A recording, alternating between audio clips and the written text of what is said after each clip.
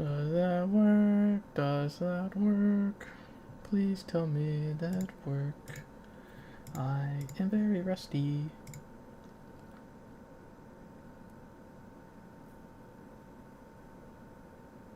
I'm a little confused. So it says I'm live. Okay, it does say I'm live. Oh yeah, I know how to do this again. Catching up. So that's posted. That's posted. I guess let me make sure it works on my phone. No,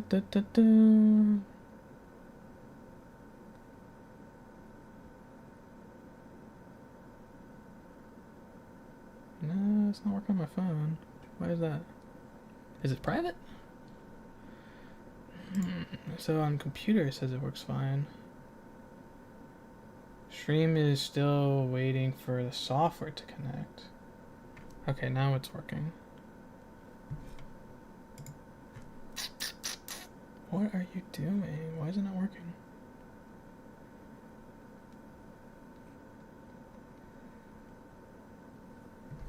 My privacy's public. That's working. Let's do contest. Playlist. Oh yeah, all my tags, are they gone? Oh, they are gone. That's so annoying.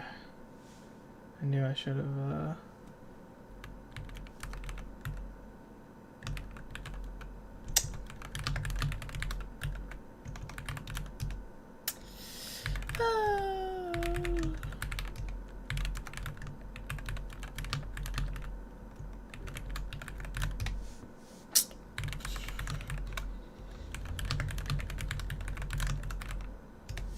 Okay, now show up, dude. Why? I don't understand why it's not working. JAX. Okay. So it is live. I don't know why it's not working.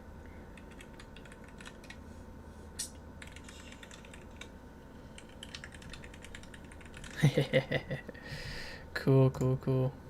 All right, awesome. Let me add these tags and then we'll get started here today. I'm excited, man. I'm excited to be live streaming again. Marvel Contest Champion. Marvel Contest Streaming live. MCOC story. Marvel Con. Yeah, my microphone's like right next to my keyboard. So error. Use keyframe. Use of. Please use a keyframe frequency.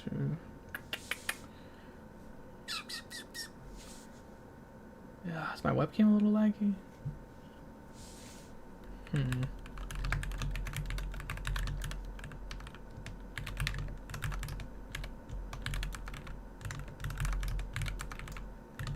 So let's see here. Yeah, I think we'll be fine. We got our chat. We got that. We got this. So let's get my screen right up here, and then let's check it on my phone and see how it's looking.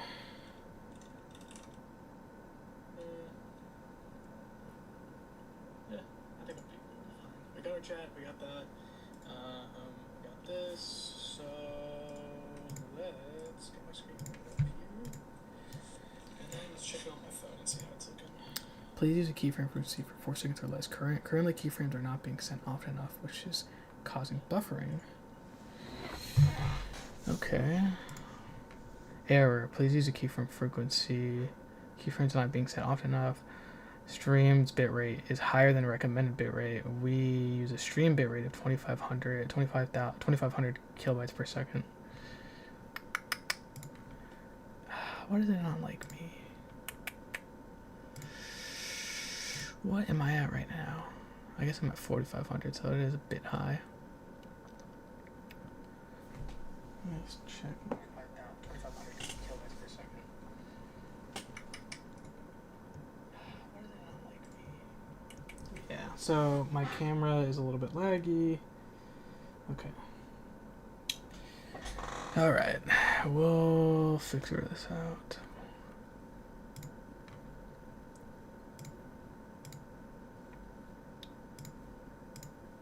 I wonder if that helped. So my camera's not really working. Yeah, it's a little laggy. Ooh, Let's see why you're not working. data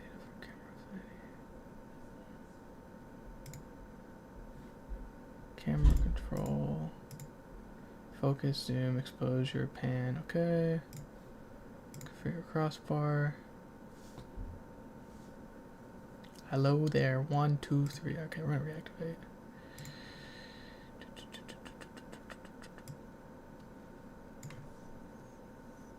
Man, I totally need a new camera. Alright. So we got that. We got that. Alright. So desktop audio.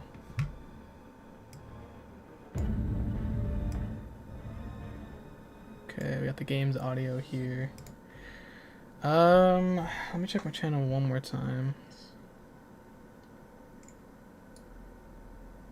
So desktop audio.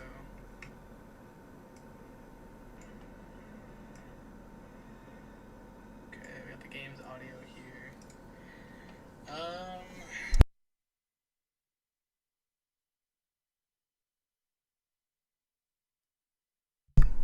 Testing 1, 2, 3.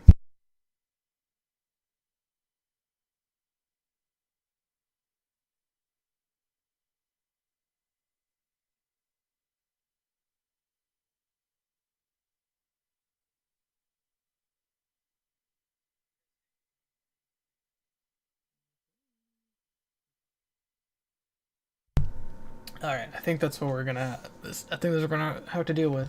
I'll try to do better next time. I guess let's get the stream out. Just let people know we're live. Yo, Bart, what's going on, man? Microphone's on. Desktop audio's on. Chat's not gonna display on screen. I guess I could, but for right now, I'll just have it here. Let's see here. Yeah, I think that's good. Yeah, what's going on, Bart, man? I've seen you. I've seen a lot of your stuff, man. How's it been going? How long has it been? Right. All right. All right. Share. Copy.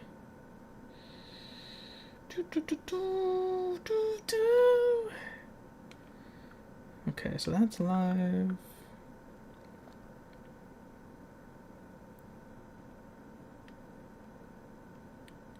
Copy that. And then let's see, let's go to my drafts. Yes, that worked finally. Catching up on more champions, start live from.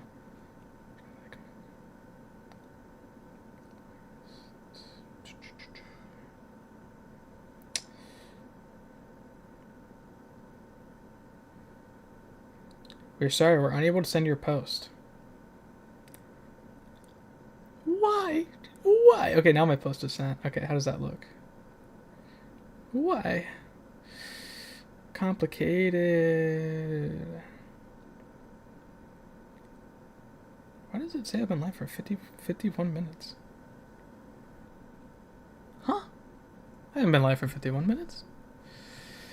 Long time no see, bro. Glad to see you again. Yeah, man. It's been a long time coming. Long time coming. I've missed a lot, and so like that's why I wanted to like live stream again and kind of catch up with everyone. I think like everyone's gonna like know obviously more than me, and I don't know. It'd be cool for the people who actually haven't read the dialogue, and then for people who have but you know kind of want to get a refresher on it. New year, I guess. Law concept predictions, then diabolic stuff or diabetic stuff. Let me know. 24. Yeah. Hopefully you're doing all right. I've seen some of your concept. I'm trying to remember which one was my favorite. Okay, let me post this in the Discord. Let me post it in the Discord.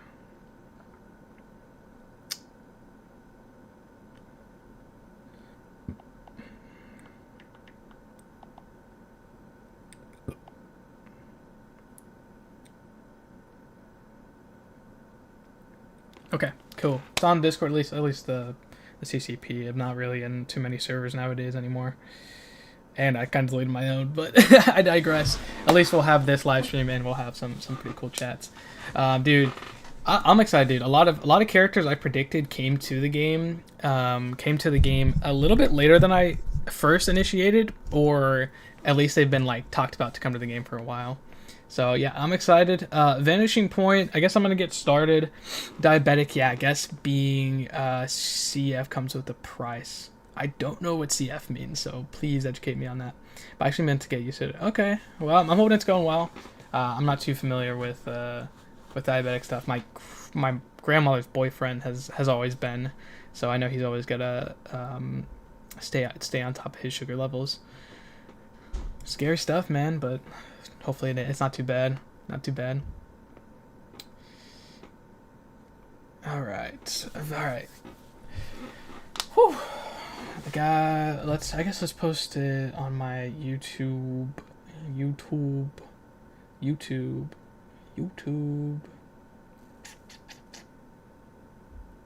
Nope, don't want to live stream on my phone. Not that. Public. Schedule. I forgot you can schedule a post. No, not image.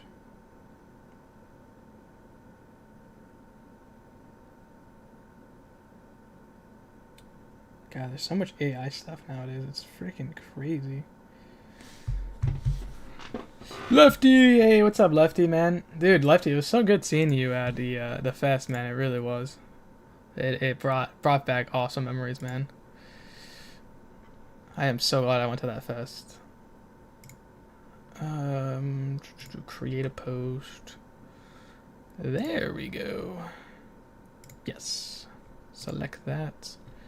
Let's select my Twitter post so we can add it to the community post.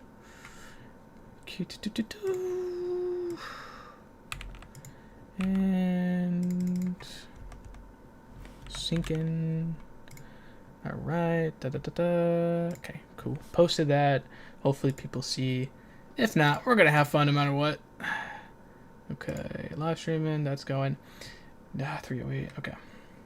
There we go. Alright. But alrighty. Let's see what the MCOC stuff. Yeah, and if you want to chat privately, Bart, you can always reach out to me for sure, man. All right, we're gonna get into Vanishing Point. So if you've familiar with my content, I've covered the dialogue of the game and contest. I did it for about 2 years. I think I started when America Chavez and Hercules came to the game. That's when I started doing the monthly dialogue breakdowns. And obviously, when I stopped playing the game, I obviously stopped reading the dialogue. I read here and there, of course, because my brother and my dad play, but I didn't actually make videos on these events. So we're gonna this stream is more like kind of catching me up to the game. Obviously, predictions, like me doing predictions runs off of obviously being informed and on top of everything that's happening in the game, whether that's mystery synergies, whether that's obviously new champions or live streams where they talk about a new character coming. A lot of the dialogue stuff, I guess there hasn't been they're more like themes teased in the dialogue, I'll say, like we'll get into, but the Masters of Evil, right, that was teased heavily, not only in the narrative roadmap and then also teased in game as we got Baron Zemo's Orberman, and then they teased the next time Viv came, which we'll get into. So Vanishing Point, it obviously is with Vox and Photon. Vox being a Kree creation from the Supreme Intelligence and just an inhuman slayer. So this is kind of combining the World Seed event with Battle World and everything. So this storyline is since 2019, basically, since obviously the Rise of the Devourer, which we're gonna have over here. This was teased all the way back in 2019 with Galactus coming to the game, and as well as the Watcher sending the Summoner to Marvel Realm of Champions, which then Marvel Realm of Champions crossed over into contest with the Ouroboros, as well as the Chrono Serpent and the actual Galactus horde destroying. Masters of Evil best event for 2023. That's a pretty good event, I will say. I don't even know if I have a favorite one for 2023.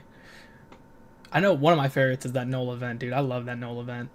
But yeah, so I'm basically gonna live stream a lot more of my process now that I've returned to content.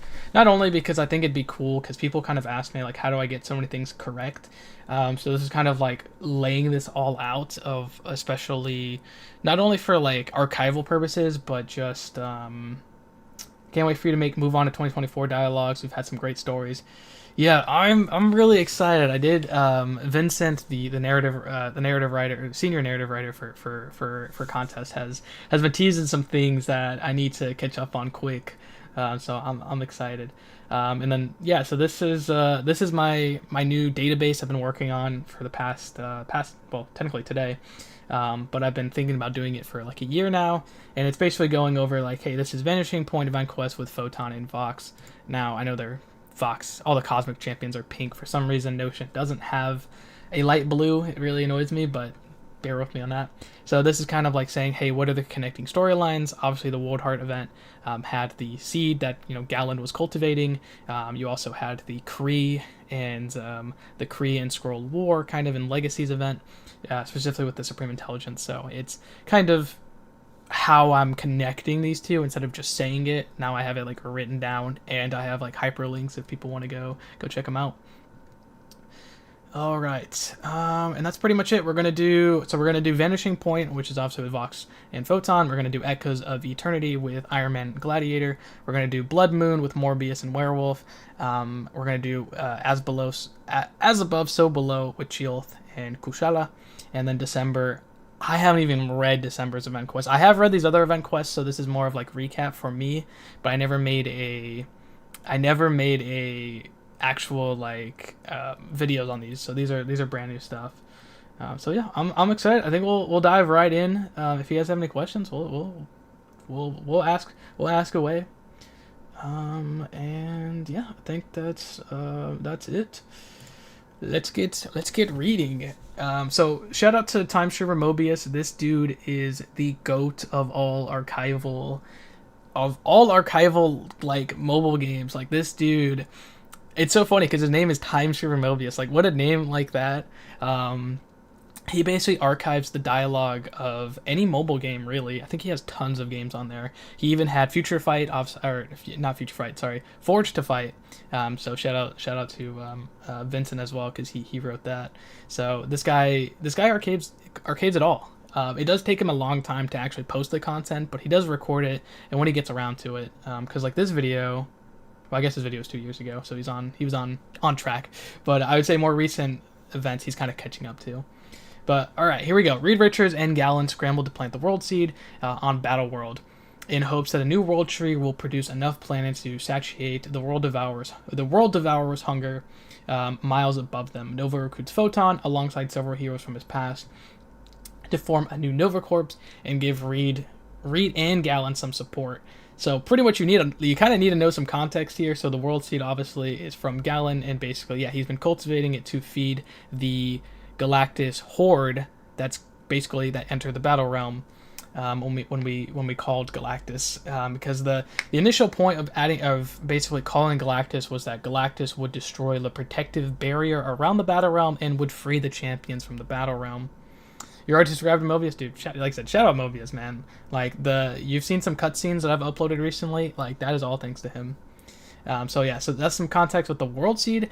Obviously, with Battle World is where the Chrono Serpent. It's like, I got an email. Hold on.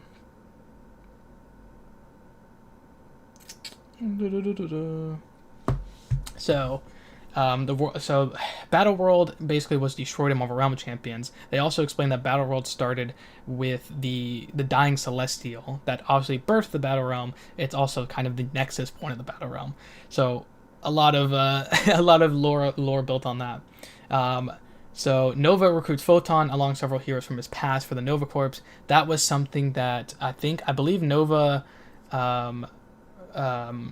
Mr. Ryder started that in the Null event, because after defeating Null, he was like, let's have a team to protect the Battle Realm from these cosmic beings. And then, of course, like Galactus started entering the Battle Realm, so it's pretty cool.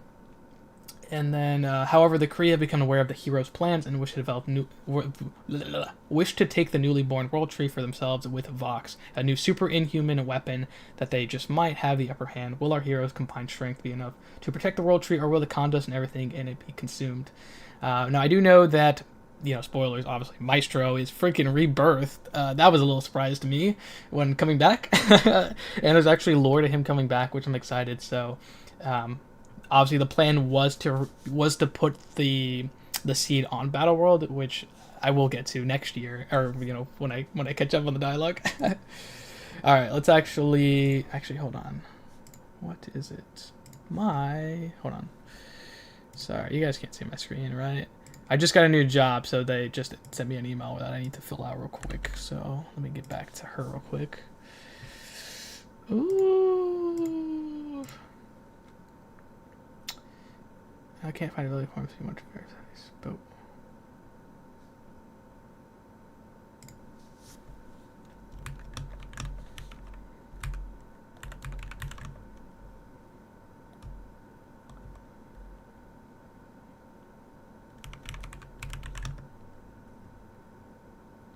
I am a fan.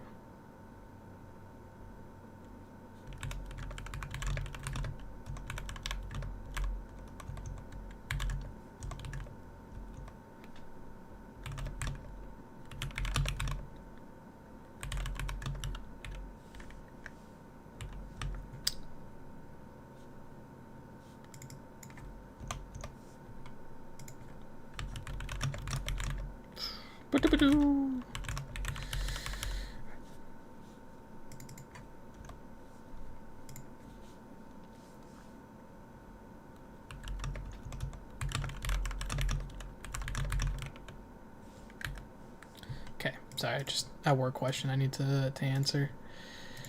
All right.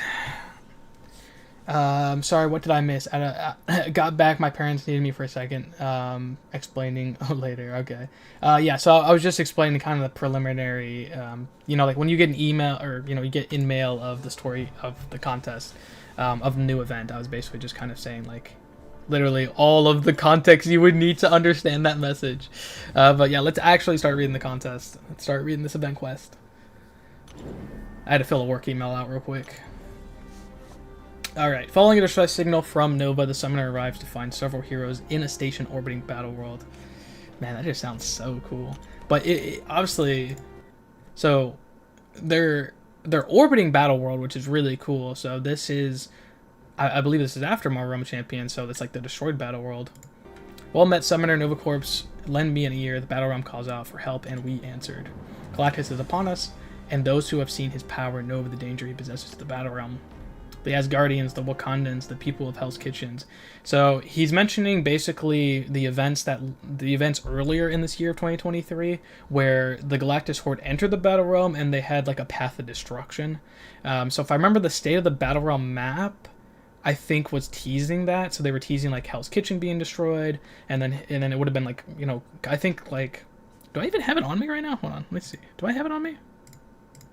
Nah, that's not it. Dude, I don't think I have it on me. Okay, I don't. But the old State of the Battle map basically had like red energies for the Chrono Serpent, then it had like a pink purplish for Galactus, and it basically, I think it was from Hell's Kitchen through the Asgardian stuff, so it basically was like a path of destruction. But yeah, like Hell's Kitchen I think was Misty Knight's event quest. Wakandans was I think Shuri and Atuma, and then what Asgardians was, I don't remember. Destroy their lives and uproot. Even Battleworld below us has fallen victim to the World Eater's might. Okay, so that is confirming that this does happen after Marvel Realm Champions. So Marvel Realm Champions was interesting because it had a lot of time travel. So for us, like, I think only Deadpool before this, during the actual Gallon event, mentioned that Battleworld had been destroyed and that the inhabitants had left Battleworld. Reed Richards and Gallon believe they have an answer. So yeah, from the Gallon event, like I mentioned earlier, they have come into the possession of a cosmic seed, an Asgardian relic that can grow into the World Tree, Yggdrasil. So basically, yeah, the World Tree. The World Tree could be a source of infinite new worlds, giving Galactus a permanent food store. So yeah, basically just, this is actually us getting caught up on that event quest, which is cool. So Richards and Gallons are on the surface of Battle World. Ugh, dude, that makes me smile, man. Like I truly loved the battle, like how Battle World was basically like cultivated in the story of Contest, right? Like it's so cool because you saw in the background of the game, but I think it's like I don't remember what event quest it was. It was during one of the X-Men, I think when Archangel came to the game, that like Iceman like froze it over, and then like and then obviously later Maestro gets banned, or was he banished before then? I can't remember, but he gets banished right after that around there, and it's just so cool. It's so cool. I love it. I don't even know why I didn't go full screen before, but let's do that.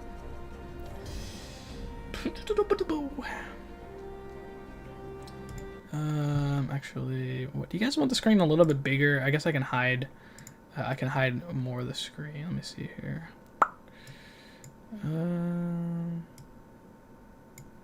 I don't want to hide too much because my webcam is so giant. Okay, I guess that didn't really help. Never mind. Okay, over the past several battles, I've given beacons to all willing heroes. I think he gives Hulkling and Wicking a beacon, if I remember correctly. I can't remember specifically. We can easily stay connected and help each other out. However, I believe it's time we organize our allegiance and the strongest of the battle realm, united, defended evil, a new Nova Corps. Space cops. Space cops. That's what the Nova Corps are. I wasn't paying attention. Was he talking to us? Are we the Nova Corps now? To be completely honest, I'm surprised to see the Guardians of the Galaxy joining up. Is he though? The Nova Corps, yeah, like, you know, the Guardians kind of, Guardians kind of like, I don't know, like, step on the toes of the Nova Corps all the time in the comics and movies and games. And seeing as we're somewhat partially responsible for a small part of the mess. Yeah, so I think that was when Adam Warlock came to the game.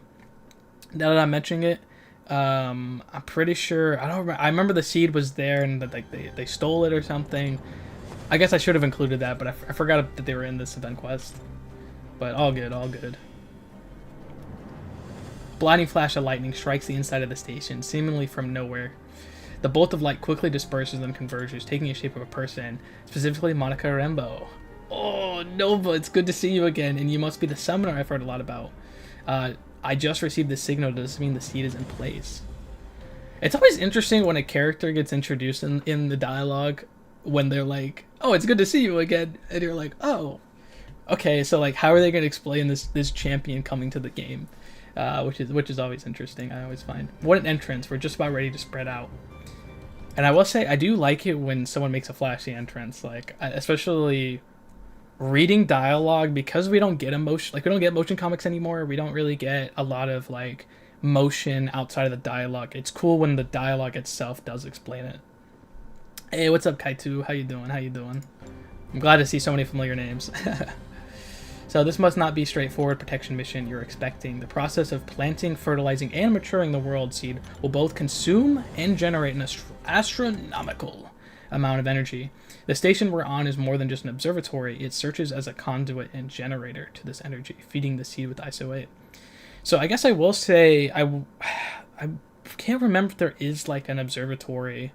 Like, I think the Galactorum technically, I don't know if it's in orbit of Battle World or if it's just close, because if you do, like, you know, like when you fight on Galactorum, right, you see Battle World in the background. So I'm wondering if this is more of like DC Watchtower, like, you know, like the Watchtower in DC Comics and animated kind of orbits the Earth. So I wonder if this is kind of a similar thing. Yo, Ham, I think if I tried to do a full lore cap video with my lore knowledge, my brain would explode. Yeah, honestly, same. Same. Like, I think it's funny because you've made so many cool videos of like going over stuff, and so you have to reference the MCOC wiki, which I help write. So it's like doing the wiki and doing these videos kind of helped my brain kind of understand it all. And then you know, of course making spreadsheets right here, making some spreadsheets helps. I recommend making some databases to help with all the craziness of an almost 11-year-old game, you know. JX, are you planning to come back to upload pictures of champions and game events of your Google Drive as you used to? They are still very useful to this day.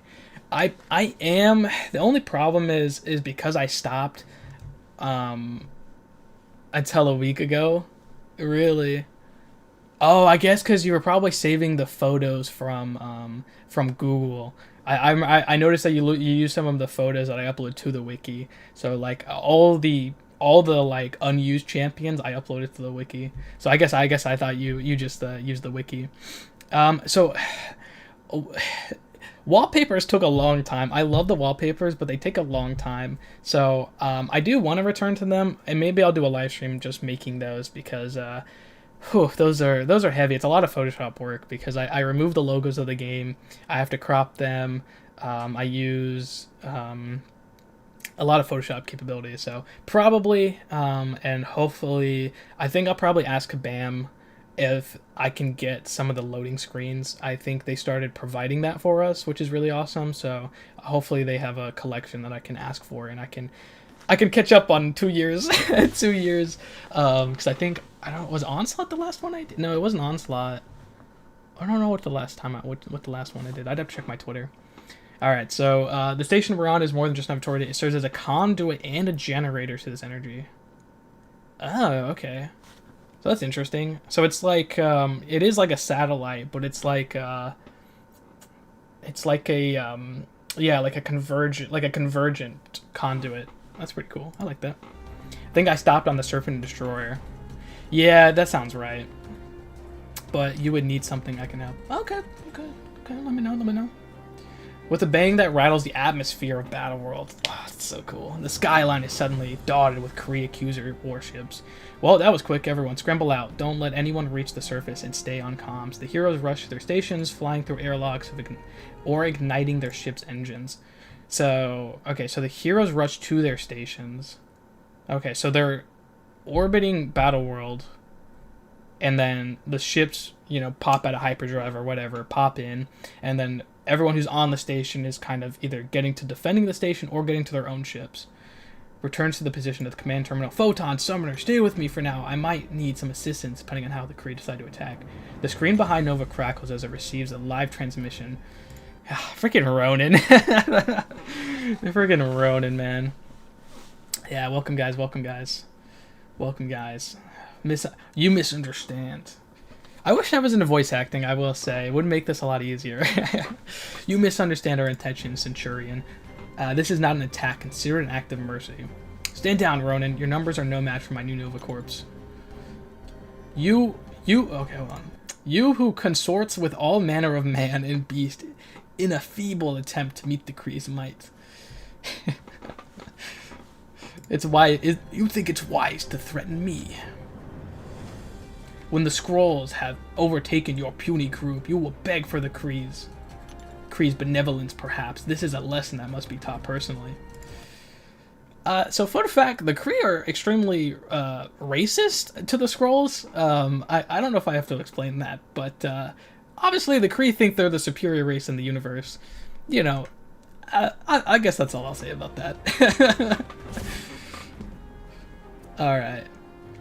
So we've got a proximity alert, Nova. I think Ronin's ship has docked to the station. The airlock door slides, opens, and hisses. Oh, dude, I love that you can just like, shh, like you can just hear it. Like, I'm such a sci-fi junkie, so I love this. Escorted by armored guards, which I did mention during the Hulkling and Wiccan event. I believe Kree soldiers have been in the game for a long time. I think I think it's when Aegon came to the game, his motion comic, it had Kree soldiers, because they have like that giant fin on their head, and they wear like green armor. So they're not like NPC. I mean, technically in the lore of the game they are, but we don't have like a model or anything. They're kind of just like, the Kree would get canceled, yeah. Yeah, they definitely would. They kind of have a... they're just kind of like grunts, right? Like they're like AIM soldiers. Like I think AIM soldiers are just also in the game, but like, we don't have like a model or anything. They're just kind of like, they serve the purpose of being henchmen that kind of fill the story where it's needed. But it's just always cool when it's like, oh, okay, you can just imagine that if you know the comics or know the movies. Ronin, why have you come here? What's happening here doesn't concern you. I'm well aware of your plans. The world tree you intend to create shall be a valuable asset to the Kree Empire. you know, pretty sci-fi trope, right? Someone trying to save the universe, but someone else wants to steal it to, you know, serve their own purpose. What have you? God, he talks so weird. He talks so high and mighty. What you should be asking is where your motivation for challenging us lies. All you're doing is prolonging a war which you have no chance of victory. Team, return to base. Ronan's here, and I have a hunch his people will leave if we beat him up. I've only come to discuss the means of your surrender. I'm not here to fight. No, I think you are here to fight, Summoner. Summoner, you talk so fast. I've got to guide our guys back home. You mind handling this? Yeah, okay. He used to show like the whole like fight scene. I'm glad he just skips it. All right, unfinished business with Taskmaster. Okay, Ronan is dragged to a makeshift holding cell on the station. He sees this as a chance to continue monologuing. Yeah, fair. Your barbaric tendencies and voiceless warlords won't protect you forever. You will come to regret these choices you've made. Guys, you can handle the docking sequence, right? I'm going to need to step away from this terminal for a second. Listen to me. The Supreme Intelligence has developed a super weapon, the likes of which you are unequipped to face. So yeah, the Supreme Intelligence, I think I mentioned during the Hulkling and Wiccan event, the Supreme Intelligence was controlling not only Hulkling, but Wiccan for their own purposes. So I do like that. It's a continued thread of storyline. Send out your beacons, call your friends. They will make a fine audience to utter defeat. You have a direct line to your troops. Tell them to back off, or you'll be the appetizer we serve Galactus. The Kree ships do not leave, but retreat to a safe distance, hovering beyond Battleworld's atmosphere. Okay, so I guess I will write here. So I guess I'm gonna write here a couple of things because at least I want to. So we got Nova has a station, right? Nova has a station orbiting Battleworld. Monica says it's a conduit for the energy needed to cultivate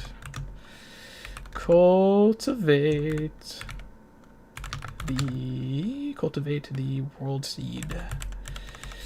Okay. But for purposes like, I don't think I have that written anywhere else. So let's just make sure I've written that down. Nice seeing you get updated on the lore again. Yes, Misty. Oh, I'm thankful to be back and actually do something with the lore. Because I thought it'd be a cool live stream. And I'm glad some people are enjoying it. Because yes, I desperately need to catch up on the lore. So I know you're popping in, Misty. So we're obviously right at the end of. I think we're on quest 2. So we just defeated Ronan. Hovering beyond the Battleworld's atmosphere, we should be careful. It wasn't total bluff, and they still got something up their sleeves. Which I kind of mentioned is like the Supreme Intelligence has a weapon, which we know it's Vox. We'll have to interrogate him, find out what he means.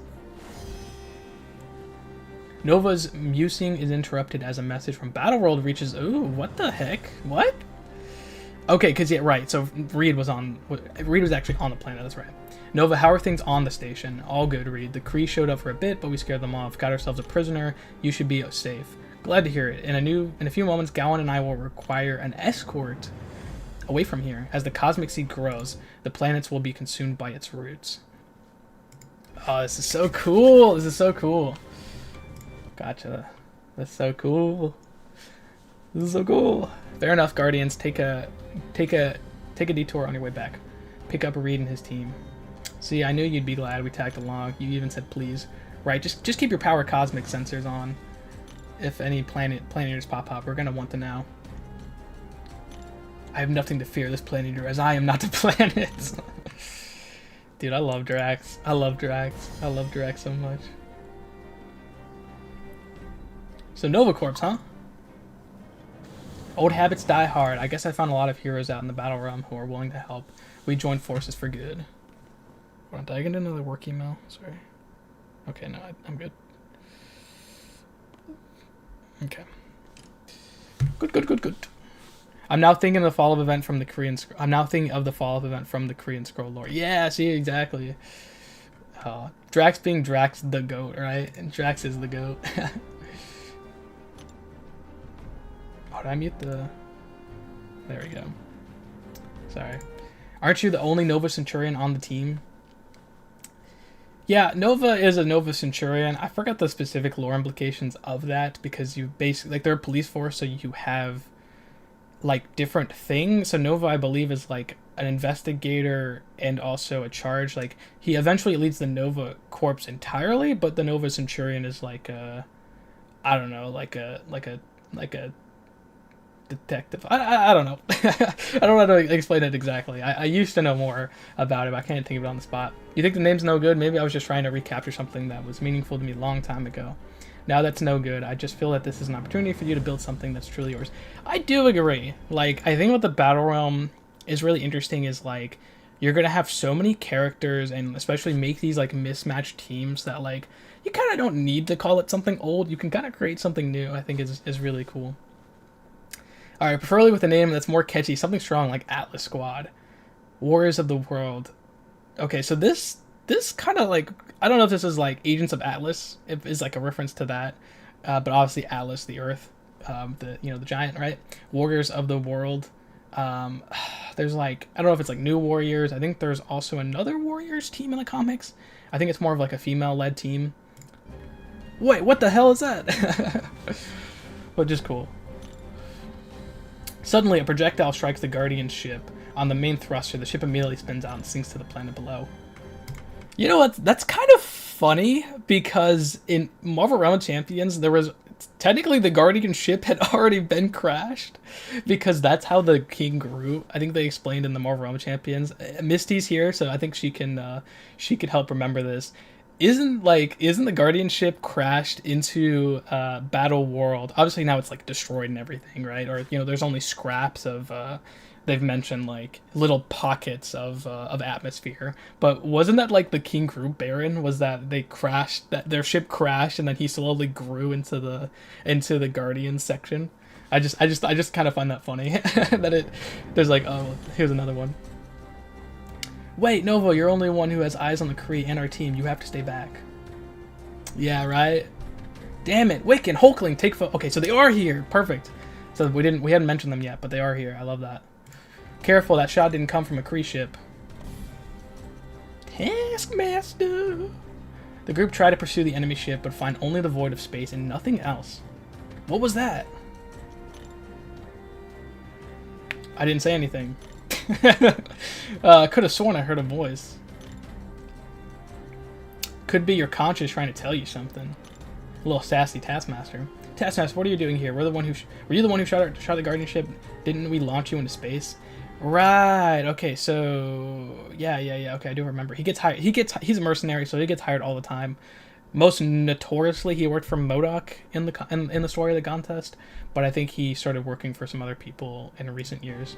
No idea how close it would get to me to my objective. You see, I was lost somewhere in the empty outer rim of the Battle Realm. I had no idea how I ended up here, but somehow I remembered you and your warlock companion, and suddenly I knew you were both responsible for this. Most of all, I remember the summoner and all their dirty tricks. Trust me, they don't work this time. Okay. Let's get this guy out of here. Yeah, Taskmaster's like a grunt. I mean, he gets hired to do grunt work, or like mercenary work. That's like a little bit more difficult for like henchmen. All right, ego death, ground zero. Damn, voids in this quest. What the hell? Okay, having reached the surface, Photon receives a message from Nova on her beacon. A small holographic projection of the Centurion appears. Status report. Any news of the Guardians? Got the snippet of lore from the post from the old video I haven't sent. Okay, hold on. I gotta check my phone. Let me check my phone. Okay, so Misty coming in clutch. So no one knows exactly how Nowhere found itself crash landed upon Battleworld. Some said it was near the end of the Maestro's reign, but the Emerald Emperor became sloppy in his control of the planet, was too distracted to stop space trash from colliding with the surface. Others say it was all part of the Master's plan. A singular rodent-shaped member of the Guardians has vocally stated this sort of... I don't even know how to say that. Oh, it's deleted, so he's cursing. Just seems to happen to us. No matter what the station crashed, the resulting landscape changes are when most common. The creature known as Groot took quickly to the mineral and nutrients of the soil, and then soon covered the occupied area. Groot himself formed a complex network of plant life. Hold on. World of this new secret safe haven following the fall of rain. Groot even granted some of his lands to Wakanda because Maestro went on a rampage destroying stuff. And the ship, the trees shade this information for now. Pretty cool. Yeah, just some cool M-Rock lore that I like to point out. I appreciate you, Misty. We're reaching the planet Surfeit now. A lot of black smoke from the crash site. Taskmaster is out of commission, but doesn't feel safe. This is my fault. I should have kept an eye on the screens. I would have seen this coming. Focus, Nova. What's our priority? We need to look. The Black Orders. The Black Orders. There's someone. Nova, something's wrong with your beacon. I can't hear you. Is everything all right? Okay, team. Let's split up. Wiccan and Hulkling get to Richards and bring his team back to HQ. Summoner, you gotta come with me.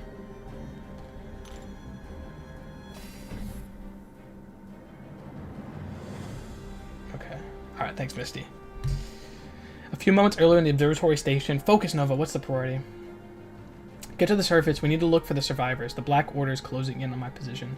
Yeah, so the Black Order being Thanos' Black Order, right? I need everyone back here. I can't do anything from my post. Hello, Photon, Wiccan, do you copy? Orders, Captain. I forgot about Cersei. That's right.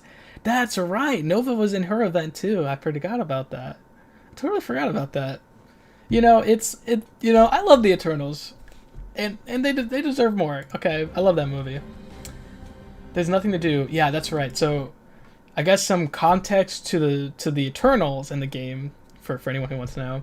They were escorting the dying Celestial, right? So Celestials kind of get like, I don't know what it's like. They basically they get, what is it saying? They get missions, right, that they have to complete, usually with the balance of the universe, creating life and destroying life, and cultivating life. So her and Icarus were basically escorting a Celestial to its death, because a Celestial's death basically means the rebirth of a universe, or they have so much energy in their beings that they're basically going to start a new universe, which obviously that Celestial that they birthed or destroy, was there for its destruction, birthed the battle realm, and then they were basically fractured in, they were basically stuck in time. A really cool lore event. I forgot about that even Nova, I think, offered them a job, because they were kind of like, oh, now that we're free, like, what's our purpose type of thing, and I think he offered them to be part of it. Cool. Nobody here took the job because they thought it was safe. Your allies all know that. They feel more like victims than my allies. You folks okay with the followers of Thanos? So yeah, I was right. I feel like we let Thanos play around in the battle realm for too long. Oh yeah, I think if I remember correctly, just like in the Eternals movie, in the battle realm, I think they do explain that they were mad, like they were pretty pissed that Thanos did so much, because obviously him being a deviant, which is fun lore, so he's related to them, which is really cool. There was a similar line in the movie that they actually played in the contest. Oh man, just good writing, Okay, Bart sent me some stuff. Hold on, let me read this real quick. Bart, holy crap, that's awesome, bro. That's awesome, Bart. You'll have to let me know if I can show this on stream, because that's awesome. I'm a huge symbiote fan. I think you can see my symbiote Spider-Man back there. All right, as the battle realm rages on, the skies, Photon and the Summoner follow on a lone plume of black smoke from the ground. Okay, so let me write here. Okay, so Nova Station or Battle World Monica has a conduit. So Nova Corps, which obviously I feel like it's going to be renamed. So we got Wiccan, Hulkling. I don't remember, is Icarus part of this team, or was it just Cersei? Because obviously Cersei likes to help people, but Icarus, needs some convincing. Nova Corps, Wiccan, Hulkling, Cersei, now Photon. No Photon, Nova, and then Reed's just assisting, and then the Guardians are just assisting. Marvel Snap just got Spider-Man and Wire. I wish you luck with the Marathon of Madness. Oh, hell yeah.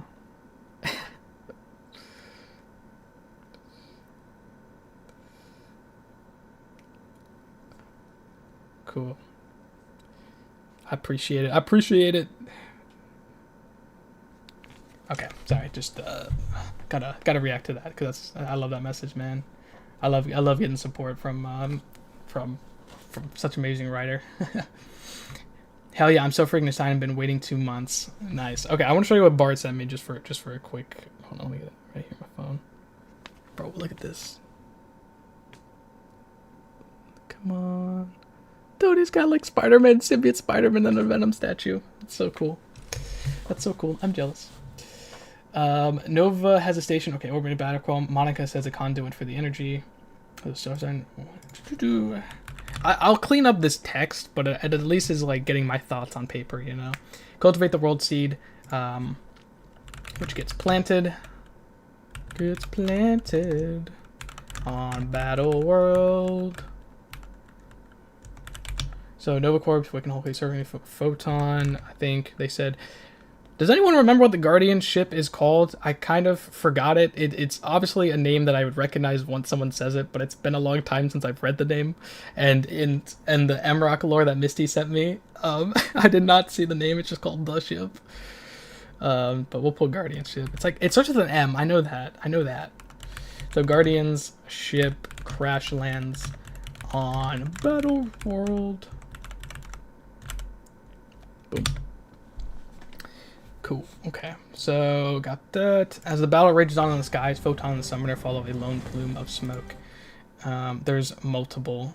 Oh yeah, I guess the main one, in the one that they use in the movies. Milano. That's what it was. Thank you. I knew it starts with an M. I'm like trying to remember. Milano. That's what it was. So put Guardian ship the Milano.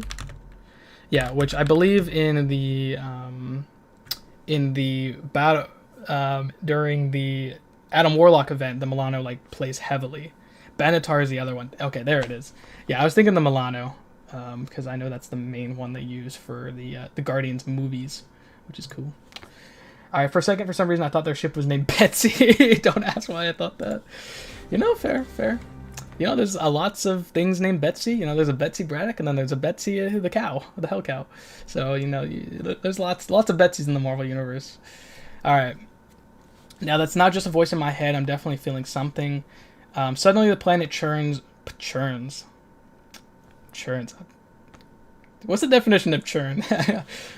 Like, I know you churn butter, but I don't actually know the definition of churning. But shifting the land beneath Photon in the Summoner, a massive root sprouts. Okay, so this is... I'm assuming, like, shaking, right? Because you're, like, basically the seed is planted, and now it's, like, actually growing in real time, which is cool. Violently from the soil nearby.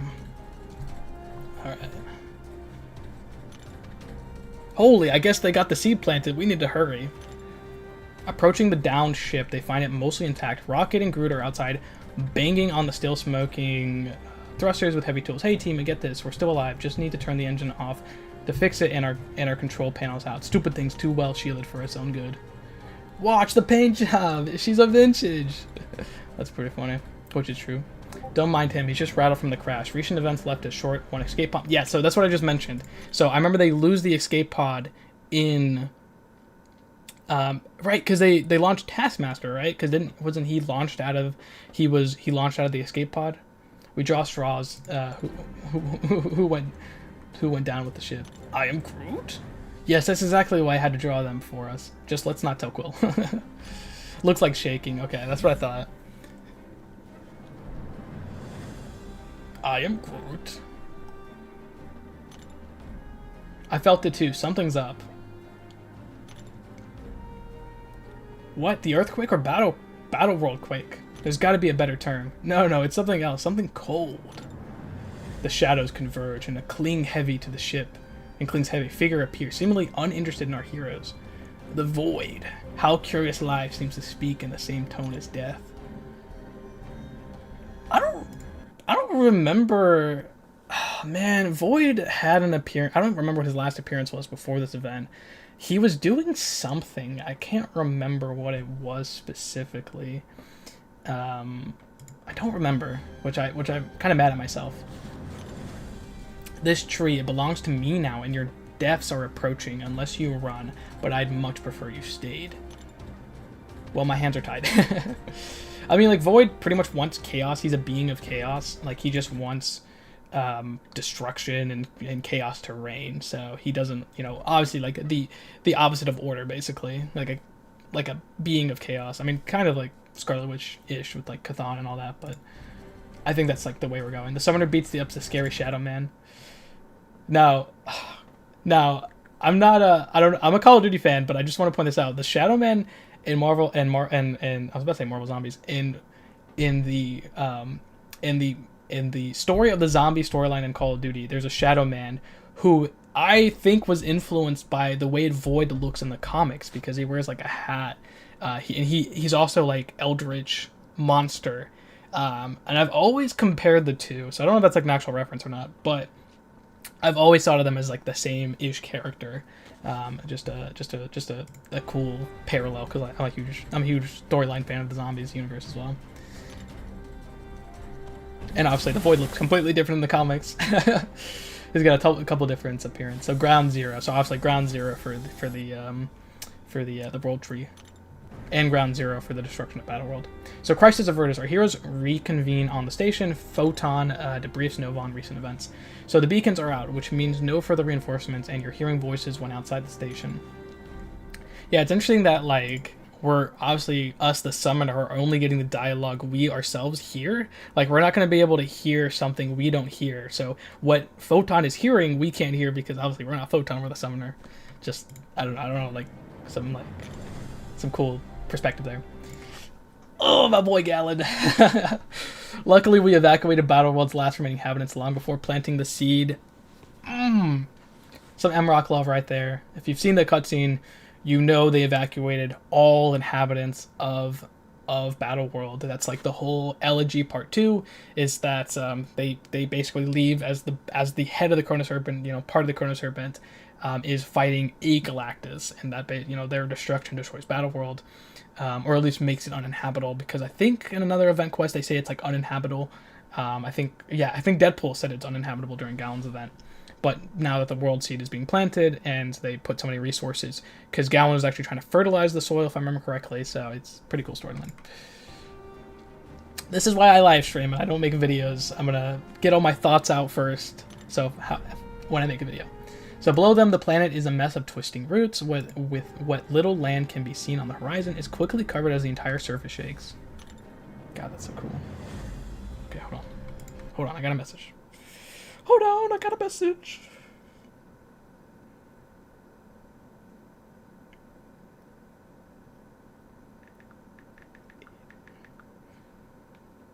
Okay, cool. All right.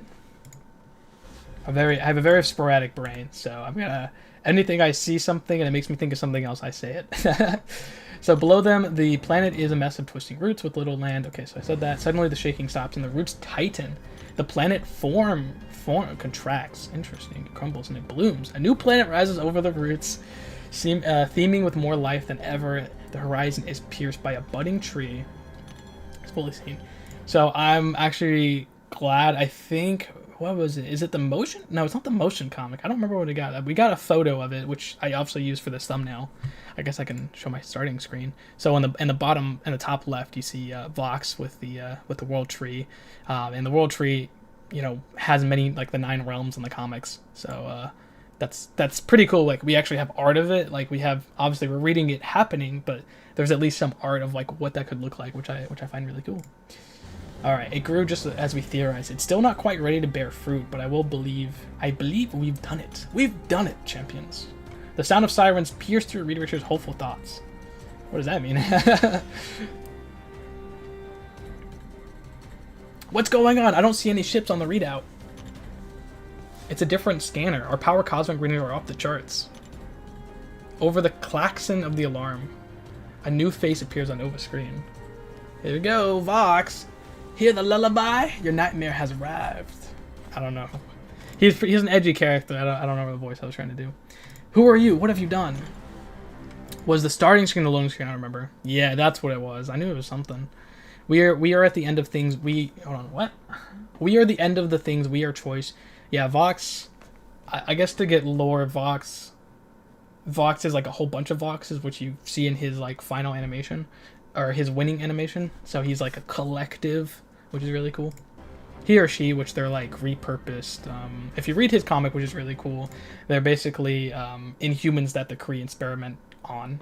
I mean, it's funny because I think the Kree experimented on Inhumans originally and then came back later and experimented on them. But Vox, Ryder, it's Galactus. Hundreds of them approaching the tree. Okay, this is cool. We are Vox, we are many. Yeah, you know, I prefer that line for Legion, but whatever. If they get here before the tree is fully grown, they're likely to uproot. What are their options here? I mean, so this is pretty much a long time coming, right? The Horde of Galactus are trying to consume everything. You know, if they don't consume things, they die. When Reed called a single Galactus to free everyone from the Battle Realm, a Horde of Galactuses answered the call, and, you know, that's just too dangerous. What are our options here? What indeed?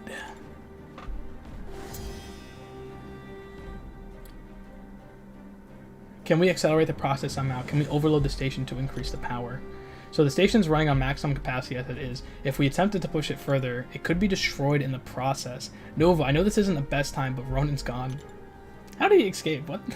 None of the doors have been unlocked since you came back. Vox can teleport, though.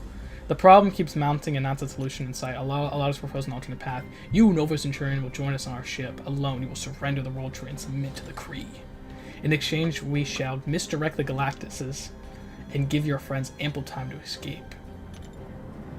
See, I would never trust the Kree, ever. We like to believe in happy endings. You will all have a role to play in our new Kree Empire. There it is. Our new Kree Empire.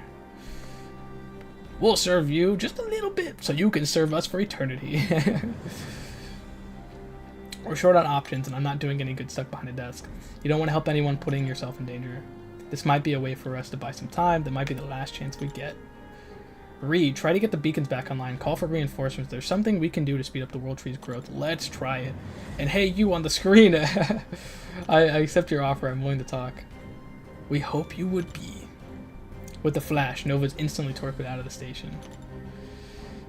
So, I believe in the Vox comics, I think they took Lockjaw.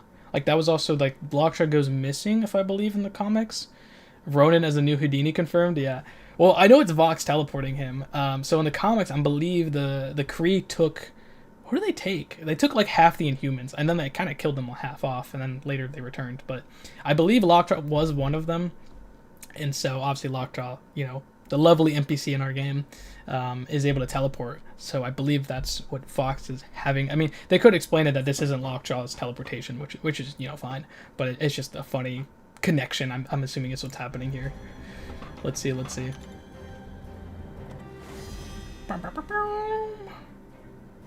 This is odd. The beacons aren't actually down. They're still transmitting just on another frequency. Yeah, that's weird. If it has some external power it had been using this time, keeping them connected, but to what? Rechecks the beacon logs, and the commander, he suddenly panics, desperately typing on the console, attempting to secure the line. Ryder, the Kree have been using our beacons to track us. They've got a direct line to all the allies, Riders. Can you hear me? Dude, that's gotta be so scary if, like your entire team is, like their location's compromised, and the enemy has an ability to teleport. Like, they can just so instantly, like, just take yeah, like, it's crazy. But he's not alone. A gaunt, dark figure hangs behind him. It'll make things easy for when the Kree come to take what's theirs. I don't like the way he said that. Nova, what happened? We renegotiated. There will be no escape. You shall all submit to Vox of the Kree. Yeah, so... Here we go, Kree brainwashing 101. Like, obviously we had Wiccan and Hulkling that were brainwashed. You've obviously seen Captain Marvel brainwashed in the movie, so you can kind of see the picture that's being painted here. And of course the Voxes are kind of brainwashed more to a degree of, like, losing all identity, you know, being this mindless monster. So it's pretty cool. I like this.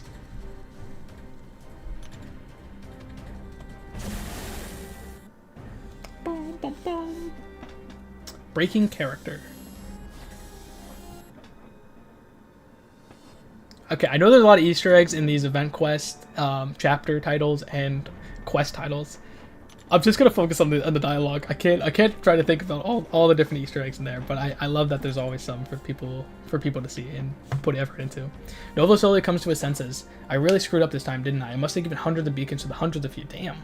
All of them are being tracked, studied, made easier control. I mean, yeah, that's true. With the great intentions, no doubt, we shall not forget the contribution to our empire. Edgy, mindless monster. Yeah, exactly. So what's your grand scheme? Just let Galactus consume everything in the battle realm? Rule over a pile of rubble? You truly can't see how insignificant this crisis is to us. Galactus will be dealt with one way or another, and our path will be clear. I don't know why he's so sure of himself. Once our world tree grows to fruition, we'll gain an interminable amount of battlefields and empires for the Kree to reign over. What you should know is that our power is absolute, and victory is inevitable, and we shall stand above it all as the leader of the new empire. This isn't necessary. There's got to be a solution that works out for us all. Silence, false emperor. Okay, hold on. Went way too fast. Your time has passed. A new era has begun. Yeah, again, like talking about the event quest from that month. So, Summoner Choice 126 female champions thought. Hold on, what? Thoughts to give female a chance. Lady Hellbender, Luna Snow, Polaris, Typhoid Mary. Okay, I'm not doing predictions this stream, but I will keep that in mind for when that happens. I think Polaris is a champion. I think that's been looked at to come to the contest. I'll say that, and I think Luna Snow as well. But I think there's something there. Your eyes are finally open, and you have been focused on for a long time. The voice in your head, did it make you question yourself? Did it make you yearn for more? What? What? When you hear the music, will you allow yourself to dance? Show us. Dance. Okay, I know that's a reference to something. Immediately, all the heroes present begin to fight amongst themselves. Only Nova and Reed are unaffected. There's no grace to their movements, no technique behind their attacks, just violent chaos that overtakes the station. Down on the planet, the world tree extends further into the space, nearly fully grown, but there's no time left. God, I'm trying to read. Come on, game. As the Galactuses have arrived. I will say, one of the things, I don't know if there's no pictures of all the Galactuses, but that's the one thing I did want during this story arc of the game, is I wanted some anniversary thing of all the Galactuses. It just would have been cool, but I would assume that would be so much work. The entire station shakes with impacts of a room full of heroes, brawling, and the far distance an object too large to be understood approaches. You're still with us, right, Summoner? Somehow you slipped through their control. Well, if you ever felt breaking that vow of silence and coming up with a plan, I'm all for it. Was he trying to flirt or threaten? Yes, I guess I don't know. I have something in mind, but I don't think I have the energy to pull it off. Energy? Well, what if? Yes, what if? You got something, Green? It's a bit of a stretch. Come on, a bit of a stretch. Come on. Come on. Little pun in there. That station was made to serve as a conduit for energy, siphoning it off of unstable isolate and projecting it to the tree. You talked about overloading the station earlier, but it seemed like too great of a risk when dealing with isolate. Yeah, isolate when it's unstable is really dangerous. I think if you watch what is it? Like what Venom Pool's like motion comic, you can kind of see a little bit of like isolate being unstable. I think MODOK and his lore, like it's a lot of like testing and experimenting with isolate. Oh, sorry, I've never talked so much before. Excuse me. However, what if you extract that energy from a different source? Ooh, that's actually kind of cool. That's kind of cool. What if we just use Rambo? Because she's pure energy. She's pure energy. Could that work? It's a theory at best, but I believe it can be put into practice if it would be a simple matter of refocusing our equipment and motivating Rambo to use all her strength. Dude, Rambo, if you read Monica's comics, dude, especially when she's on the team with, Blue Marvel, who's come to the game, dude, she is so powerful. Doesn't she even fight the Grandmaster, I think, in a comic? Like, it's crazy how powerful Monica is. Like, that was one of the reasons I wanted her, why I predicted her to come to the game, because she could fit in so well. Yeah, right? He's like, also, Reed's kind of like, oh yeah, power source? Yeah, let's use the living energy. Like, it's so funny. Like, there's always, like, someone of power he can, like, use or something. She doesn't appear to be in full control of her mental faculties. Attract her to the engine room and allow her to use her powers to the fullest. Nova! She noticed us. I say we take advantage of the stroke of serendipity. Yeah, I don't know how to pronounce that correctly. You heard the man. Summoner, follow me. In a mad scramble, Nova and the Summoner lead Photon through the station, dodging wayward kicks and energy blast. Oh, I love that. Every time I see wayward, I just think of Wayward Sons from Supernatural. All right, Summoner, you don't know what to do. You know what to do. Let's blow up the whole station. Wait, hold on. Wait, what? Let's try not to blow up the whole station. Okay, yeah. So this is what I talked about. Mobius does show like the actual fight scenes, which for all purposes I'm gonna skip. Unless it was like, I don't know, like Old Man Human Torch from the Negative Zone. We might get more Alpha Flight or X Factor members. I believe we probably are. Alpha Flight, we don't have too many. We don't have too many not in game. I would like a few members like Shaman and Puck. Photon collapses, free of the Supreme Intelligence suggestions. Our heroes bring her back to the control room. For a moment, there is silence. So I guess I'll write it right now that use Monica energy source for the world tree instead of unstable ISO 8.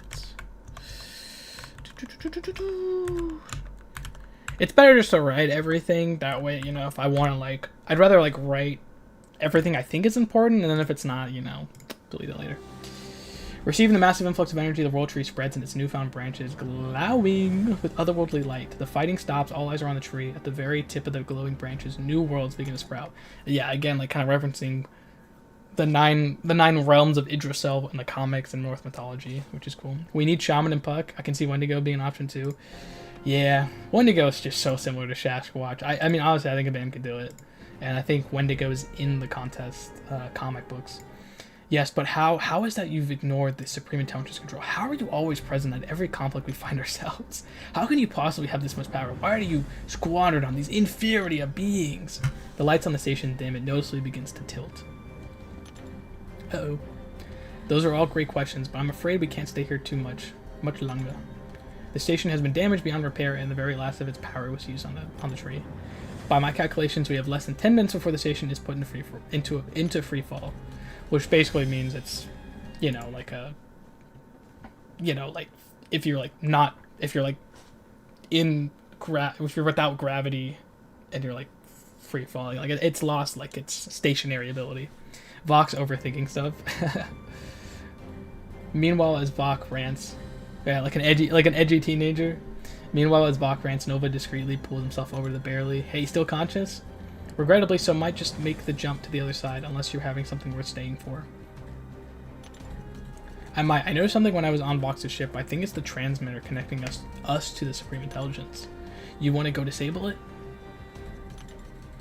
I'm leaning towards we overload it and cause the whole ship to blow up. Whatever is easiest. Was this your plan the whole time when you accepted their offer? When you let them possess you? I wouldn't call it a plan, more of a hope that I stretched out beyond repair. So many stretch jokes. Good enough for me. Let me remember how to move again. Alright, here we go. We're following you, which is cool. Also, I noticed that. You see his things only lit up one out of the 4 quadrants. I love that. Because, you know, if you have all 4, that's when it glows. Just a fun visual reference. We're following you since the very beginning, Summoner, but we mustn't miss something. In all truth, we no longer care to understand. It might not just be time to put an end to all this. I really must reiterate that. Silence! Hold him down! The mind-controlled heroes who had been inactive pin Reed Richards down. In the confusion, Photon and Nova slipped through the unsecured airlock. Yeah, so they're going to go attack the Supreme Intelligence. There will be no more interruptions. Kneel! The heroes by Vox's will take a knee. Only Vox and the Summoner stay standing in the middle of the room. The station begins to sink. We shall bring an end to the Summoner. We shall take this tree for ourselves. We shall recreate all the worlds you have lost and destroy them again and again. Damn. Alright, we're gonna skip the battle. Alright. All right. I love this little epilogue, thing, because we don't get cutscenes for every event, but I'm glad this little epilogue thing is here. So Vox recoils as his duel with the summoner comes to a conclusion. He hardly has time to react before his ship explodes in the distance. Okay, so Vox recoils as his deal with the summoner comes to a conclusion. He hardly has time to react before the ship explodes in the distance. Okay, so I don't know if this is saying the Supreme Intelligence is destroyed, but at least it's Vox. Supreme, I guess I'll say the Supreme Intelligence connection broken with Vox's ship's destruction. Because I think that pretty much happened in Vox's comic as well, whenever they free all the Inhumans. Without a word, he teleports away, and our heroes of his control of last always quickly evacuate to a now falling station. A few months later, they lay on the grass of the verdant new battle world. It's crazy, man. Oh man, it's so cool. So station lost gravitational control. Okay. Battle world is healed. We make a pretty good team, don't you? Don't you think? Yeah, I guess we do, but I'm really not cut out for this leadership business. Sitting behind the screen and watching it all happen, it was driving you insane. I will say Nova is definitely more of a, especially with the Annihilators, he's more of a, push with the team. Isn't it obvious? Well, how about you? Would you ever consider leading the new Nova Corps, or whatever it's called? Well, Photon stares out in the new night sky. A brand new cosmos expands and takes form as a million points of light in the darkness. That's cool. You know what? It just might be a good idea. That's cool, man. And that's it. Okay, first dialogue done. Okay, so then Photon. Okay, so now let's say we don't really have a new name, but we'll say Photon might lead the Cosmic Threat team. I don't know what to call them yet. Hey Bart. Hey Allison. Hey, how are you? How are you? Led the Cosmic Threat team. Yeah, I don't know what to call them. I don't know. Nova Corps is just I think I remember last time when Nova mentioned that he was like, I'm gonna bring back the Nova Corps. It's like, dude, you're the only Nova Corps member. You can have the Guardians. Guardians are a mismatch of people, but man, the Nova's obviously a police force. Dude, Allison is awesome. Allison's content is awesome. Okay, so I'll message disappear, but yeah, Allison, shout out to Allison. Some really cool content out there that I love to watch, because it's very different. Allison, you got some crazy unique content that I love to watch. All right, so vanishing point. So Nova has a station orbiting the battle world, which eventually no longer orbits it as it loses gravitational control, and basically battle world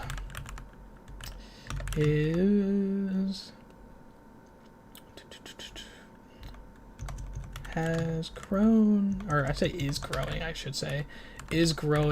with. What did Nova say? What did he say? He said new cosmos a few months later. I don't know why I didn't mention this. They lay in the grass, they're just chilling, looking over the stars, like a cute couple. I just want to point that out.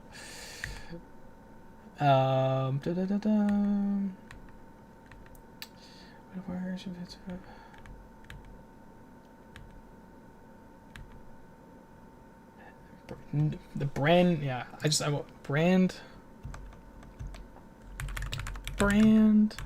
new cosmos. Brand new cosmos. Million points of light. That's crazy, man. Millions of points of life.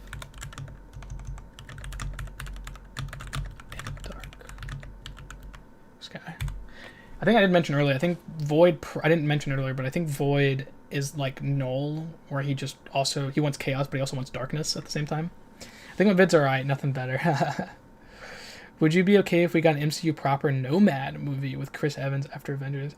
It just depends on what the storytelling is. To be honest, with Chris, I feel like his character kind of ended there. If he comes out like a variant, sure, but. No bad. It just, as long as there's good writing. If there's good writing, there's good grounding, the MCU can do it. Literally anything. There just needs to be a good script. All right, I'm gonna go to the restroom break real quick, and then we're gonna get on to this event. My plan is to do all 5 of these events. How long I've been streaming for? Let me check my YouTube. Let me check my YouTube.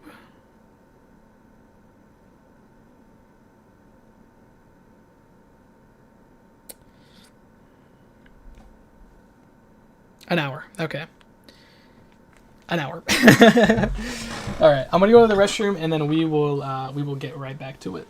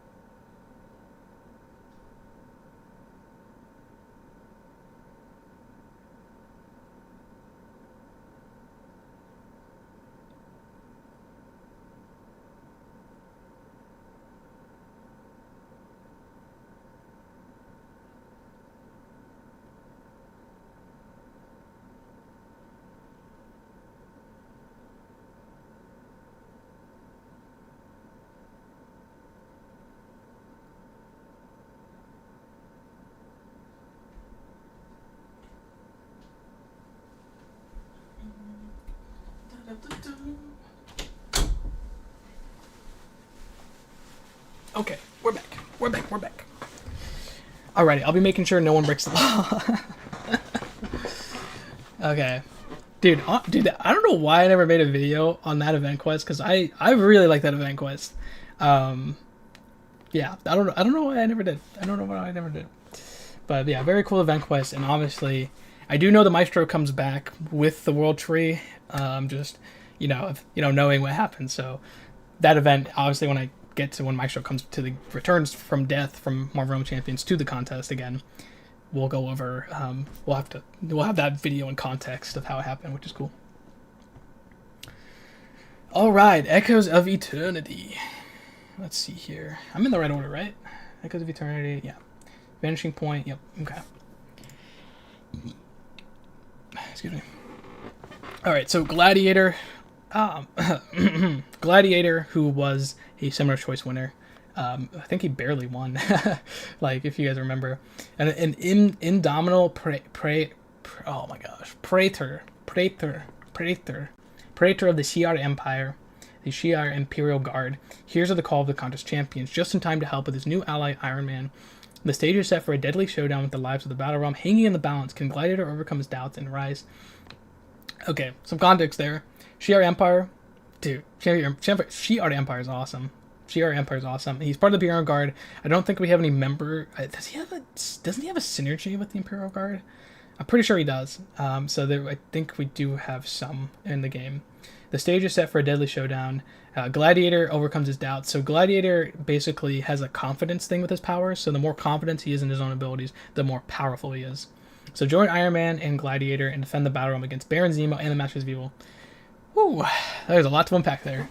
I'll leave the stream open to help if you're still here after dinner until later. Okay, thanks, Misty. I really appreciate it. I'm glad we can bond over the story of the game, because it's so beautiful. Okay, so yeah, Iron Man came to the game, or re-released as a 7-star, and it got new animations, new battle, new design, new animations, all that. Like, completely repackaged character, which is pretty cool. I do remember 49.95. Yeah, it was like a 0.5 difference, or 0.05 difference, or something like that. It was pretty funny. And White Tiger came to the game anyways. All right, so the Echoes of Eternity. So this event quest. Okay, so we don't really need to know. We don't need to read all that. But the biggest thing is Baron Zemo. So I guess for some context here, so this is kind of how my brain works, right? So Echoes of Eternity with Iron Man and Gladiator. If you're talking about the Masters of Evil, it's mostly when Baron Zemo came to the game. Basically, this is, I think, also will tie in later to future events as well. So during Baron Zemo's event quest, which I do have videos on, the team basically discovers that there's like with Aegon, they discover this temple that Zemo basically found, and it's like a forge, which I believe, you know, it's funny because like I think Brian Grant in his video for the egg was like the ISO forge, like saying like it doesn't exist. I was like, dude, it does exist, doesn't it? Like, isn't that like where all the relics in the contest were made? So yeah, that was in that event quest because Baron Zemo wants to make artifacts that are obviously of so power. He wants to control the battle realm. And then later in the Shot in the Dark dialogue, he starts making these proto-ISO spears. And they're not that powerful, but they are capable of subjugating denizens of the battle realm. They just have to be like dosed. I mean, battle realm, you know, Command Vincent has said that like brainwashing is just the 101 bad thing to do, right? So this is kind of some lore of kind of like the different ways of brainwashing and ISO madness and ISO control. I mean, it's just how this game works. So it's always cool to see what differences is. And I just really liked the Forge. Like, I think this does come later with ISO Fiend, I believe. So I'm super interested because I remember reading that event, and I think someone asked me what my favorite event from 2023. It might have been Overture Revival as well. I will agree, because that event had some really cool stuff for Aegon, and you know, actually adding Baron Zemo to the game, and creating a new faction and Hydra. Like, it blended a lot of plot points, which I really appreciated. So that's pretty much all we know. I think, yeah, the Young Avengers and Champions, they were finding ISO spears, and then basically it teased what Zemo has like a longer plan for all of us. All right, let's get into the story. Echoes of Eternity. So shortly after receiving a distress call from Iron Man, the summoner arrived on the outskirts of a recent but dormant battlefield. Hold it right there. It's all right. It's them. Oh, this is cool. It's Iron Man Infinity War for all purposes. Basically, Iron Man in the contest lore, it gets a lore reason that he gets an upgrade when Infinity War came to the game, and then Infinity War became the new Iron Man, if that makes sense. Like, technically they're the same Tony, but like in the lore of the game, like, he just upgrades his armor, if I remember correctly.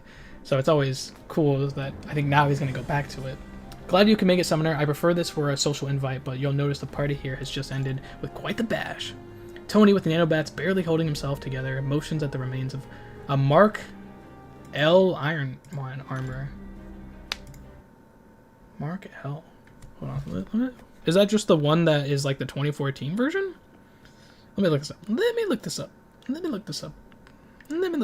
me just make sure.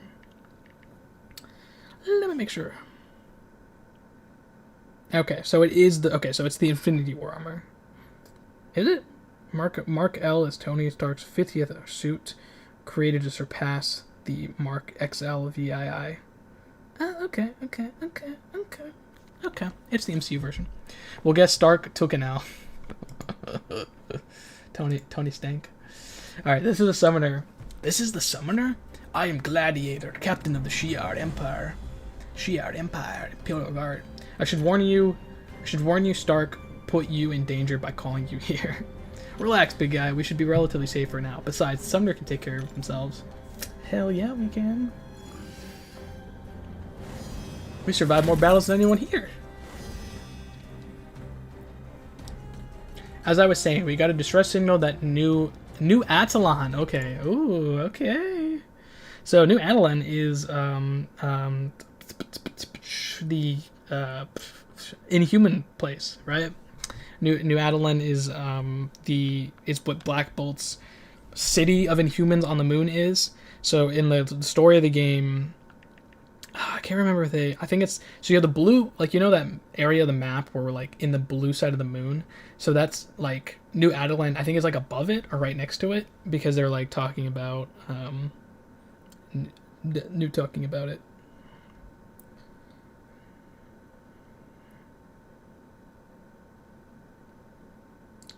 Yeah, dude, the Inhumans get so much disservice. But yeah, I think I'm right. All right, few one of us not tending to Reed's World Tree. So the few of us not tending to Reed's World Tree project hauled out to find Baron Zemo. Okay, I do remember they did mention this. They were like, let's split our resources. Like, we obviously need the world tree, but we also have some big bads we need to take care of. Also, I just noticed, dude, look at this, guys. Look at Mobius's units.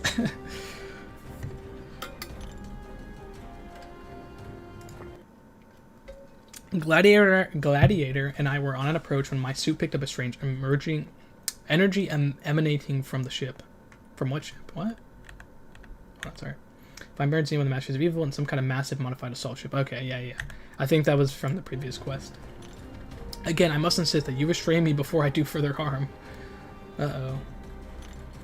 Nah, this isn't harm. This is an afternoon in the workshop, which is currently too far away to fly to. Seriously though, big guy, what you do wasn't your fault. I felt it too. Something on Zemo's ship was trying to get into my head as well. And now it's taking control of all of our friends. Last I saw, the remained of the Avengers flew off following Zemo and his buddies. Yeah, that's right. Because I think in the Champions, or Howard mentions that the Avengers are also doing this, but they have the Young Avengers and the Champions to deal with this threat specifically during that event quest. Seems everyone's favorite fascist. Hold on. Seems everyone's favorite fascist found himself a new oppressive toy to annoy us with.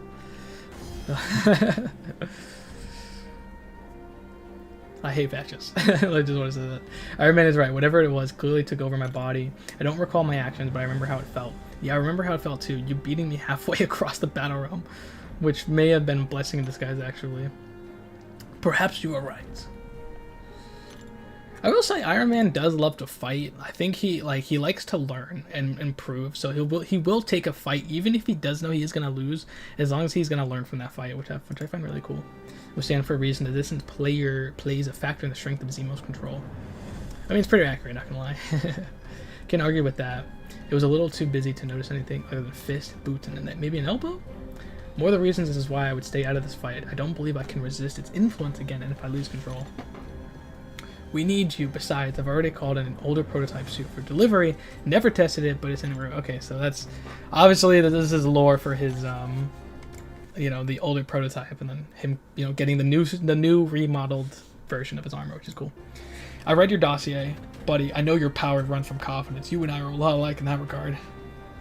So let's see if we can get some Venom Pool. What the hell?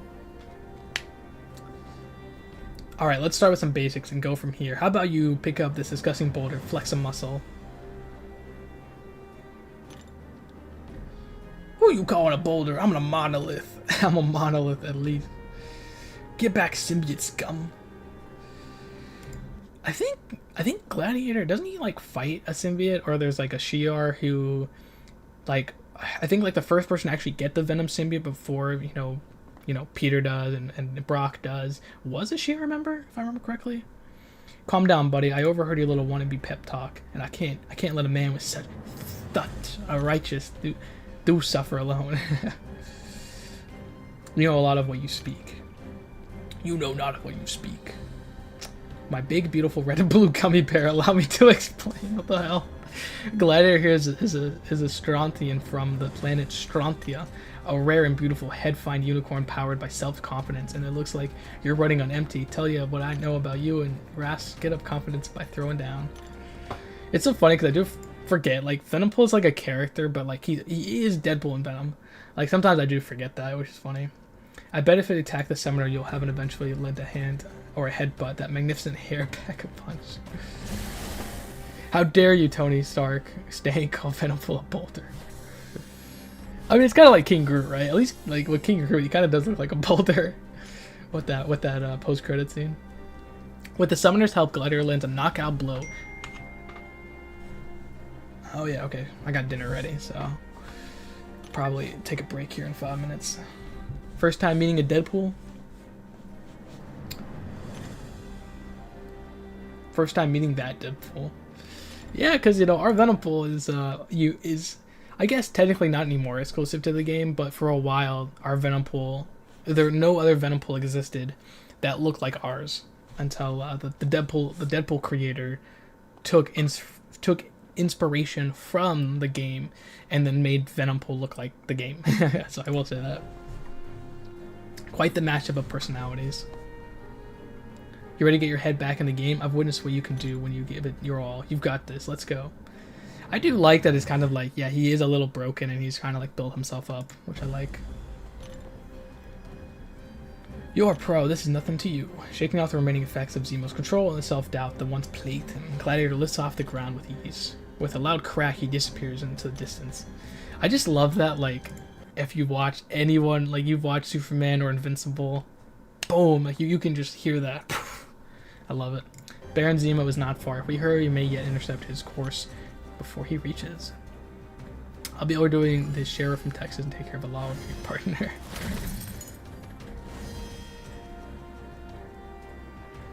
As the heroic trio prepare for their departure, Stark's replacement soon arrives and he steps in to see like greet even old friend. Smells like home. If home was a decades-old suit of armor. Okay, we have one shot at this. With Gladiator strength and speed, and combined with the shielding in my suit, we should get there. Oh, it's so weird, because this is it's so crazy, like, seeing this, like, just, like, an old model from the game, now new, especially because this is his Avengers armor, which is always funny, from the movie, the first movie.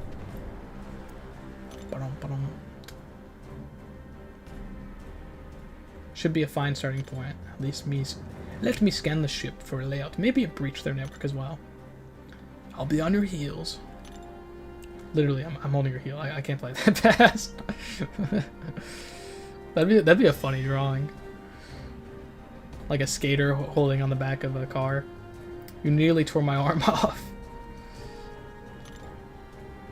I think Gladiator is one of the fastest beings in Marvel. Like, it's pretty funny. Like, I think if you look at the X-Men and like how fast he travels, like I think there's like a death battle out there that like calculated how fast he can go. It's crazy. Hey pal, this suit was intended to be an aerodynamic under true airspeed conditions that was slightly outside those parameters. Doesn't matter anyway. We're here now, sure enough, a cozy blind spot. Takes notice of former friends flying around the outside of the Baron ship and a few even standing guards. Oh yeah. So I do think they did mention that the Avengers were under control of Baron Zemo in the former events too. Scans the emergency hatch in front of him. It opens it up. After you. Entering through the emergency escape hatch, the trio stumble upon the ship's main engine bay with the Mole Man busy attending loudly to several dials and levers. Me, the great Mole Man. Little meager, unknown, overworked engineer left to tend to the bowels of Baron Zemo's flagship. How dare he? I mean, honestly, him and Tinker are pretty much the same. Like, they're always getting the nasty grunt work. No others can navigate the vast complexities of the engine room, but it's child's play for my great intellect. Oh, we shall rule the day, he plays Small Man here.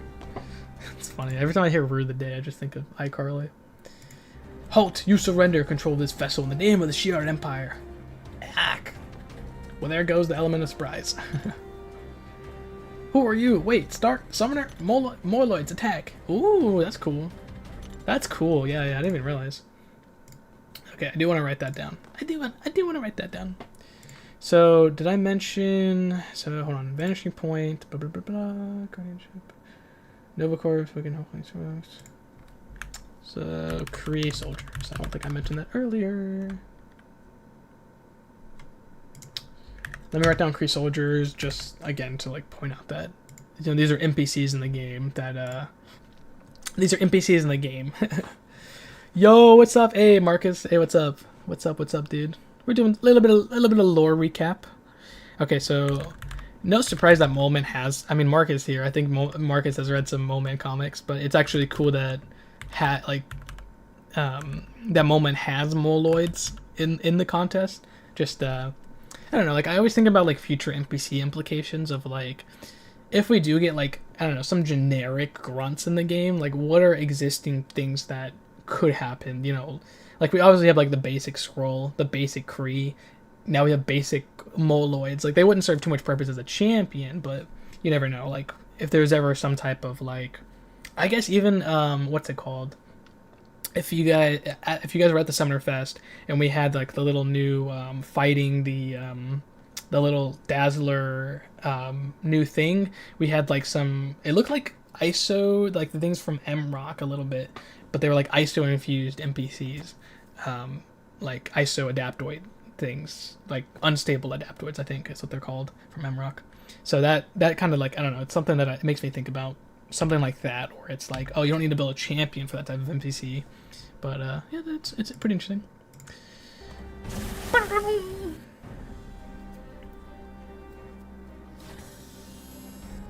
I read lots of stuff and barely remember most of them. Yes, I'm sclerotic. I honestly don't know what that means. But Mole Man comics, we mean Fantastic Four, all that stuff, or did I miss something? Yeah, I was just talking about like on any appearance of Mole Man. He always has moloids, but I don't think they've like mentioned it in Mole Man's comics or in the story of the game. I think it was like the first mention of moloids. Okay, well that wasn't the smartest move. Nearly gave away our position, and we didn't leave anyone conscious to interrogate. I mean, I don't think you could interrogate Mole Man, to be honest. We won the battle without raising alarm. That was a success, Stark. Summoner, you did well in the face of such crisis. You would make a fine addition as a cadet to the Imperial Guard.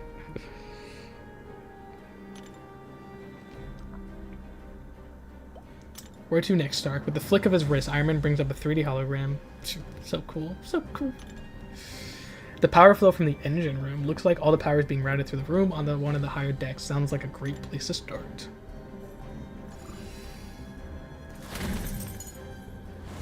There you go. Except it here, friend request part.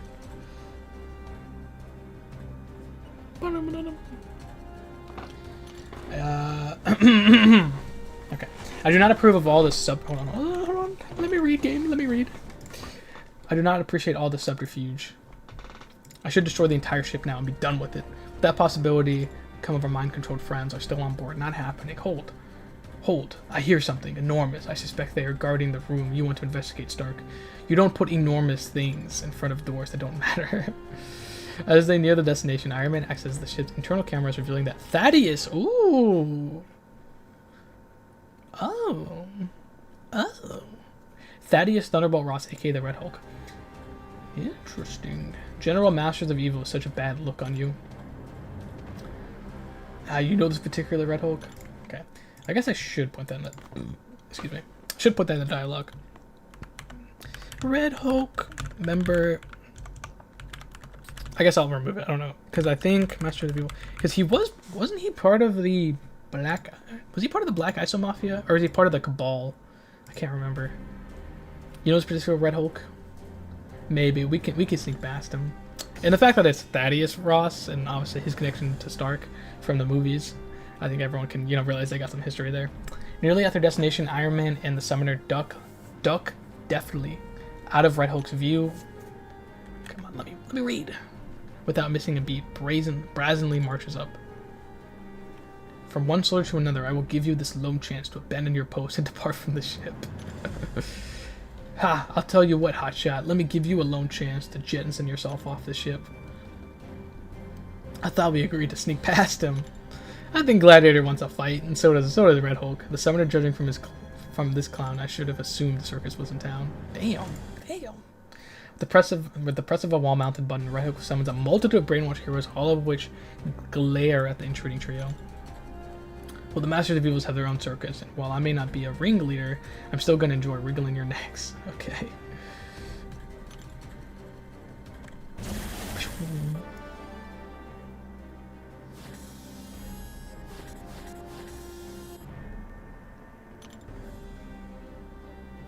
That's funny, Bart. I'm just reading your message now. Thanks for holding back, Big G. Big guy, big gladiator. Looks like everyone's out cold, but alive. Get to the blast doors, Red Hulk. I will say one of the biggest things in the X-Men animated show is just when Gladiator just destroys the Juggernaut. Like Juggernaut pretty much it takes like the entire X-Men team to defeat or like incapacitate, and like Gladiator just it's one of my favorite moments from that show.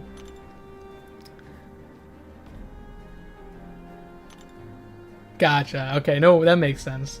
That makes sense. No worries. Not what I meant by brute strength. The trio cautiously step inside the large, darkened room. Faintly, they found out several lit consoles surrounding by clear, glowing pipes of machinery, all structured in the room, made around a centralized glowing core. Above the core leading is Zemo. Okay. Guten Tag, Stark. Be with you in a moment. I lived in Germany for like a year and a half. That is not doing justice to the Germans, I promise you. Tony, it's very nice to see you again, my friend. Summoner, how did you know you would miss this shindig? And who might we have here? Is this the mighty Scrontian Kalark Gladiator? Yeah, funny Kalark. Clark Kent. Kal-El.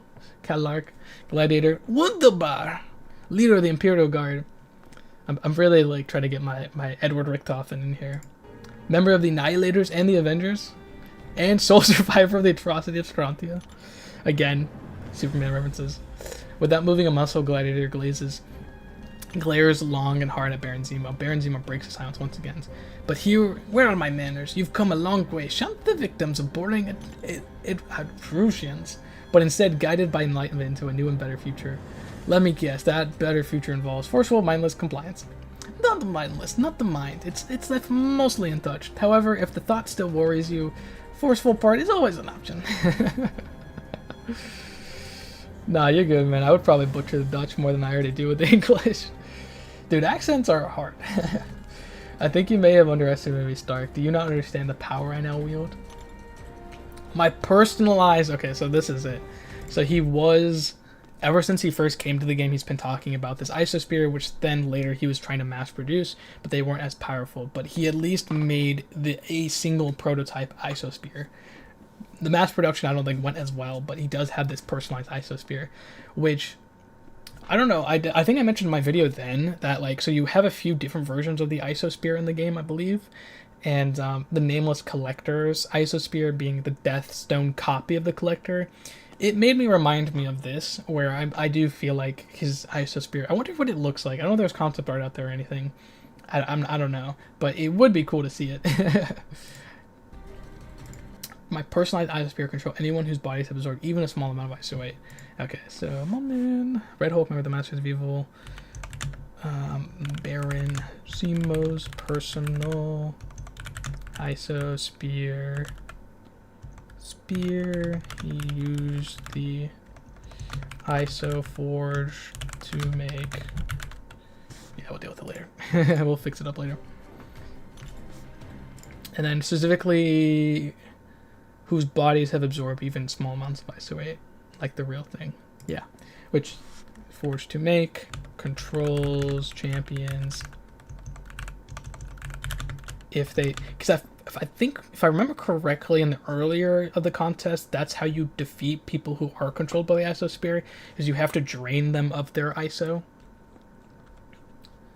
If they have consumed ISO8. ISO 8. There we go. It's not like the real thing, though, is it? It's obviously from the fact that you haven't done so yet. You can't mind control us while we're inside the ship. You've got some sort of dampener, otherwise Molman and Relok would have just been mindless drones. That is true. That is true.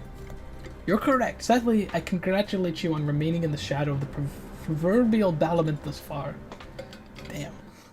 However, I am now certain you have underestimated my intellect. While the ship may be protected against the ambient effects of Isosphere, it does not prevent me from using its powers on a focused target. I mean, that makes sense. With the push of a button, a concentrated beam of oppressive energy slams into Iron Man and Gladiator, knocking them down to their knees. There is no need for us to be enemy summoners. We serve the same purpose: impose order on an unruly battleground. I don't necessarily think we're equals. Like a conductor, Baron Zemo waves his arms high and low. Iron Man and Gladiator rise up to drop their knees in with the Zemo's movements. Rise up and drop to their knees. Damn you, coward! Which I do like. Where have I seen that before? Basically, you see like the Collector puts you on your knees. So yeah, it's just the same visual reference. You have such unrealized potential. The Summoner, the Collector. I don't know why, but this also kind of reminds me of like Superman Red Sun. Like, you know, like there's the possibilities of like if Gladiator came in the game and then was under control of the Masters of Evil. It just, I don't know, just another Superman reference that just kind of reminds me of. You were always meant to lead an army, and my army. I offer you this opportunity. Join me together. We can build the greatest force the Battle Realm has ever seen. And with that army, put an end to the contest. That's what villains always say. That's what villains always say. Gladiator strains against the Isospear's control, teeth gritted and muscles tense. Do not listen to him, Summoner. He is betrayed. He is betrayal personified behind a mask of deceit. Destroy him. Oh, who am I trying to kid? It's the Summoner. Shame you don't partake in Iso 8 like you foolish friends. Well, yeah, we let our own champions consume the Iso 8, not us specifically. That's funny. Okay, I don't know why he did this. Let me skip past the boss fight. Gaining resolve. Though Zemo lays defeated by the Summoner, the Baron's homemade Iso Spear continues to blast the room with debilitating Iso radiation. Okay, which again is like the more radiation there is. I think that's what the mass-produced Iso Spears needed. Is it needed champions dosed in Iso radiation. While you're teaching our charming friends to lesson, I managed to divert power to my inner shielding, which thankfully dulls the Isosphere's effect. Okay, cool. Blast it apart, Stark. Release it from its terrible grasp. No can do. This thing is less stable than me in my college years, okay? And packing enough potential energy to destroy a planet. Yeah, that is true. Also comparable to me in my college years. Then set it to self-destruct. Leave me here and save yourselves. Also not happening. Look, you did your big thing with all that punching and bravado. Let me do mine with my. Okay, hold on. Are you scanning? Are you saying? What? Are you something?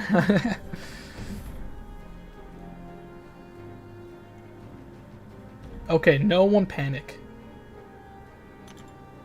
I do not panic. I lack the capacity for panic. That's funny. My suit isn't responding. Okay, well, how are we gonna panic? It's your suit.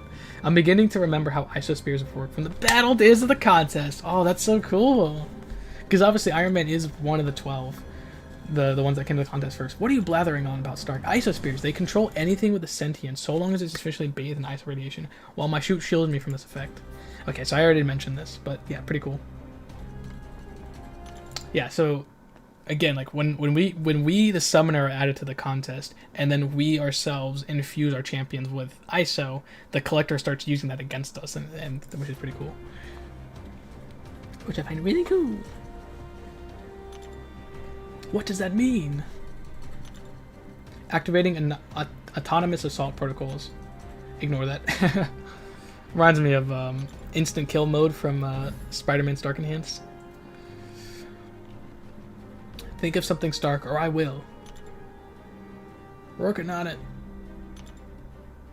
Targets acquired, weapons warm-up initiated. Summoner, get down! Iron Man's suit rises into the air on a superheated thrusters and launches a volley of missiles, blasting the consoles and ripping apart the control room. Alarms immediately begin to blare as Zemo's assault ship loses control and begins to veer off course. Summoner, I will attempt to reach the Isosphere, but you need to put down Iron Man. I don't know if you gotta say put down Iron Man. Gently put down Iron Man. Yeah, exactly. That's funny. Activating advanced combat. That's funny. Never mind. Just get me out of the suit. Man, I really, like, I know, like, Superior Iron Man, like, in the comics has his face, but I really would love to see Tony's face. I think that's what we're getting with J. Jonah Jameson, which I find really cool, is, like, you have someone in a suit, but you don't necessarily, like, get to see them underneath, unless, like, Infamous Iron Man. So, yeah, it's pretty cool. It's pretty cool. It's pretty cool. Okay, flashy new tech. Free your mind. With the aid of the Summoner, Tony Stark literally and metaphorically wrestles control of the armor from the rogue AI. Hey Tony, are you okay? I'm fine, just thanks for asking. I want to know the secret to avoiding injury while you kicked my suit like a tin can? Do tell, Tony. Well, you just gotta stay really limpid the whole time. With the machine gun, yeah. And now I've got barely enough power left to fly out of here. Wait, there's Mr. Grapes? I knew he was gonna make a purple joke. I was waiting for it. I was waiting for you. I knew he was going to make a pop culture reference. Or something like just joking about the color of his skin. Stark and the Summoner turn to see Gladiator painstakingly marching up to a destabilized Isosphere, and he growls under the weight of the influence. I know what I must... Hold on. Did you say I know what I must do? It must be done, yeah. But I don't know if I have the strength to do it. Gladiator, pacing himself in front of the isosphere core, tenses his entire body, drawn back by single clenched fist. If we die today, Summoner, now that I consider you among the strongest champions. We're not a champion, though. I just want to point it out.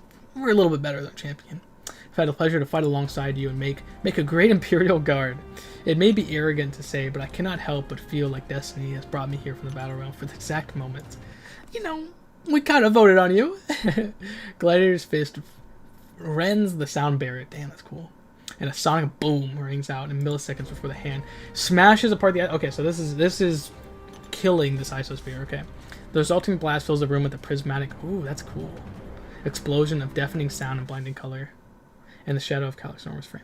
Dude, okay, that's cool. That's cool. That's cool. That's so cool. That's so cool. Okay, Gladiator destroys the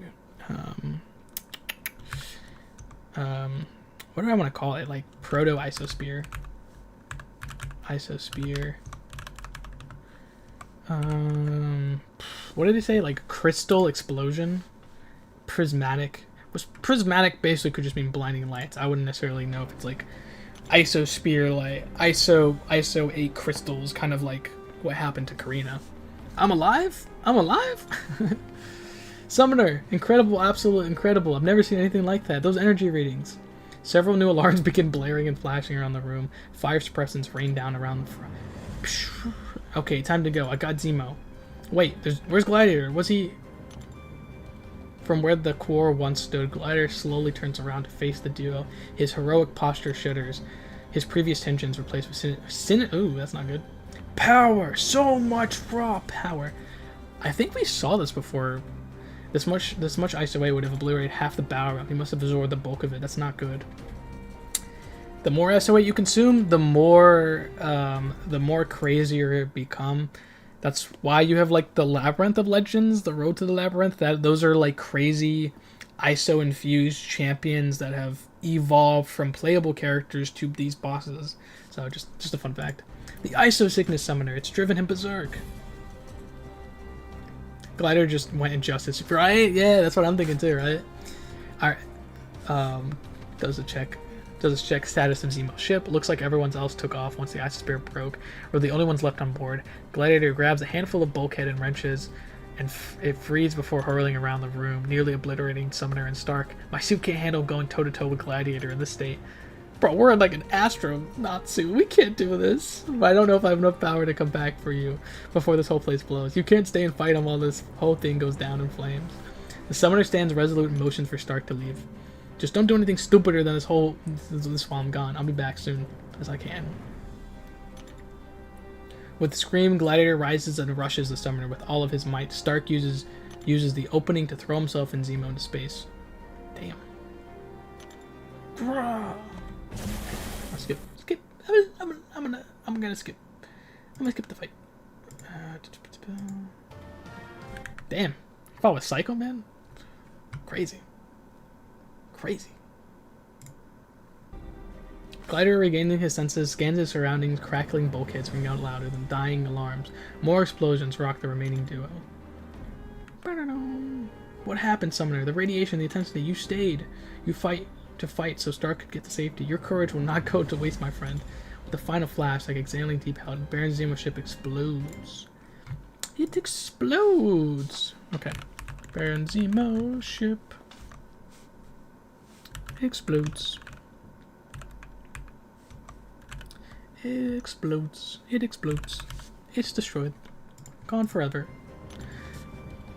It's such rare and selfish moments, such as these lies in the unrevealing truth of the multiverse.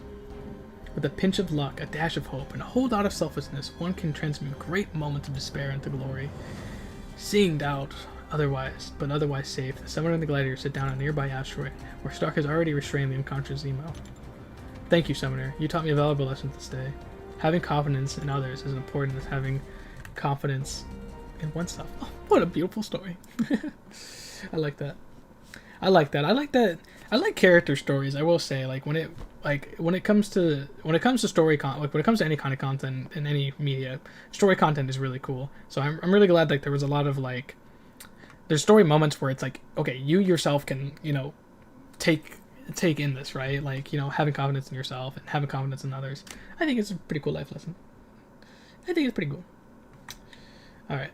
Sugar Rush. I'm probably going to skip the Sugar Rush side event. I thought I was going to do it, but I'm probably not for purposes. All right. I'm going to go eat some dinner real quick. I'll be quick, like 5 minutes. Respect to Mobius for fighting Gladiator with Psycho, right? Yeah. All right. So I'm gonna be right back. I'm gonna go eat. So I will be right back. I will be right back. I will be right back.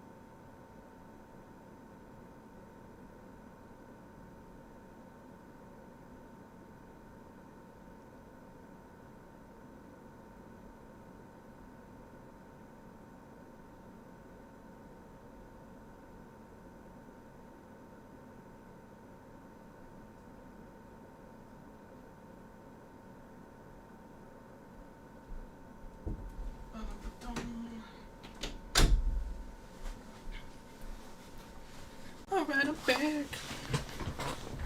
Sorry if you heard my mom. I forgot to mute my mic. She is very sick. She is not feeling that great. Alright. But I had some brats, which I find pretty funny since I was doing Baron Zemo's Baron Zemo's thing, which I thought was pretty cool.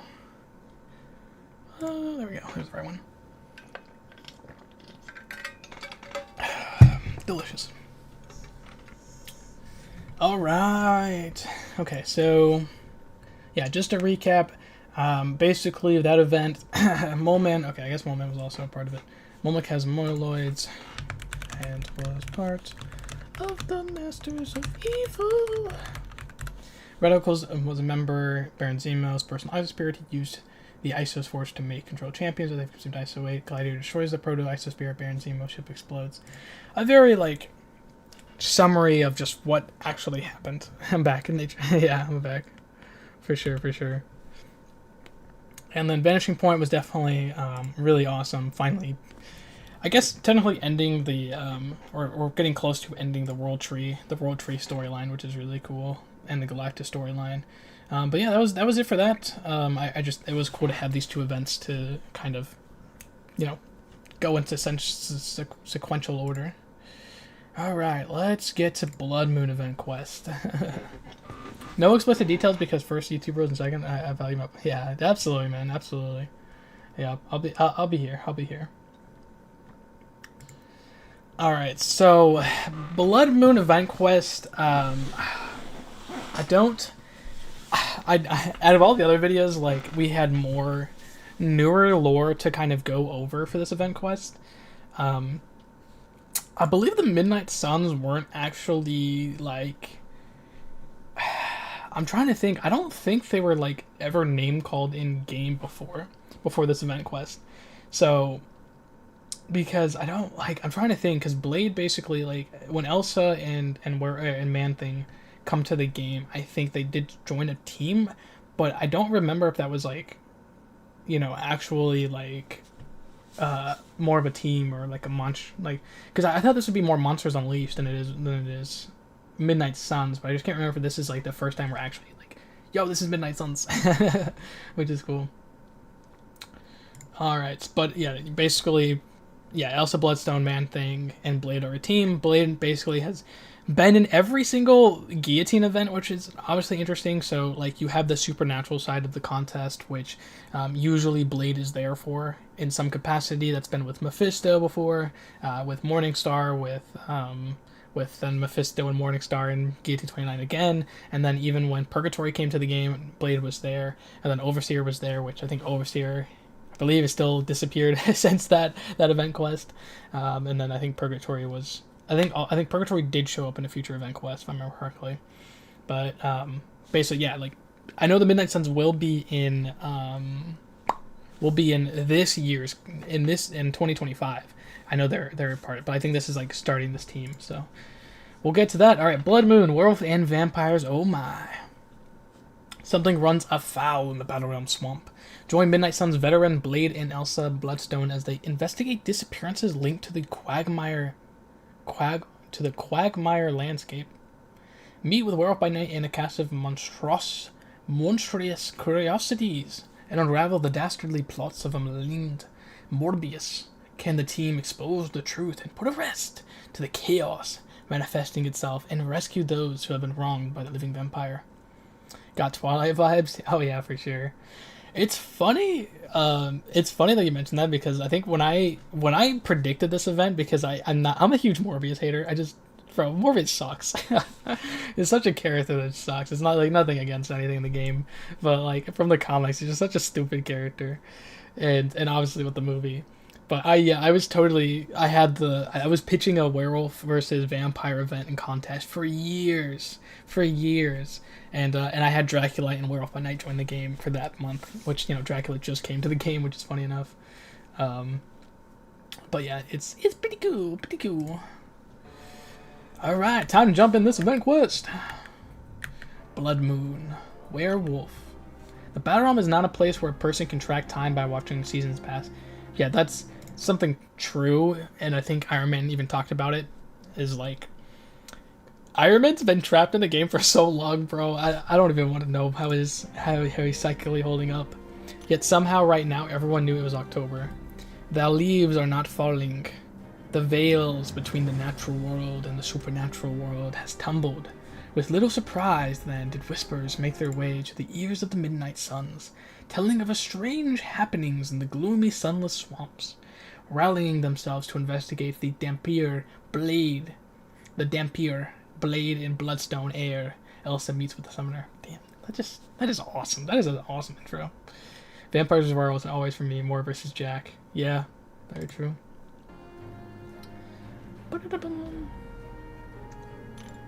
Yeah, and I think the swamps of the game when Man-Thing came to the game, because I believe there was some lore, I think, that it kind of like Swamp Thing, obviously he's got to protect the Nexus, but like with Swamp Thing it's an actual swamp, and with Man-Thing it's the Nexus. So I believe that there was a swamp mentioning when Man-Thing came to the game, and then I think I don't remember what it was. Was it later during a Howard event that like they recruited Man-Thing because they were going through a swamp, something like that. Bloody hell, I'd take man, doesn't it seem like a British accent? Bloody hell. Bloody hell, I'd take a sewer or even a catacomb over a blasted swamp. Worse places, less eyes come looking. Before Elsa can respond, the sound of splashing water and crackling sticks beyond begins to grow louder. Stand by, we have company. I recognize that scent. Gotta love vampiric abilities. From the fog, Aladdin Foray of the Twisted Tree Line approaches what appears to be a very large bipedal wolf. I do like they mentioned it's bipedal and not Jack, calm down. As in Jack Russell, the werewolf? Well, he ain't a lapdog, Elsa. Don't make me do this, Jack. Blade readies his katana and Jack speeds towards, passes by the team entirely. Run, you fools. I do like there's some concept art of him who doesn't I do like the design that went with the game, but I do like there is some concept art for his character that is morally based on the comics, which I thought was really cool. We in the business of listening to monsters today? Want a 400-pound razor-toothed dandruff factory tells you. Fair enough. Following the carnage left in his wake, Elsa, Blade, and the Summoner finally come upon an exhausted Jack. Didn't Jack and Elsa have a thing recently? Yeah, I mean they are with the Werewolf by Night movie or special. I think that translated to the comics. What's going on, Jack? He's going to get me. He's getting closer. For a moment, Jack stares off into space as his attention has been caught by some unseen internal force. Who is Jack? We're looking into some rumors of people being attacked in the swamp. Was that you? Nearby, the surface of the water moves, slow current circling the group. Not me, no, never me, but him and now the hunter, please. He must be stopped. He'll tell you everything. I'll tell you everything. Jack is beaten, his fur patchy and unkempt. The pair move to help him, but shocked as a crossbow bolt shatters a dead tree next to their heads. Damn, who's got a crossbow? Hostility activity, Blade. Get cover. We have eyes on a shooter. Wasn't expecting another hunter, but I suppose. Oh, I mean, probably Craven. Yeah, what did I say? What did I say? Probably Craven. I was like, who's got a crossbow in the game? I think it's only Craven. Because his event quest was obviously him and the what's it called? Oh my god, the Savage Lands, because he was hunting prey in there, so that's pretty funny. Leave the mutt to me and I will let you live. Craven, what an unpleasant surprise. Which, I think they do have history, I know, in the comics. Because they're both hunters. The Midnight Suns assumed the stories about the swamp meant dealing with something supernatural, not you. I'm not what you seek. The pup here can confirm that before I make him into a throw rug for my trophy room. Dude, if anyone has not seen his motion comic, it is one of the best motion comics. I just love. And I think they even did like a 10-hour like ASMR type of crackling by the fireplace. Really cool. Have we been chasing nothing this entire time if it's just you two that have been causing this commotion? Believe what you want. I just care for the walking pelts you're protecting. He has a very unique accent that I'm gonna butcher, so I'm not gonna try it. Summoner, we'll get Jack out of here. You'll deal with the guy who can't seem to figure out how shirts work. Looks like he's craving is a good beatdown. Sergey Kravenov. It's pretty funny. Moonlighting. Alright, fine. You may think you have won, but you do not know what you seek. Other consequences will find you, and I will return for carcasses. Okay, I guess I'll write that down because, I'll write that down because Craven obviously is going to be hunting for trophies. So if there's any, like, if there's anything, especially if there's, we saw Spider Slayer in Craven's trophy room during his motion comic, so it makes me, is hunting for trophies. And I think, obviously, so is Overseer, from what I remember. So just, it's technically a plot thread that, you know, if it does decide to get picked up upon, it's just something to take note of. Trophies. Like werewolf by night as a rug. How could they do that to my Jack? A walking pelt, yeah. I mean, it makes sense, I guess. Like, it's very in character. He vanishes back into the swamp behind him. What are you smirking about, Blade? He's in bad shape. Look like he's been out here for a while. Tell me what you just told me. Tell them what you just told me, Jack. It's all my fault. When we found each other after arriving in the battle realm, it was like we were drawn together by a shared trauma. Uh-oh. Who were you talking about? Huh, you're going to love this, Elsa. Morbius! Until recently, I was working with Morbius. Dude, you should never trust that dude. The group continues following Jack as he leads them deeper into the swamp's dark waters. You know what's funny? I just watched them, like, I don't know if Man-Thing's in this event quest. I hope he is.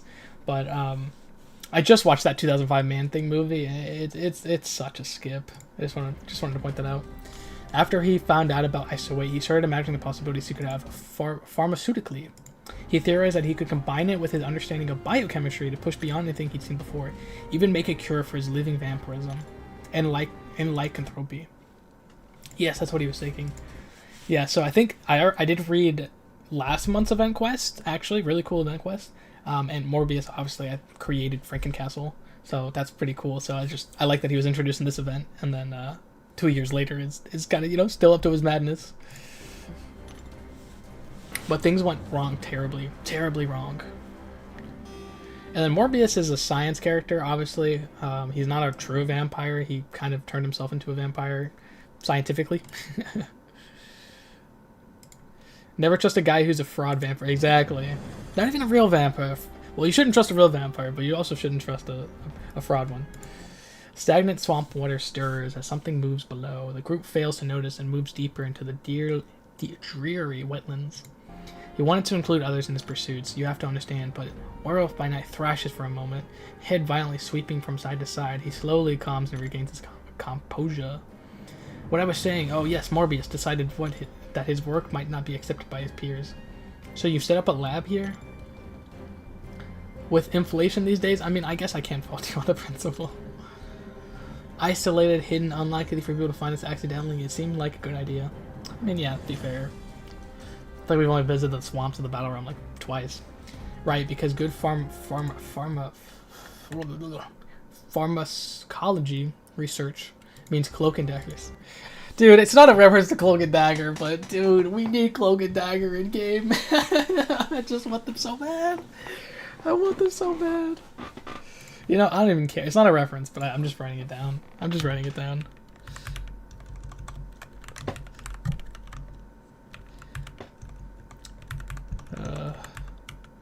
I mean, it's like the phrase "null and void." Like, it's not like a reference, but it is funny because, yeah, you never know.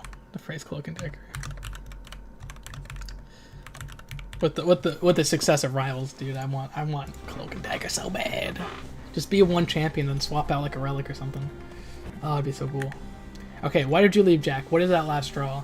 Morbius sent me out to collect some tech from old friends. What does that mean? The Sinister Six? Jack suddenly stares into the moonless abyss and oddly relates a deep growl at the void. Then unfazed, he returns to conversation. I never heard anyone, only after the last time. He had me take something from the Baxter building. Oh, that's cool. He had me forcefully to get through security, but I was back faster than Morbius thought, and I returned to the lab and found him in a back room I'd never seen. The back rooms! Typical junk mad science, I tell you. Vampire, whatever he is, you just... Unfortunately agree, Blade. In Morbius's lab, I saw people scared of their minds being experimented on. The group is shocked to be interrupted by a spotlight appearing above them. Above them? What, like a helicopter or something? Had some ideas like Cloak and Dagger, like natural. Yeah, exactly, yeah. Dude, I literally... Dude, I have like 2020 videos that like go over how Cloak and Dagger could be a thing. I hope one day. Hey Jack, you said you stole from the back building, right? Yes. Why? Oh, here's the thing. Looks like we've got a new thing to deal with. Stupid.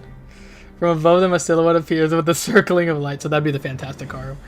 Yeah, that's funny. That's cool. Jack!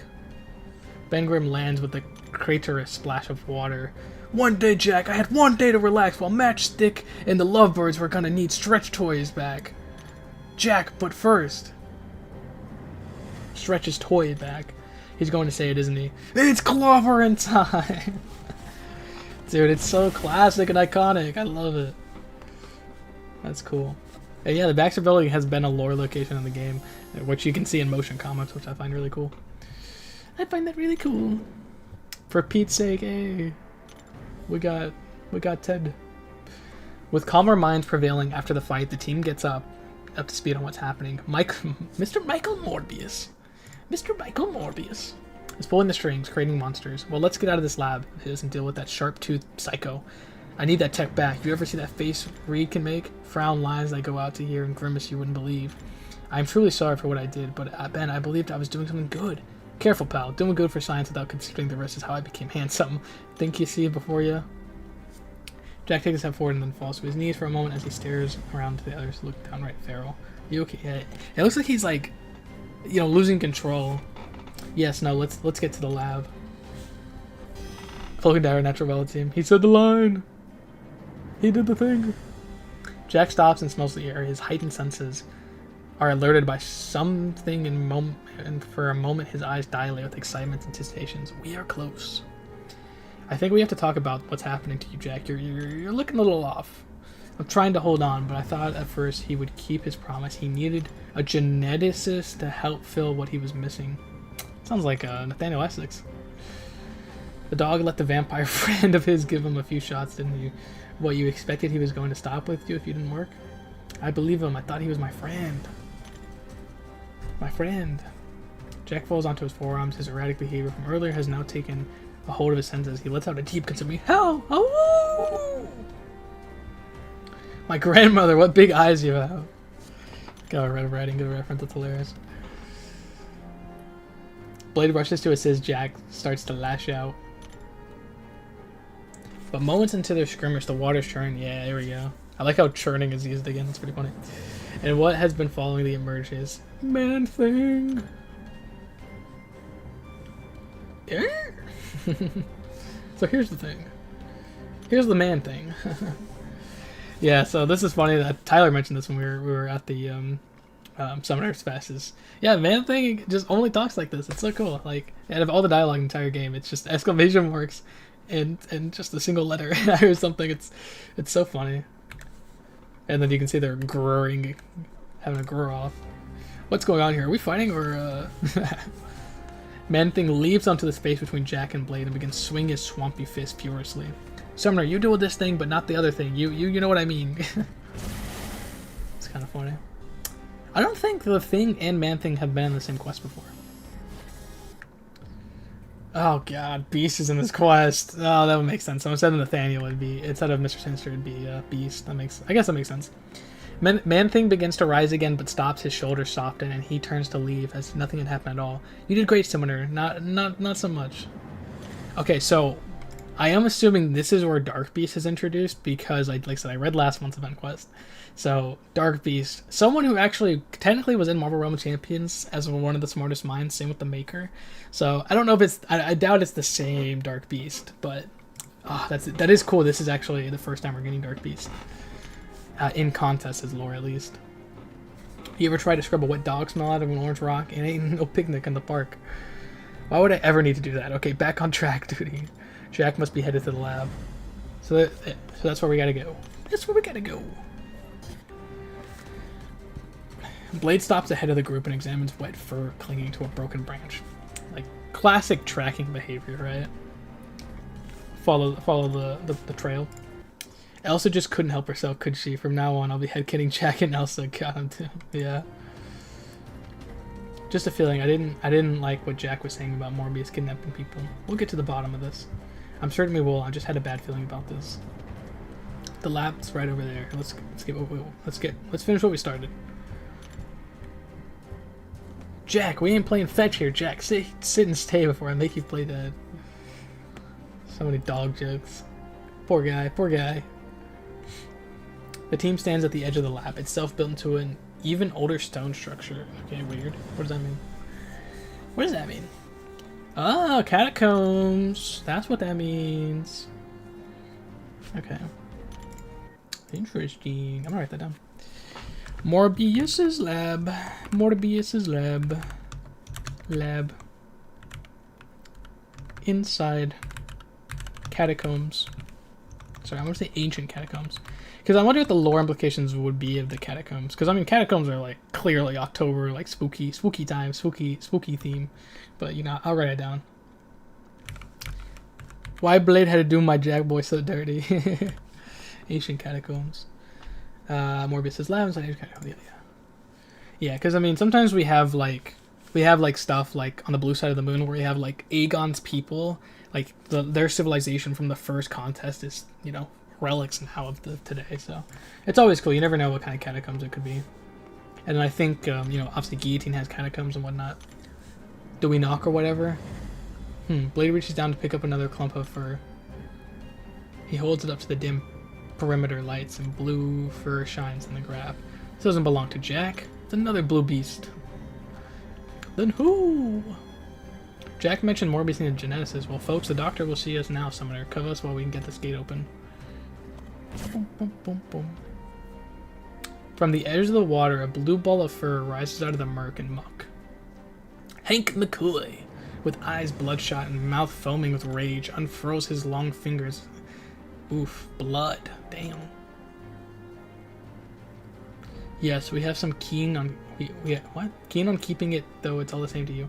Leave on to his name, Beast, rushes towards Blade, like a whirlwind of fanged claws and fur. Look like Big Blue is packing a few extra fangs. You going mutant vampire in this, Doc? Blood! It is said that the beauty is the beast that surely slays a beast. Summoner, take this one. I agreed for some reason. Fighting mutants isn't my skill set around here. Really? Fighting mutants is your skill set as a skill champion? As both skill champions? That's pretty funny. Bad Dog is the chapter name. Hank McCoy, tied up to being carried by Ben, lets out one last gasp before passing out. Oh yeah, I guess is it Morbius's lab or is it Beast's lab? I guess I'll write that as both. Morbius and Beast. Okay, maybe I shouldn't do that. Let me do this. Let me do that. And I'll turn to the Dark Beast once we find out. Judging by Hank's attitude, I think it's fair to assume that Morbius ISO 8 serum is not working as intended. Keep your eyes sharp, there's no telling how many more are out there. Approaching the lab, the group find doors have been ripped off their hinges. I guess we don't need to knock. Just beyond the entrance. I think that knocking, I remember like the Reddit or something, that was a reference to something. I remember like 2 years ago that being something. Yeah, no worries, Bart. Just beyond the entrance in a large hall with crumbling walls and broken roof, Morbius and Jack engage in an epic fight. Look at what the dog track did. Come on! Too many jokes, too many jokes. Morbius hovers above the ground, just out of the reach of Jack's sharp claws. It wasn't meant to be this way. Not for me, not for Jack, not for any of our good beastly friend. Do you understand the potential of ISO 8? The possibilities it can bring to the science and the medicine? Immeasurable, infinite, perhaps. Now, my friend, the dosage you have will be wearing off shortly.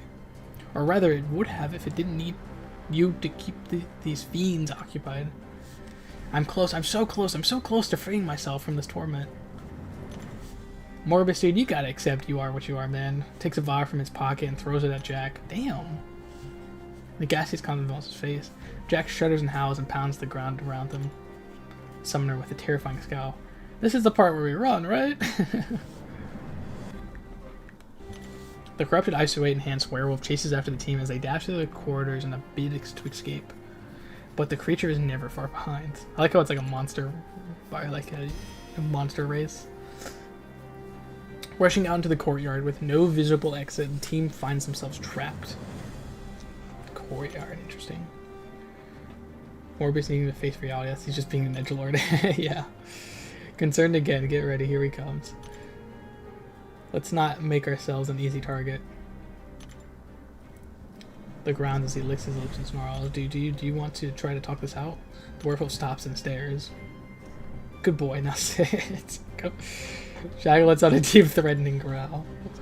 Elsa raises her gun to meet Werewolf by Night's gaze as she starts to move again. Werewolf by Night leaps forward to attack Elsa, fires her rifle, narrowly missing him. Yeah, damn! You want to take his head off? not my boy Jack. Ah, I realize he does.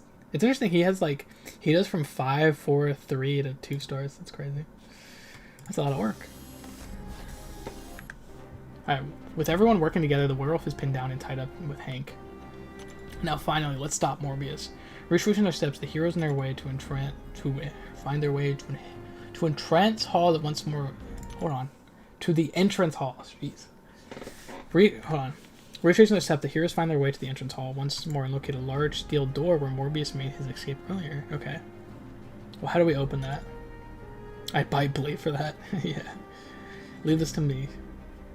With a single dude, that sounds like this is like Ultimate Alliance right here. Like you just bolting through the door. It's the little things that make life interesting, you know? Morbius, we know you're in here. There's no place left to go. We can do this the easy way. The lights go out in the lab and a Morbius in the distance. How do you even get work done in here? There's like 3 lights on. I doubt the workplace safety compliances are top of Morbius's to-do list. You know nothing of my science, of my methods. Of your madness. We've seen plenty of that.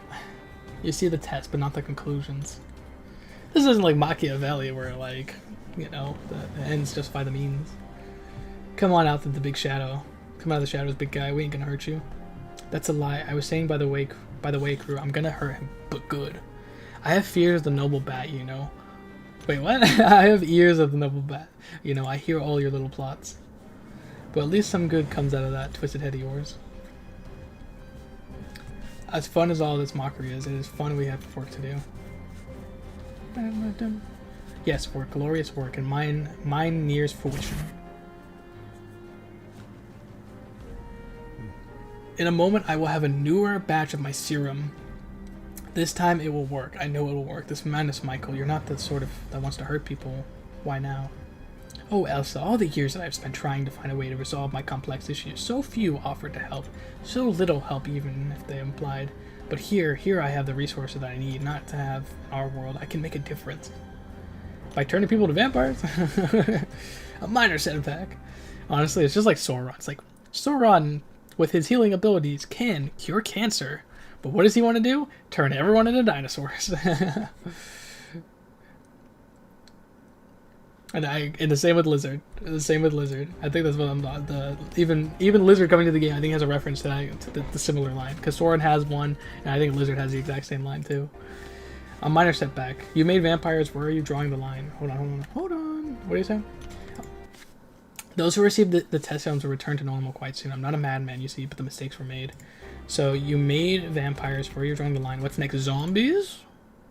Marvel zombies.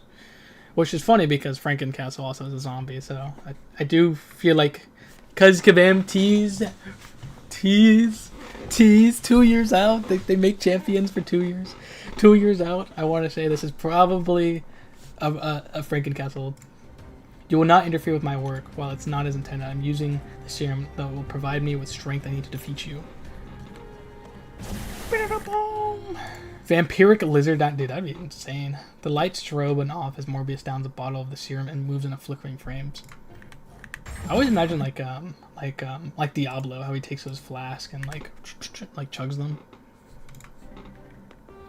All right, held down by Ben, Morbius twitches in the spot. You can't do this. I will not allow you. I'm so close. You need help, Michael. I suppose we could house him at the Baxter building, help him with his withdrawal. Heck, maybe he and Stretch will get to have some fancy science talk. Seems a bit too kind for someone causing so many problems.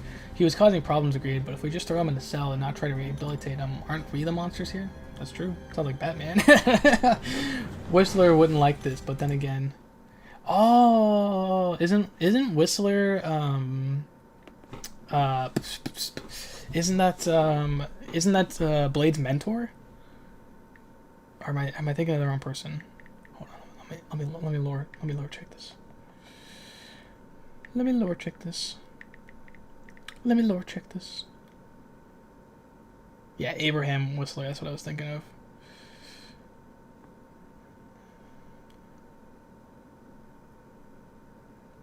Yeah, Blade's mentor. Oh yes, I love knowing comic stuff. Okay, I will write that down. Alright, so Craven is hunting for trophies, like Wolf of Mine as a rug. The phrase Cloak and Dagger is used. Beast, else Morbius and Beast lab inside ancient catacombs. Beast took serum. Is, I don't know, how do I say, like, a beast? Beast took the serum. Blade mentions Whistler.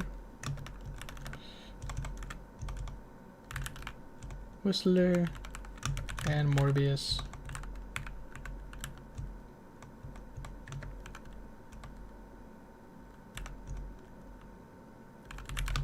Morbius could create zombies.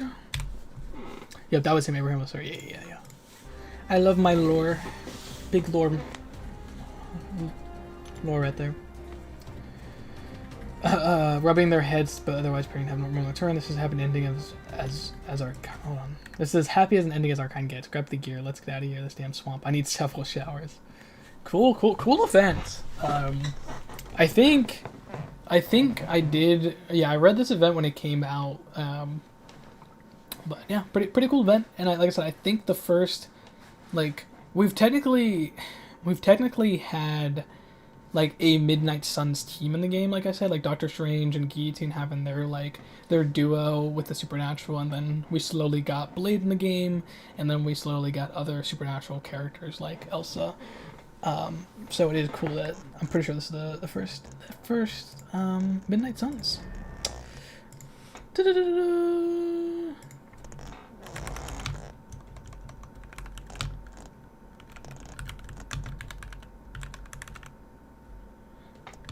We got Midnight Suns on the game before we got in contest. Also, my lighting's a little bit different in this room, so I don't know if I want to like lighten that up.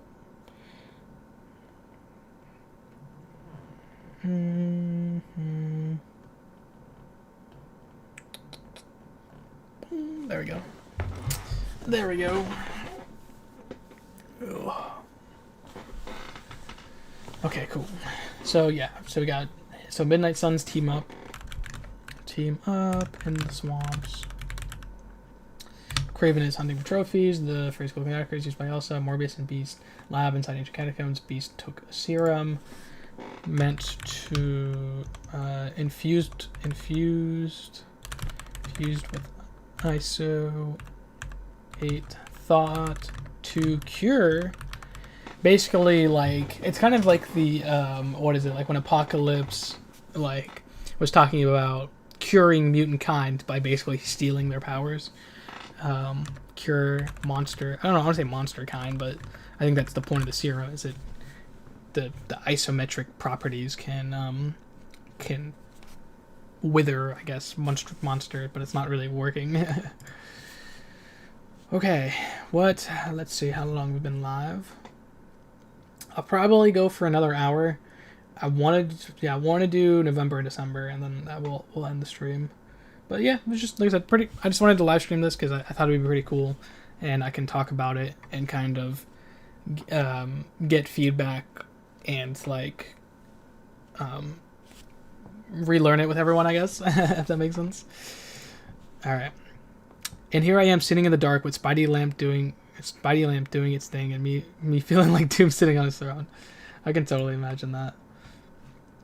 Okay, we got Blood Moon. So yeah, I think I think that's it for this event quest. I don't know what else I could mention.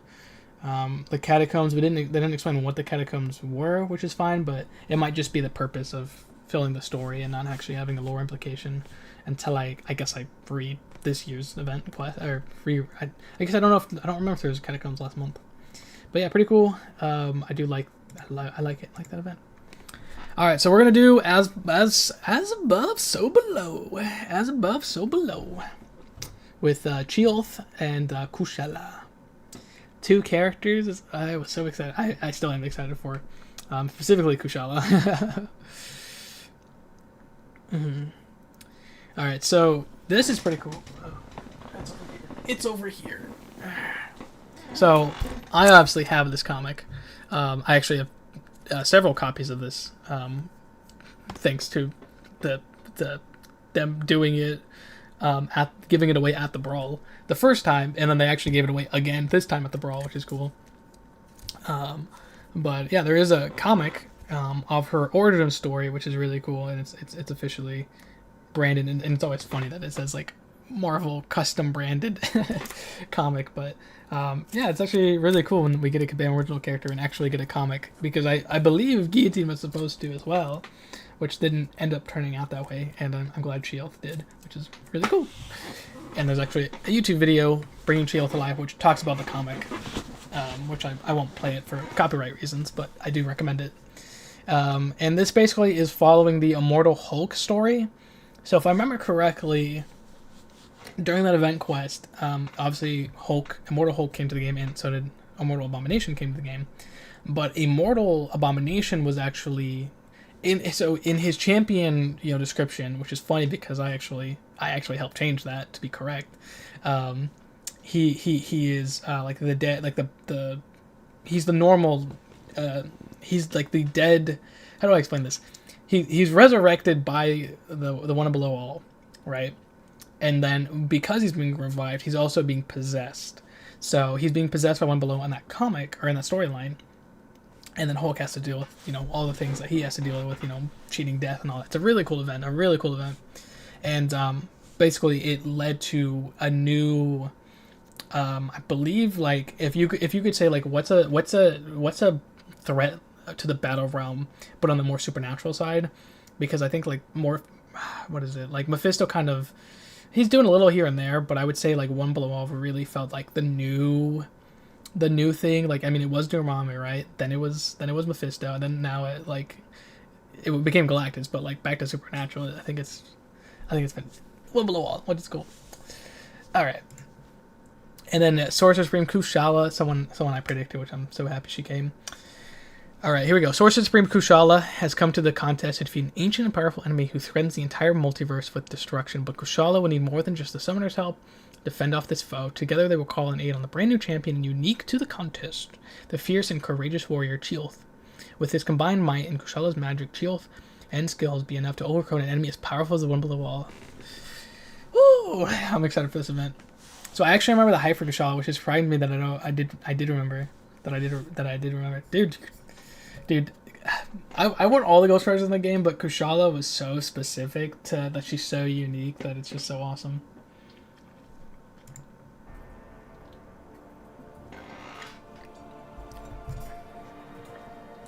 Salutation. I didn't even realize it said salutation summoner.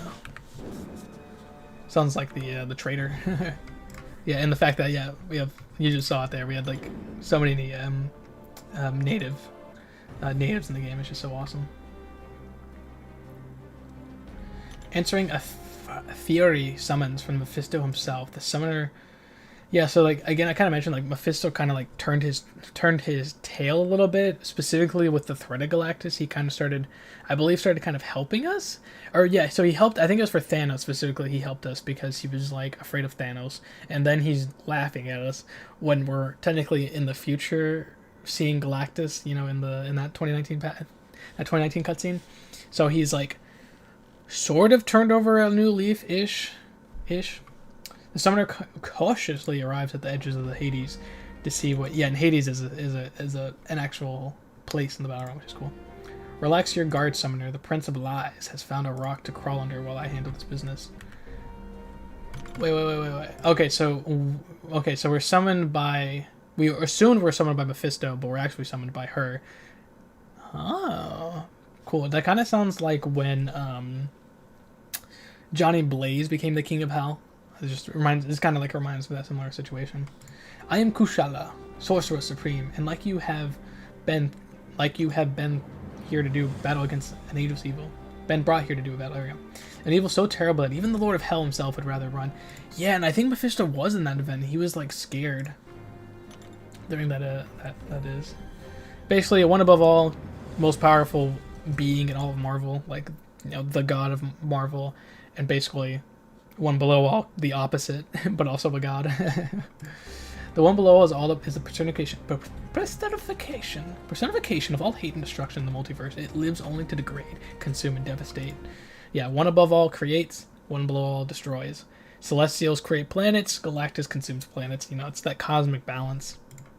While it has no body of its own, it manifests through beings infected with a unique kind of gamma radiation, which, if you look at the contest, you have Hulk, Immortal Abomination, which he did possess, and more uniquely, we have Absorbing Man, because he can absorb gamma radiation, and he was part of the gamma flight with quite a few other people. You may know them as Gamma Mutates, monstrous beings, rage and misery, Hulk's abomination, corruptions, and incarnates. Mephisto claims the One Below All is plotting to enter the Battle Realm and that their agents have already set this plan into motion. Yeah, which, again, happened during that event quest in 2020. From here against my... okay, Mephisto brought you here. Interesting. Cool. I like that.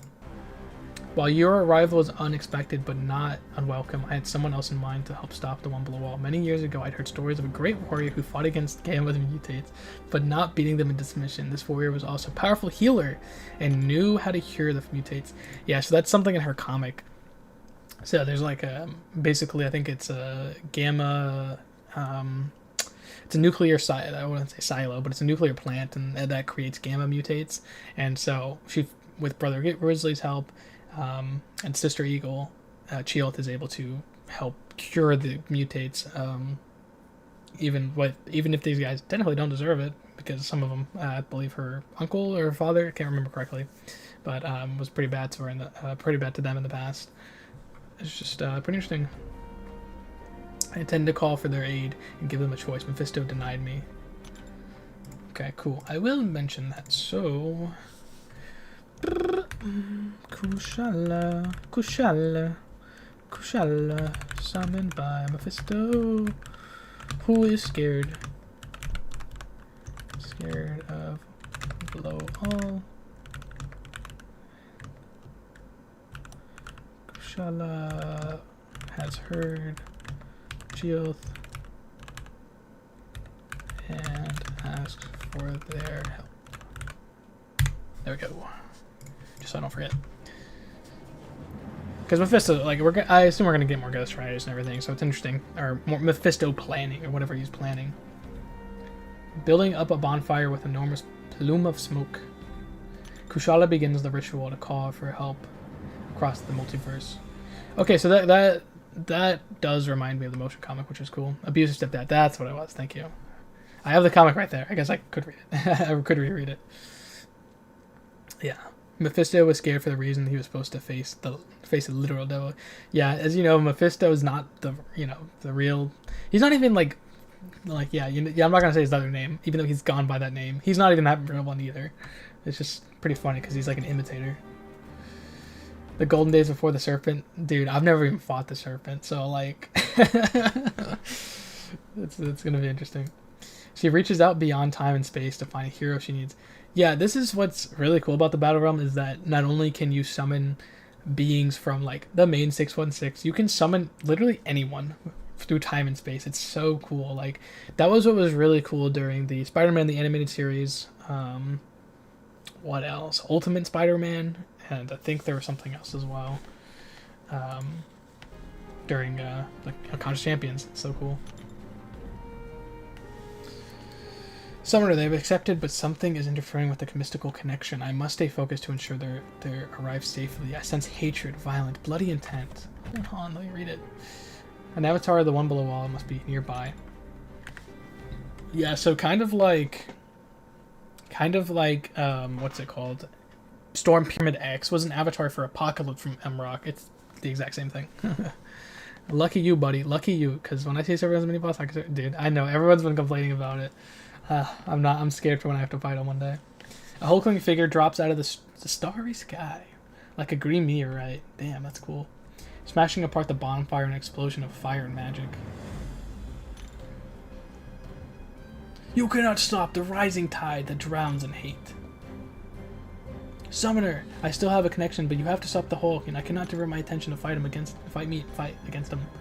With these hands I break. With this mouth I howl. With these teeth I will devour.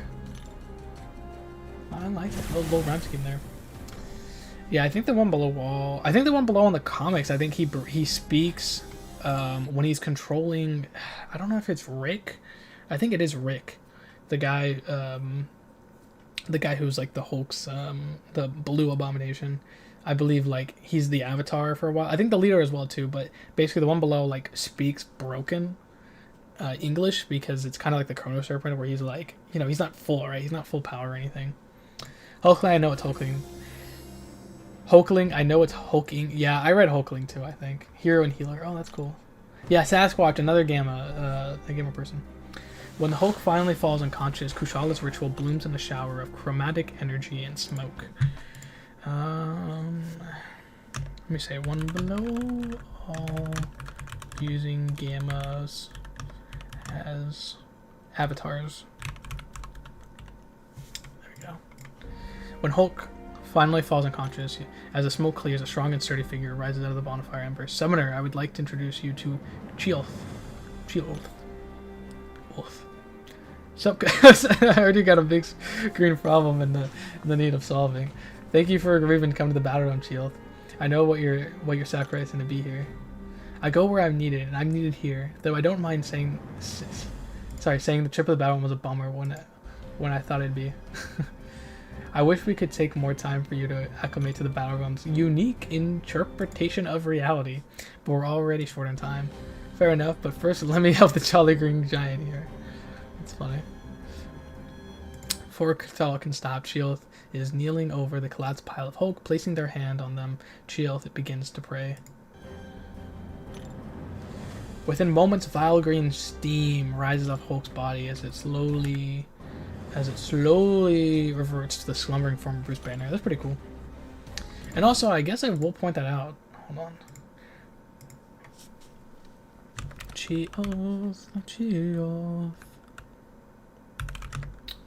chee'ilth reverts Hulk to Banner. Yeah, just like we don't see Banner at all in contest. Besides, excuse me, we do see him in a motion comic for Immortal Abomination or Immortal Hulk. I do know that. I think that's the only time we see Banner himself. Like I remember you see his glasses and like him talking about his different psyches. So pretty cool. I remember Hulk fighting Sasquatch being possessed, right? In the comics, yes. In this, I will have to read. Yeah, Sasquatch, I believe, was part of that, part of the Immortal Hulk run. Dude, a great run. Great run. I remember I read that entire run when they came to the game. Like, it was super fun. I had heard you possess the ability to heal the mutates, but hearing it is far cry from seeing it firsthand. Don't get too excited, because the Hulk is a special case. The big guy is beyond my skill to cure, but I did purify the evil. Okay. First Hulk to Banner, purifying his evil. His evil. The evil monster. There's still a big green rage monster inside him, but the next time he'll turn, he'll smash the bad guys, not the good. Kind of purifying his the evil control. I'll say purifying the evil control. Cool. Now I'm riled up and ready to run where to fist. Not far before your arrival, I divined the likely location of an emerging green door. That's cool. I believe we'll find the one below wall and its minions waiting for us there. Skolden. I am not very familiar with many native tongues. I really wish I was. They are so cool. I know specifically in chee'ilth, when you fight, they have a lot of call-outs. Like, I think they have many different language references. It's really cool. It's really cool. It's really cool. I really gotta read again some comics, especially I'm running. What does MCCV mean? And I need to remember more stuff, considering there's lots of projects to develop with my buddies. Yeah, definitely agree. I have. Can you see it? Oh, I guess it's locked. That entire thing is stacked with comics. Hey, we got a subscriber. I appreciate it. Man, I need to update that emote. That's funny enough. So Summoner was it? You fought the Oba before. They're bad news, but Kushala says you're tough enough to help get the job done. Hope all that shop talk didn't get your brain too muddy. Guess I could explain what the green door is real quick. See, I do know what the green door is. That is obviously one below all. It's stuck in the below all place. That's like the bottom layer of the multiverse. A place so low, they say he sits under hell. Which, yeah, it's so cool. So cool. It's exactly what happened during the Immortal run. Wouldn't be surprised if your battle realm is built right on top of it. Anyways, green doors are the supernatural gates that open up there. They're extra bad because the Oba doesn't need a mutate to come through them. It just walks right in like a lousy colonizer, the worst house guest. So you can see why we'd make sure that doesn't happen. The trio of heroes find themselves in the strange and wintry boreal forest. The cold chill of icy winds swirling around them. Sounds like North Canada. I thought this place would be all starships and space aliens, not Western Canada. There you go. That's where also Vancouver is. Western Canada almost reminds me of home. Yeah, so chee'ilth is native, is indigenous to Canada, like the specific native tribes there, which is really cool. Something is wrong, but some force is living and powerful. The wind shifts and roars into a full-on blizzard, forcing the heroes to close into the snowy abyss. I'm trying to hide in the storm. Halt our progress, drive us away. Then let's see how the hunter likes becoming the hunted. Hold your ground here. With barely a sound, Kushala just freezes in the supernatural storm. Enveloped by roar and fury blizzard. Yeah, sorry, MCCV, it's a Marvel Comics Cinemaverse. Ah! I'm working on with my buddies. It's short for fan MCU. Doing movie series. Ah, cool, I like that. Distant sound of struggle bursts as a ball of rage. Chee'ilth, battered but unbeaten, rolls out this foray to reveal the frothing and furious Sasquatch. Summoner, be careful, that is not Dr. Walter Lenkotsky. Gosh, I forgot to say his name. Yeah, Tanarak has taken control and now wields him as a weapon. Very wise, sorcerer. Also know the first time Tanarak has taken over him, which is cool. The one below all is almost here, and its presence makes me stronger. Strong enough to take back control of the body that is rightfully mine. Yeah, so this is like the form. It's interesting, kind of like Hulk. Like, basically, Sasquatch is like an it really is Hulk. He's just an alternate Hulk. And he actually is a demon, which is cool. Brother really says it's wicked to defile the dead. Sister Eagle says the Oba has corrupted you. I just think you need a serious butt kicking. Insolent child. I'll make sure you die screaming. Let's do this. We also made some projects like Century Show, War Up by Night movie, Midnight movie, Good Friend Who Brought. Dude, so that's pretty cool. It's so weird. I'm seeing that on screen. I'm like, oh yeah, I want to click that and see how much I have in my inventory, but I'm watching footage. I'm watching archival footage. With Sasquatch's restrained, Kushala banishes Tanarak, and the restores control to Walter, who stays behind. Hold on, sorry.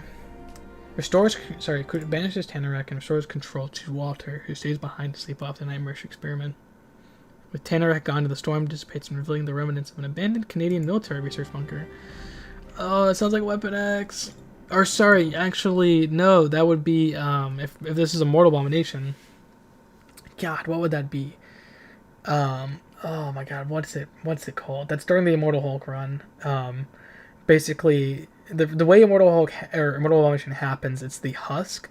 So I think it's General Flortine. I don't remember how to say his name. That's basically who is Immortal Hulk. Basically, there's two faces on Immortal Hulk, right? Our game technically has it wrong because the game has two faces, and you can give that up to mutation really. But in the comics, it's General 14 who enters the husk, the dead husk of Abomination, which is Rick, right? Or is it Eric? Or how do you say his name? I don't know. Yeah, Reginald 14. That's what his name is. Yes. And then he enters the dead body, or the husk, as they say. And then Emil Blonsky. Yeah, Emil, that's what I'm looking for. Emil's face starts coming in, and so that's why there's two faces. In the bio of the game, it used to say General 14, but I said that doesn't make sense because there's two faces of Emil, so there's no point in saying that this is General 14. And also in the lore of the game, General 14 is never mentioned even once. It's only in the bio, which has now been removed. But it was cool that they made that little lore change. I remember that. I remember asking for that. Fun time.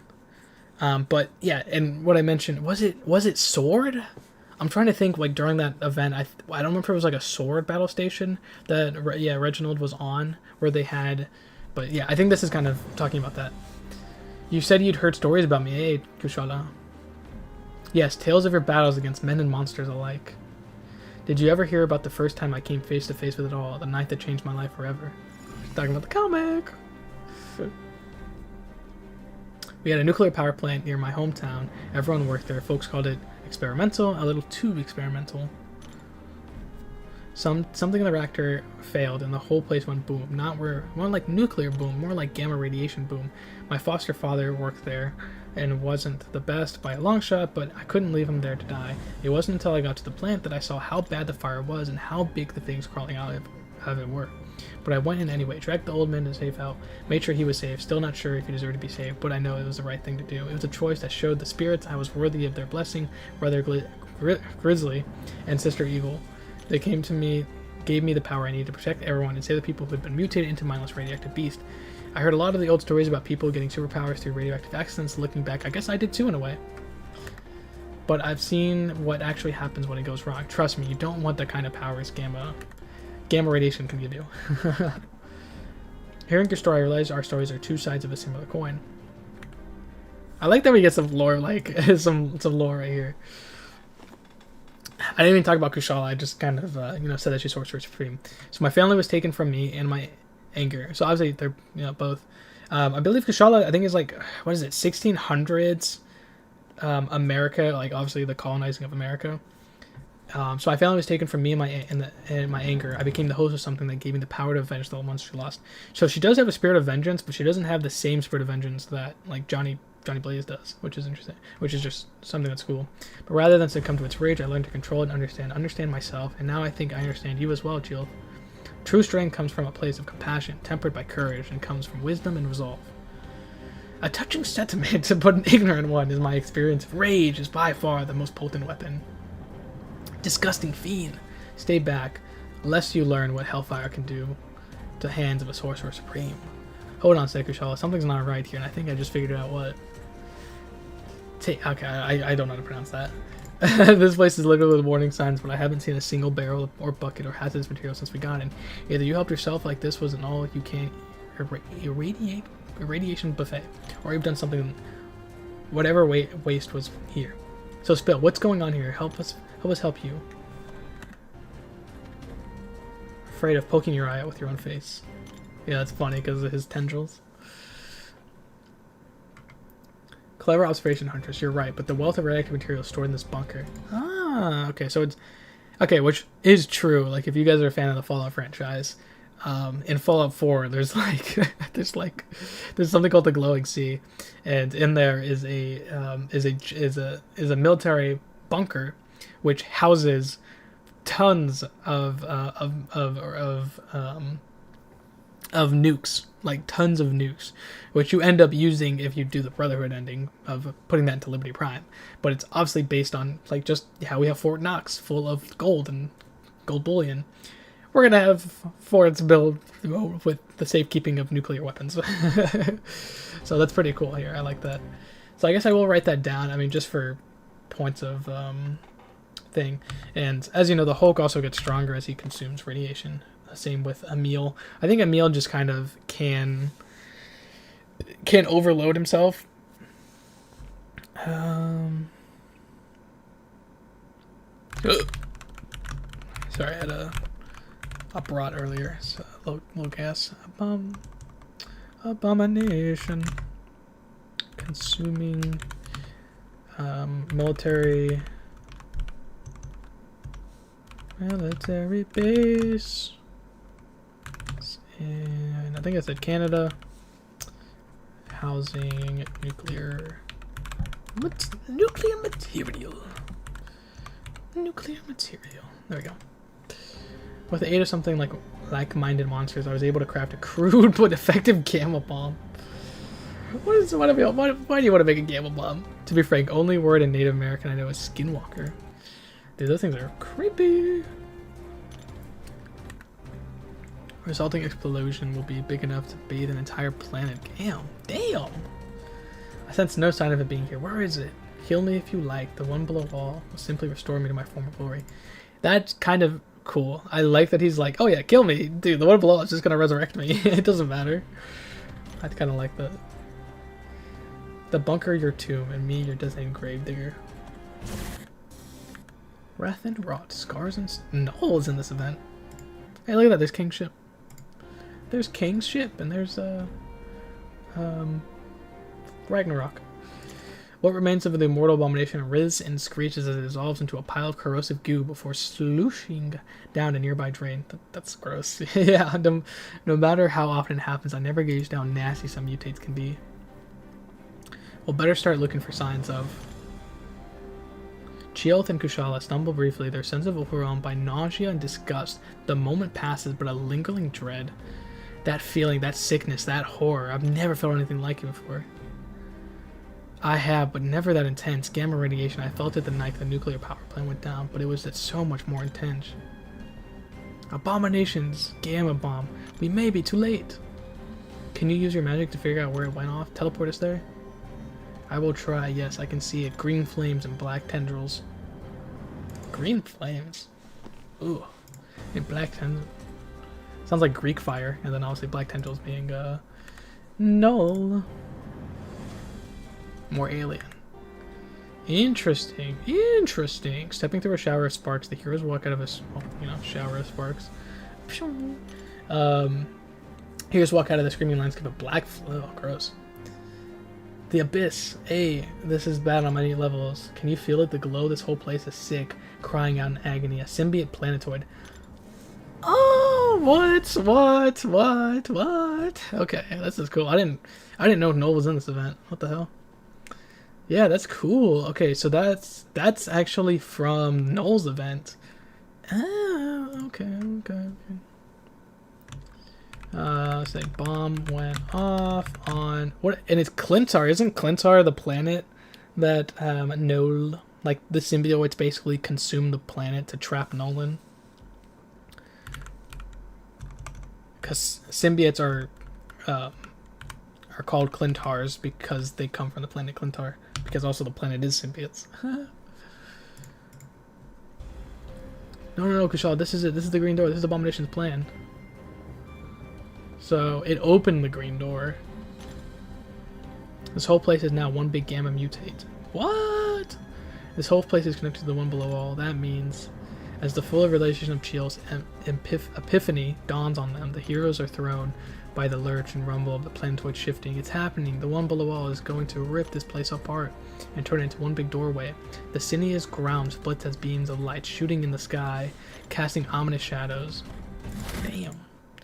Bomb went off on Clintar, turning it into one big gamma mutate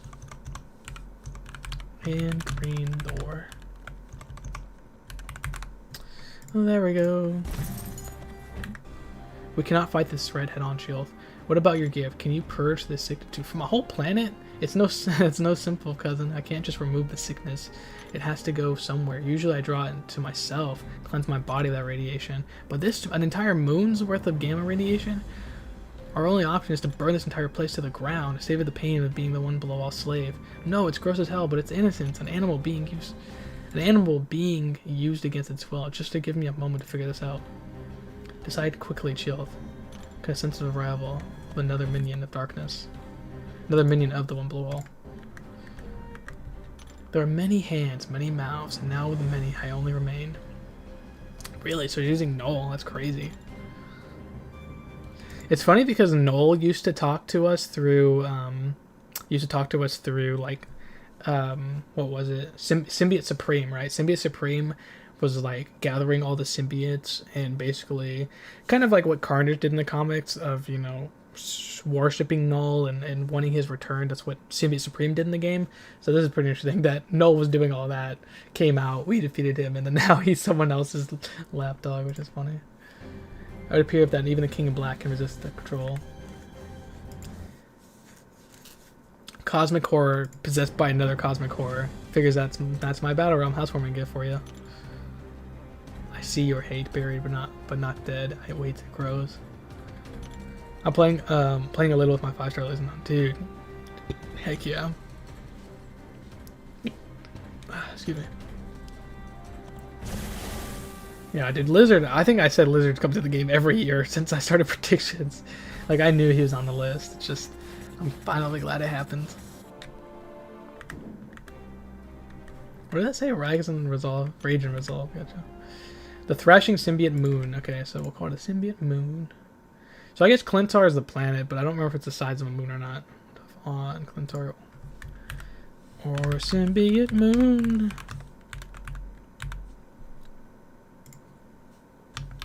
Even Null succumbed.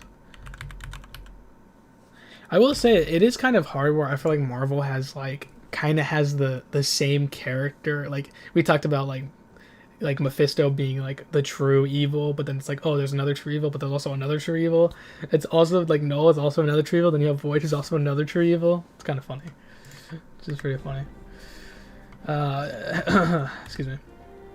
So I say the moon. Oh, sorry.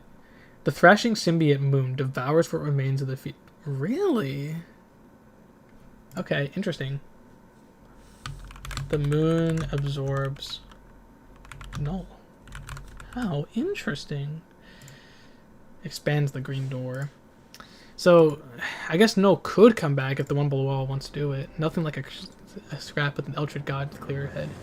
Kushala Summoner, I'm going to try and purify this place, but I need a safe spot to do it.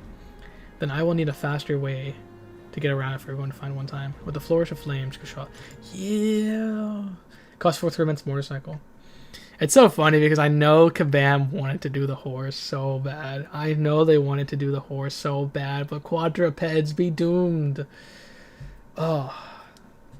One day in the contest we'll have quadrupeds. Wreath in Hellfire and leaps astride. She beckons to the summoner and chee'ilth join her on the back of the mechanical monstrosity. Oh yeah, real deadly, cuz. Let's do this.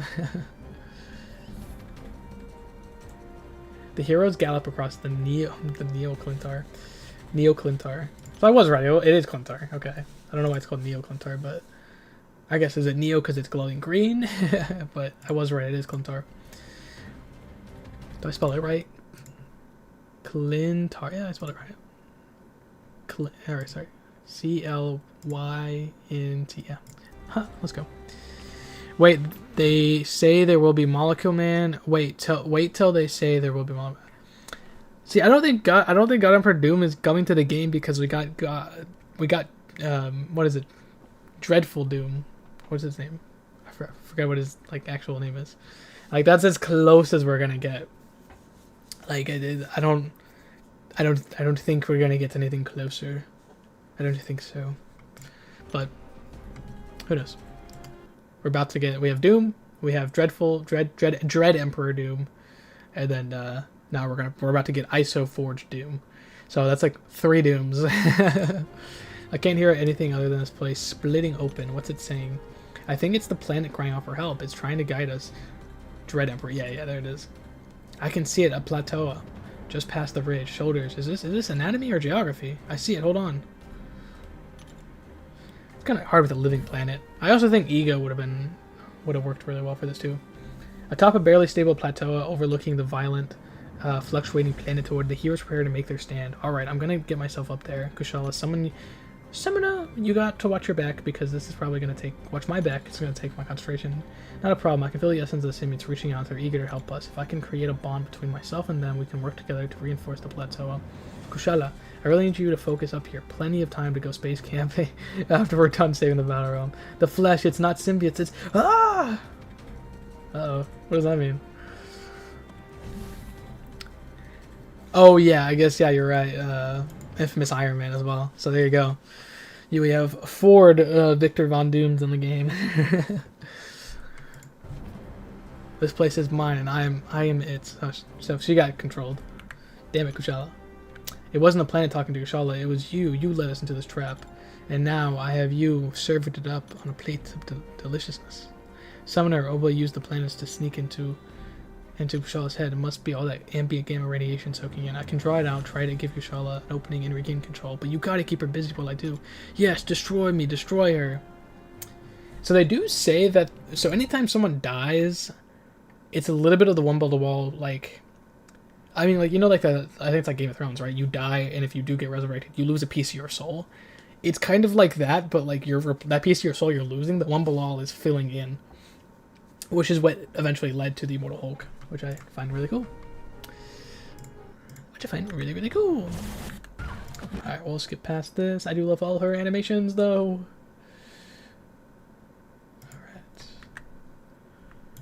With the scream and a burst of hellfire, Kushala drives out the remnants and the one below wall and then regains control over her exhausted body.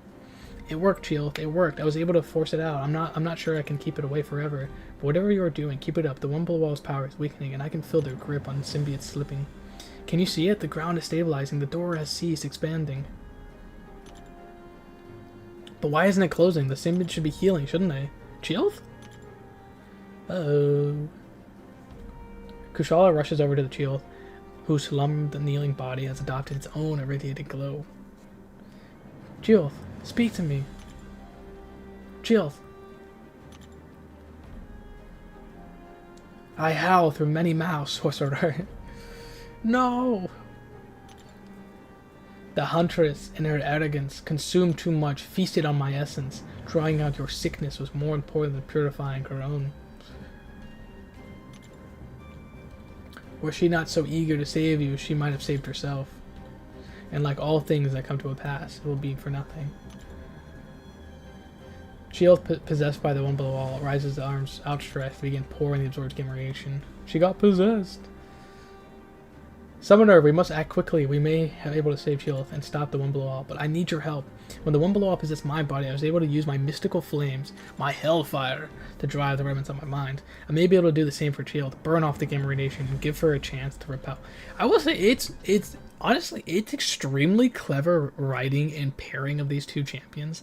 Like, not only because they're both, you know, indigenous, which is amazing for that, like, for that fact, but also, like, it's just really cool that their power sets, the way they created Chee'ilth, really works for this event, and then what she can't do, Kushala can do the rest. Like, it's really cool. I really like that. This is how the story has been going, which I like.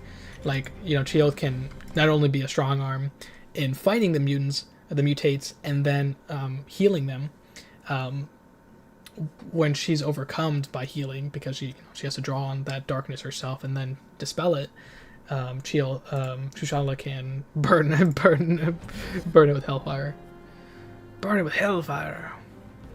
Devils of devils, evils beyond, cosmic Satan, I invoke thee and demand you stand and face us. Kushala raises up a ring of hellish fire encircling herself, the summoner and the possessed Chee'ilth. For a moment, Chee'ilth wavers. Kushala, you gotta stop it, stop me. Save everyone before I lose control. I will not let this thing make martyrs of us. We will stop the one below all together, as we originally planned. We outlast, we survive, it is what we do, and no amount of overblown oblivion can stop that. Child insect, you are a speck of dusk. I am the storm, the end of all things, the end of you, and the end of all of you. You are so eager to stare down oblivion, let me oblige you. Alright, epilogue time. Chee'ilth's battered body drops to one knee, struggling to stand. Kushala seizes the moment, raising a column of fire around the possessed warrior. The flames mingle with the green flow, drawing it out strands that flash as the fire burns away. Regaining control, Chee'ilth lets loose in a single defiant act that forces the radiation out of her body and into a hungry pyre. The fire and gamma radiation meets, rising up in a brief but expansive green inferno. Yeah, that seems scary as hell. As heroes catch their breath, they take in the strange, beautiful sight of a symbiont moon healing. We did it. We did it. Holy crap, we did it. Yeah, I wasn't worried. I knew you'd come through. I'm glad one of us did. You know, this place is kind of beautiful in a weird sort of way. I wouldn't set up a summer home here, but strangest place in the battle realm. Hey, Guillotine and Queen Hassan have a little shack. I think that we also visit for the 10-year anniversary or 9-year anniversary. Wouldn't be so bad. Cool. Okay, so kind of setting up, kind of like, you know, starting the One Below All story and then kind of ending it. Cool. I dig it.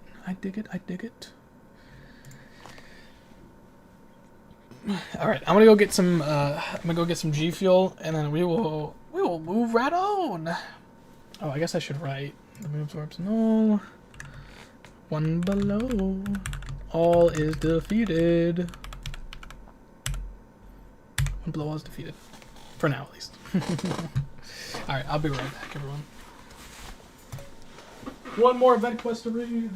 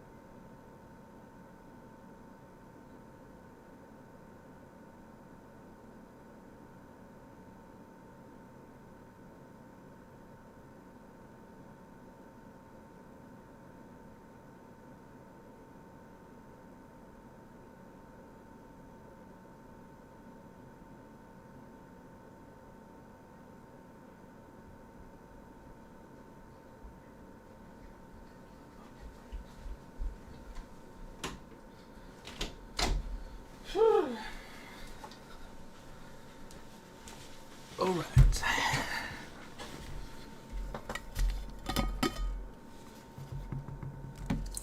Make some G Fuel for one last event quest. The one I'm kind of most excited for because, as I said, I have read these event quests before. I've read these event quests before. I don't think I finished them. So it was kind of like fresh or kind of like refreshing. But this Onslaught one, I never even started reading. Like, that's actually when I didn't play the game. So I didn't actually read that event quest, which I'm sad because Onslaught is a character I wanted in the game for a long time. And story implications is actually really cool, which I'm about to get to.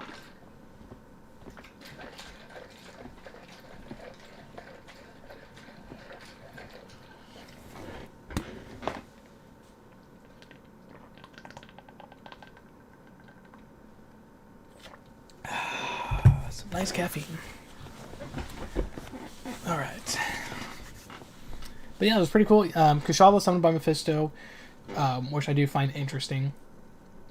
Kushala summoned by Mephisto, who was scared of the One Below All, which he was scared when the One Below All first arrived in the Battle Realm. And I think he was even teasing it too in a different event quest, if I remember correctly too. But we were assuming it was Galactus, but it could have been the One Below All.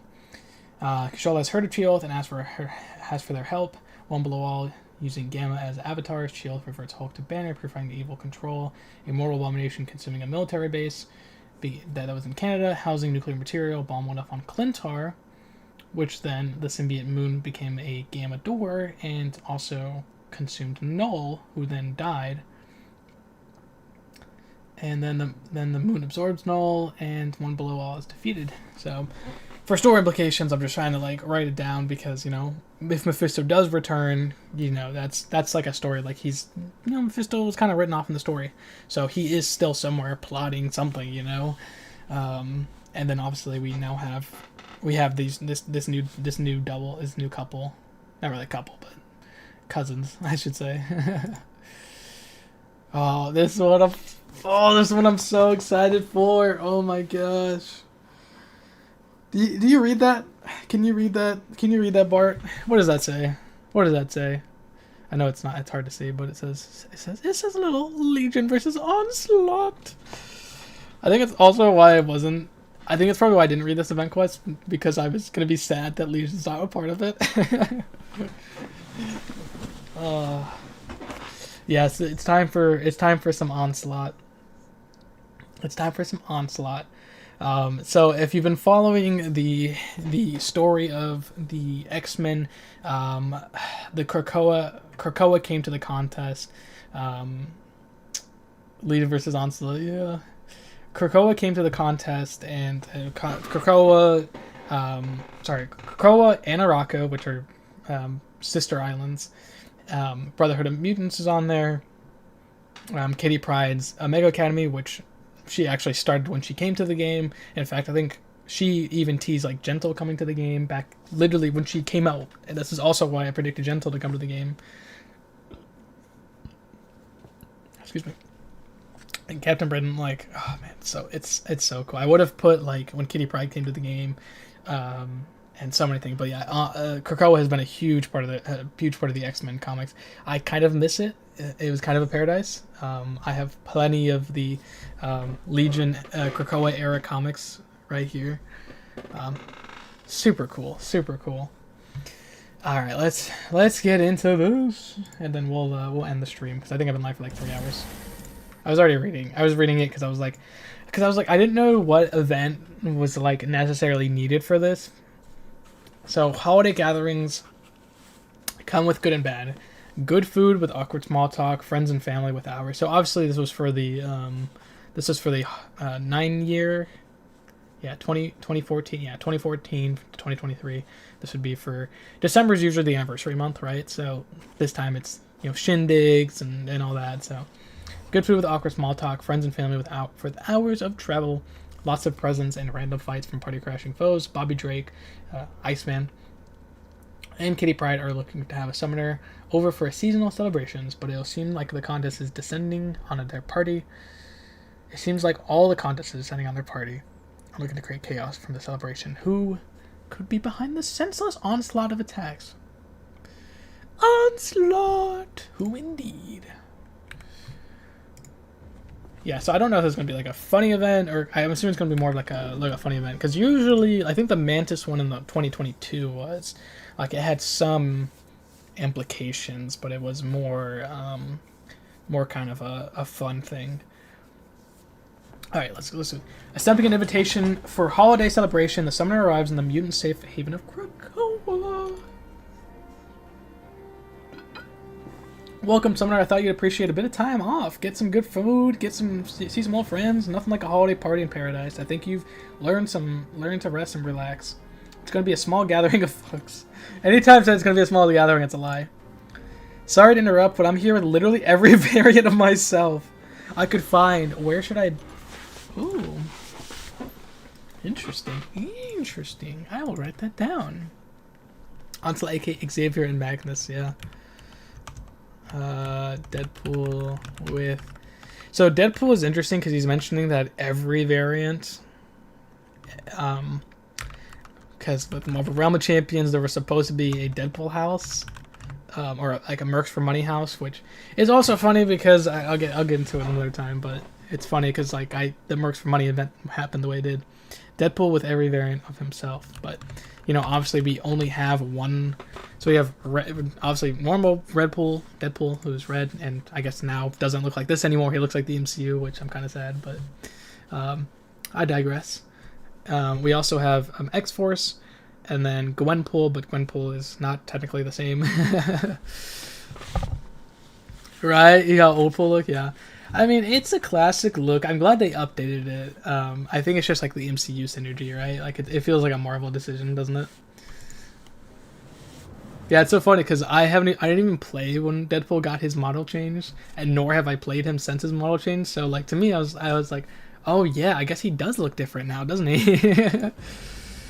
But yeah, that's cool. And I think Headpool was referenced as a profile, like a profile picture for the movie as well. So just another point that there are other Deadpools.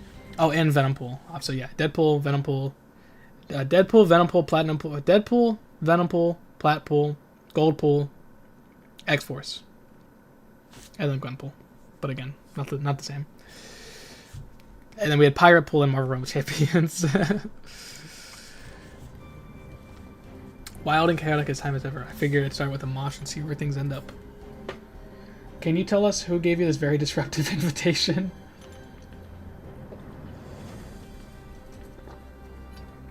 I felt deeply compelled to come here and raise hell. Okay. Summoner, excuse us for a moment while we sort out how the RSVPs got the way they did. So there you go. So all I know is we're told to bring the whole gang, and whole gang is now here. Deadpool, roll call, sound off. Gold, good as gold, and twice as shiny. It's Goldpool. Okay, so he's probably mentioning every playable version of Deadpool, not ones that aren't. I'm the heavy metal merc with a mouth and very collectible and corrosion resistant variant Platinum Pool. Were we told there would be items soaked in gravy? This pleases us. We are Venompool. Yeah, Venompool's always hungry. Hey, there you go, Gwenpool. I'm here for the merch possibilities. It's Gwenpool. Get in the comments and tell them to give me a side quest to get. Dude, I love that. I love that. If you guys remember Gwenpool's side quest, her back to the movies event, so cool. And we have X-Force. I'm also here, but in a gray outfit, making me valuable addition to any team. Deadpool bracket, X-Force closed brackets. That's funny. Chair! Oh, wow. What the hell? Chair? What? What? The hell? Come on, that chair is not a Deadpool, are they? Nah. We just weren't sure if you had enough chair, but also that chair has a name and it's Ernesto. Okay. So someone commented this on the, someone made this. Okay, I'll write that down. That's pretty funny. Chair's name is Ernesto.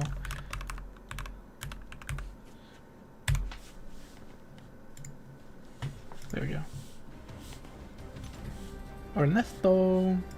Legend of all legends, the chair.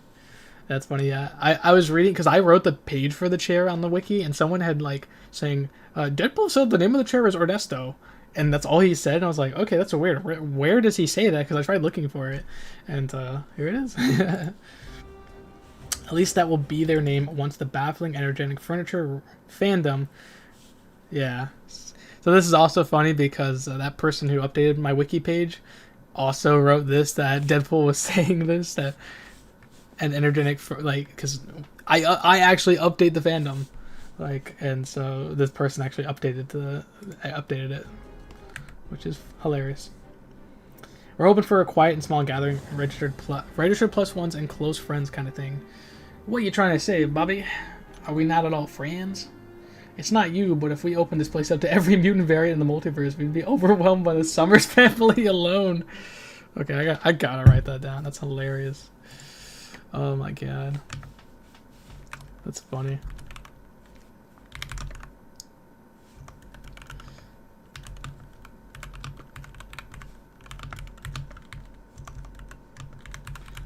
Because, I mean, you have Hope Summers that isn't in the game, you have Rachel Summers that isn't in game.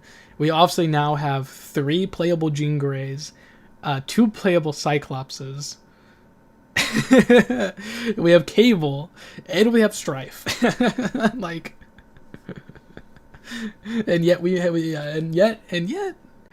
don't have X-Men, who, honestly, oh yeah, and yeah, Vulcan. Corsair, yeah. So funny. So funny.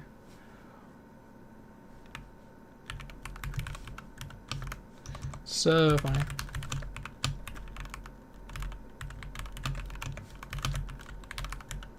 Yeah, and just the fact that, like, yeah, because you literally have Nate Gray, X-Man, Cable, and Strife, all 3 variants of each other. And then, yeah, and then also technically Hope and Rachel have at one point been different versions of the single child that would have been the family. And has a, I don't know how to pronounce that. I guess I count Corsairs for it. Yeah, oh, that's what it was.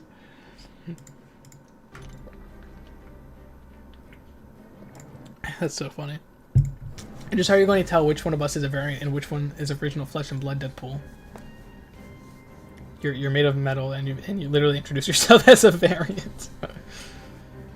Hearsay, conjecture, objection, strike it from the records. I'm having my own words used against me. You know what's funny? That I don't know if that's a reference because Platinum Pool has a lot of references to like JoJo's Bizarre Adventure, and I think, oh man, what is it? What's the what am I thinking of? It's a video game. Is it Phoenix Wright? Is that what I'm thinking of? Phoenix Wright? They're like, objection. That's what I'm thinking of, right? That's what I think it is. You're right, Ernesto. We don't have to stand for this. In fact, we shouldn't leave anyone standing. When you start talking to the furniture, it's a sure sign this party is done. I know everyone thinks I'm a trophy champion. I'm nothing but a chase figure with a great bod and sparkling personality to match. Personally, I enjoy moving around my Personally, I enjoy moving around my really states, so no sweat. But you have upset my platinum pal here, friends. That's funny. Chair going to Platinum Pool's advocate. LaMail, he's doomed.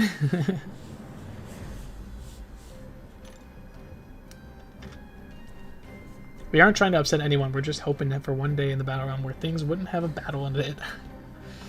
It is called Battle World, Battle Realm. We've earned a holiday. Well, you should know the mutants never get a holiday. You've earned a butt kicking. Now I believe for metafictional purposes, you're supposed to tag in the summoners here. I have no clue what you're talking about here, but sure, summoner, Kittle in hand.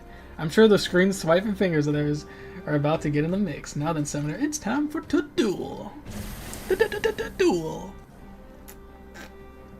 I always loved the Deadpools. Like,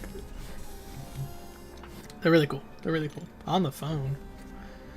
We got Nimrod. What the hell? That was some solid airing of grievances. I feel the holiday spirit will find a quiet corner to make noise and stay out of your way. Before you all go and try and think, who told you to come here and make a trouble? Honestly, don't remember a face. Just a charming Shakespearean trained voice compelling us. That sounds like Mr. Sinister. Excuse me.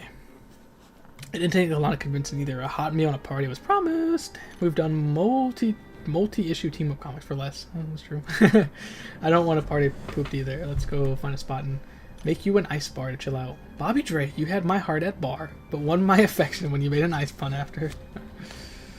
That's funny. Kitty, you said the summoner head towards the party while I lead this party pack of pools away from the main festivities.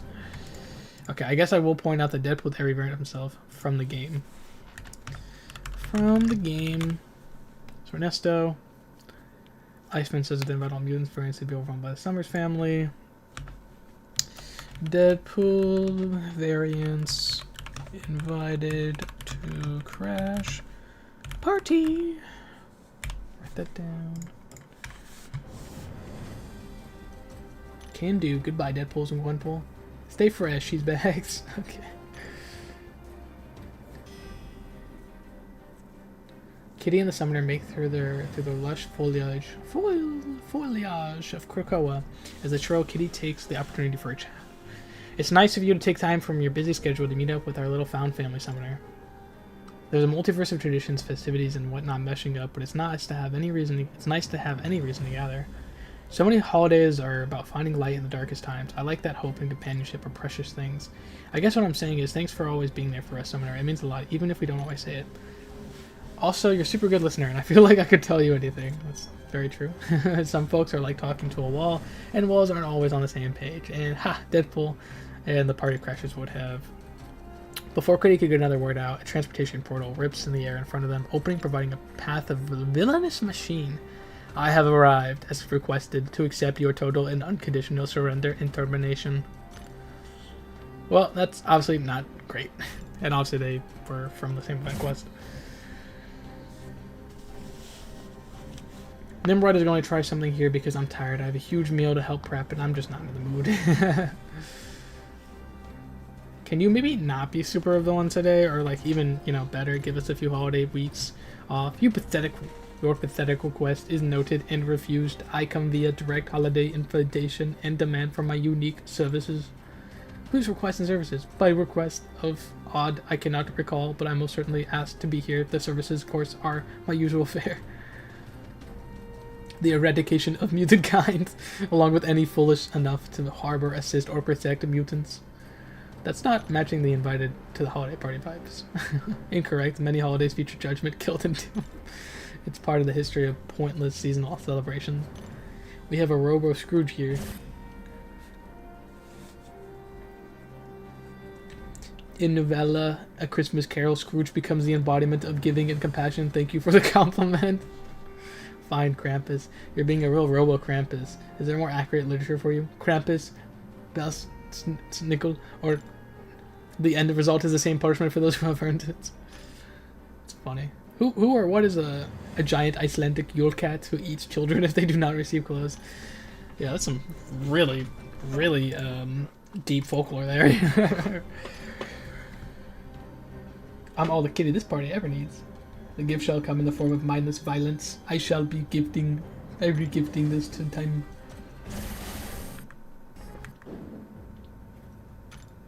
Trauma alert! Alright, so we got, wait a sec, Deadpool variants, Nimrod. I also love the Sentinels. Like, I'm a huge X-Men fan, and the Sentinels in the game are just hilarious. And Nimrod in the comics is pretty interesting too. When he came to the game was during the Lives of X comic with Moira. And so in her future, Nimrod became like a baby.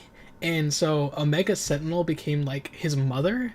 And so like Nimrod was becoming a person because like kind of like Bastion, who, you know, funny enough did come to the game, and someone I was going to predict, the point of a human Sentinel, like basically like Omega Sentinel was the fact that a Sentinel became, or a human became, or human dash mutant became Sentinel, became a Sentinel, and that Bastion was kind of born as a human Sentinel, but then like the comics started making like Nimrod into a human-ish. Pretty interesting. Krakoa's folklore should be studied. Yeah.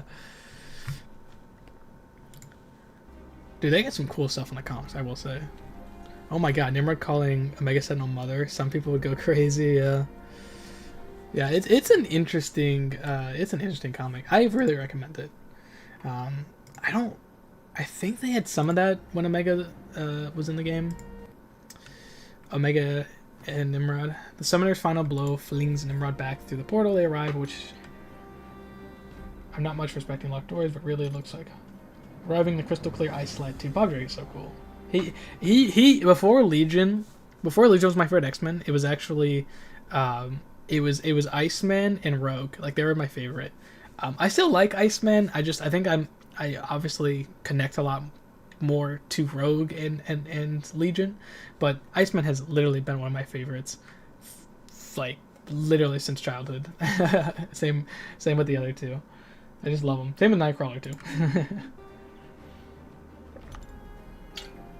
Yeah, those defenses are about to increase. The trio of mutant leaders are starting to get some concerns. Trio of mutants would be Xavier, Eric, and Mr. Apocalypse. Insabanur.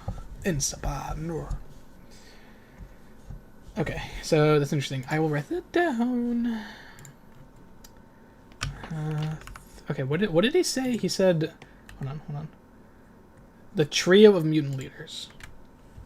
So it's interesting because like I don't remember if we got the Krakoan Council or not in the contest, because obviously in the game we do, which, you know, has all sorts of people who end up dying anyways, but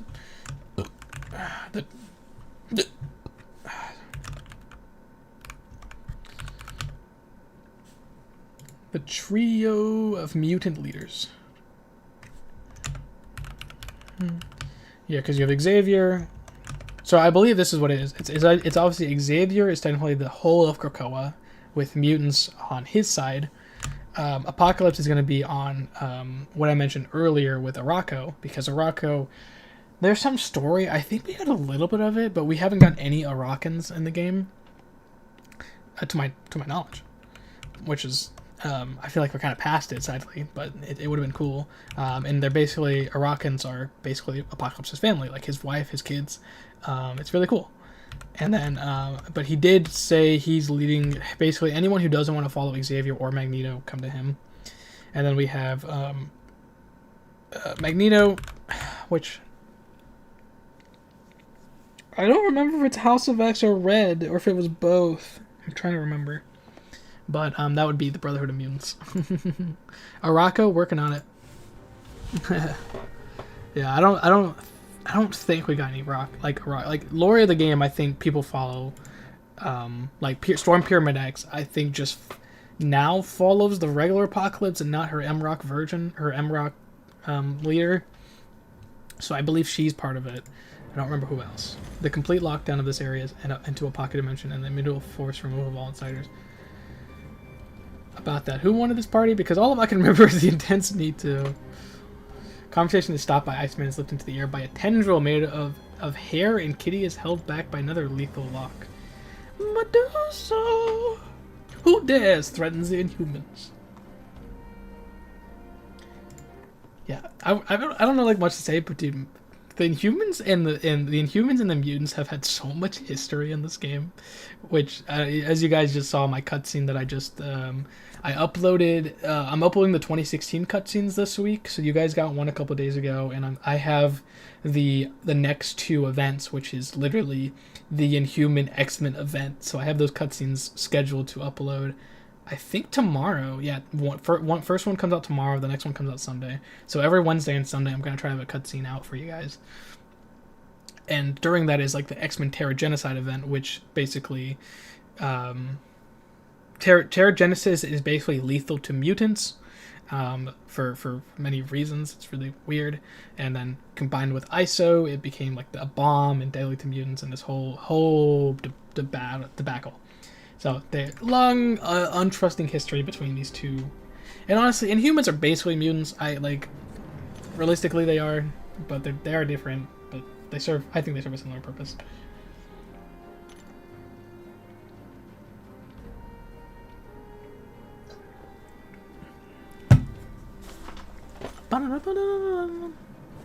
Maybe someone threatened you with a good time. We were throwing a nice, generic, festive celebration after all. A celebration of the total destruction of me and my kind.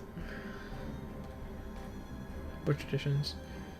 Yeah, so we did. Didn't I mention New Adelon? Did I write that down? Did I write that down in Vanishing Point? No visitation, use Monica for the World Tree, Supreme Dungeon actually broke. Did I write that down? Echoes of Eternity? Did I not write down New Adeline? I remember looking it up. Okay, I guess I didn't write it down, but it's fine. Thought I did. I thought I did. But no worries. Alright, at this point you just need more Inhumans, like even for no good reason, like with... Okay, so I will say, yeah, with Crystal, dude, I think, like, Crystal, obviously, she was in the Summoner's Vote, so she literally is coming to the game. It's just a matter of when. Because Crystal is coming to the game. Like, she was in that vote. Anyone who's in a vote is coming to the game. It's just literally a matter of when. So... Yes, I think Crystal is gonna be probably really soon. Really soon. Really soon. I'll fetch someone with a bit more seniority to take care of this.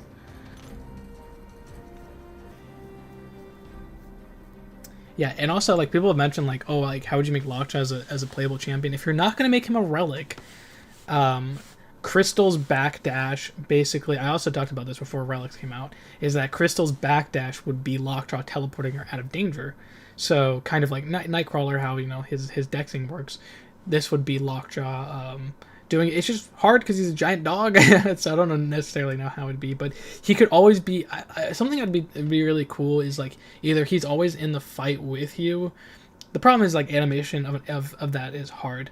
I think specifically as a playable character, it's even difficult, but I feel like you could rig the model correctly to either, you know, like, I don't know, in the background of a battle round of a fighting stage, an arena, he could be sitting down, and his tuning fork can activate and glow every time she needs to backdash. With March with Pixie. Ooh, that's honestly a pretty good idea, Bart. I actually kind of dig that. It just depends where. It really depends on what story they go to. Because I honestly was thinking about that too, which I haven't done predictions for next year because I'm waiting on a battle run, either a Sailor Battle Run map or a narrative road map. But that's a good call, honestly. Yeah, Pixies is interesting because she's a part of the Exiles, so they could either go Exiles route. She later joins Nightcrawler's team in the Krakoa era, which I think that's what they're probably gonna do. Because you know, she can join from anyone from that team. So, I think it'd be pretty interesting. I will say, but I do like that idea. I'll write that down. I'll write that down. I have another page that I'll write down. Same for Lockjaw and Cosmo. Like Lockjaw's creating some sort of bubble to take hits, and growl, not whimper. Yeah, but I really don't want a giant dog as a playable character. Like I know many people do. In Cosmo with telekinesis, but like I think like they're cute animals, and I think like they're in the comics they don't really have like much solo doing stuff. Like they're there to assist, right? Like we have Lockheed for Kitty. Let me get that.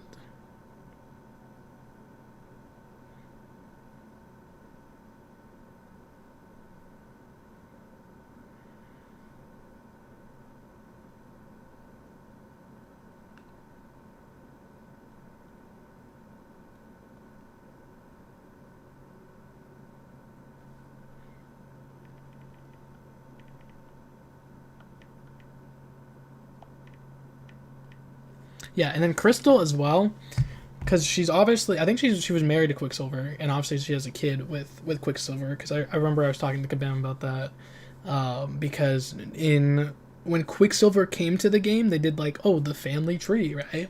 The family tree, which had Polaris 1, had Crystal 2, had High Evolutionary 3. So Crystal in a vote, so she is coming to the game. High Evolutionary did eventually come to the game. Maybe not with the movie that I thought he was going to come with, but he did come to the game.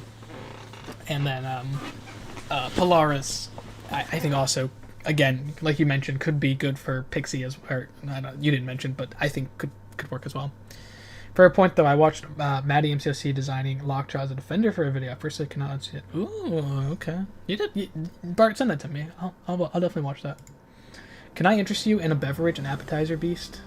Beast was making some vegan jalapeno poppers. Okay, so this is interesting. So Beast is back to normal. So Dark Beast is not yet introduced here. So I thought the serum would have turned him into Dark Beast or something. Like, the serum just Beast's genes are different or something. If X2.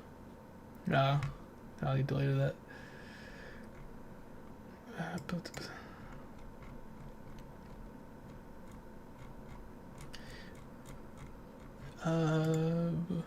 Okay. Where are your leaders? They must answer for their plotting.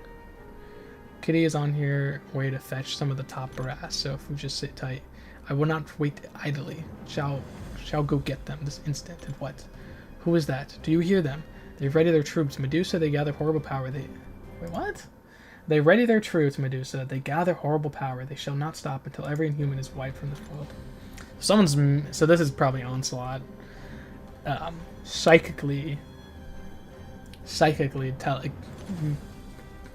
I actually heard that weird. Whoever this is, knock off the devil on your shoulder business. Bobby Drake is the most formidable warrior. He could freeze your and bury atoms in place. He must do. At least Onslaught is giving my boy Bobby his props, bro. He froze the entire battle world, an entire planet. Like, bro. If X23 buff doesn't come in Banquet, probably will be in March. Oh, that's what you're saying. Gotcha. Okay, you said X2 because I was like, what does X2 mean? Like the movie? Yeah. That is a good point too. But I don't know. I don't think she's not being released as a full character, is she though? Right? Like, I don't think she is. I don't think she will. Like, I mean, yes, she can be released with Pixie, but not as a brand new character. I believe.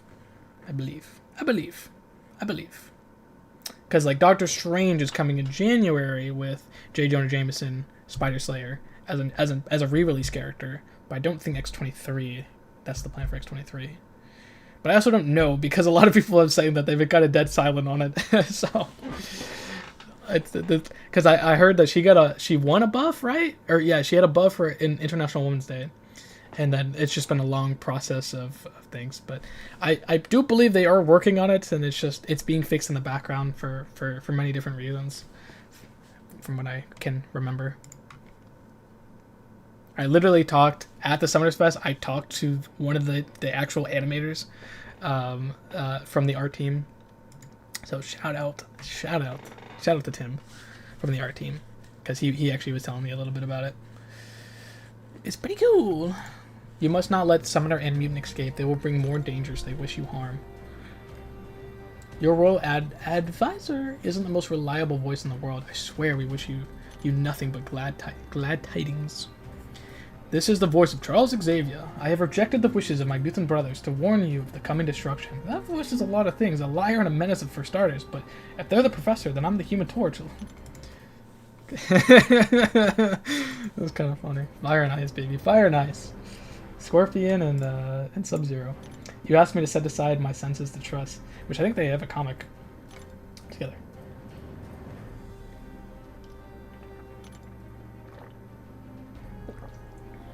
For Lara. For Laura.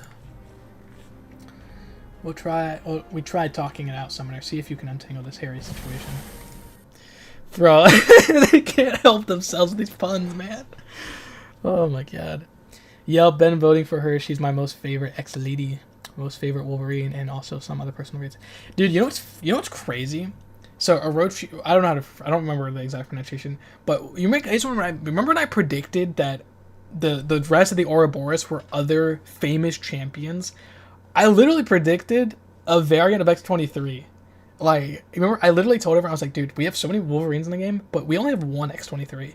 It would be so cool if the Wolverine variant, because we're getting these really old champions from the base of the game, or year 1 of the game, and then getting them revamped. Like, you know, Iron, we kind of already knew Hulk Black Widow from Emrock. But then I was like, oh yeah, it's going to be Iron Man, which did happen. We knew Punisher was coming, so that cleared out that 4. And then I was like, okay, well then the next 3 is probably going to be a Thor. Doom I didn't see, I will say that. Totally didn't see that. X-23, and I don't remember what I said. Did I say Doctor Strange? No, because it would have been, yeah, because Thor would have been, I guess Thor, I don't remember if I meant Jane, or if I meant actual Thor, but yeah, it's crazy, huh? And I didn't see Doom, and the way they did the Doom Storm, my brother showed it to me. It's like, it's really cool. It's really cool. I'll get to it one day. I found the professor canal. Hopefully we knocked out Medusa. You didn't see the rage. You didn't hear the voices. They were claiming to be you, Professor. Were they? Can you still hear the voices?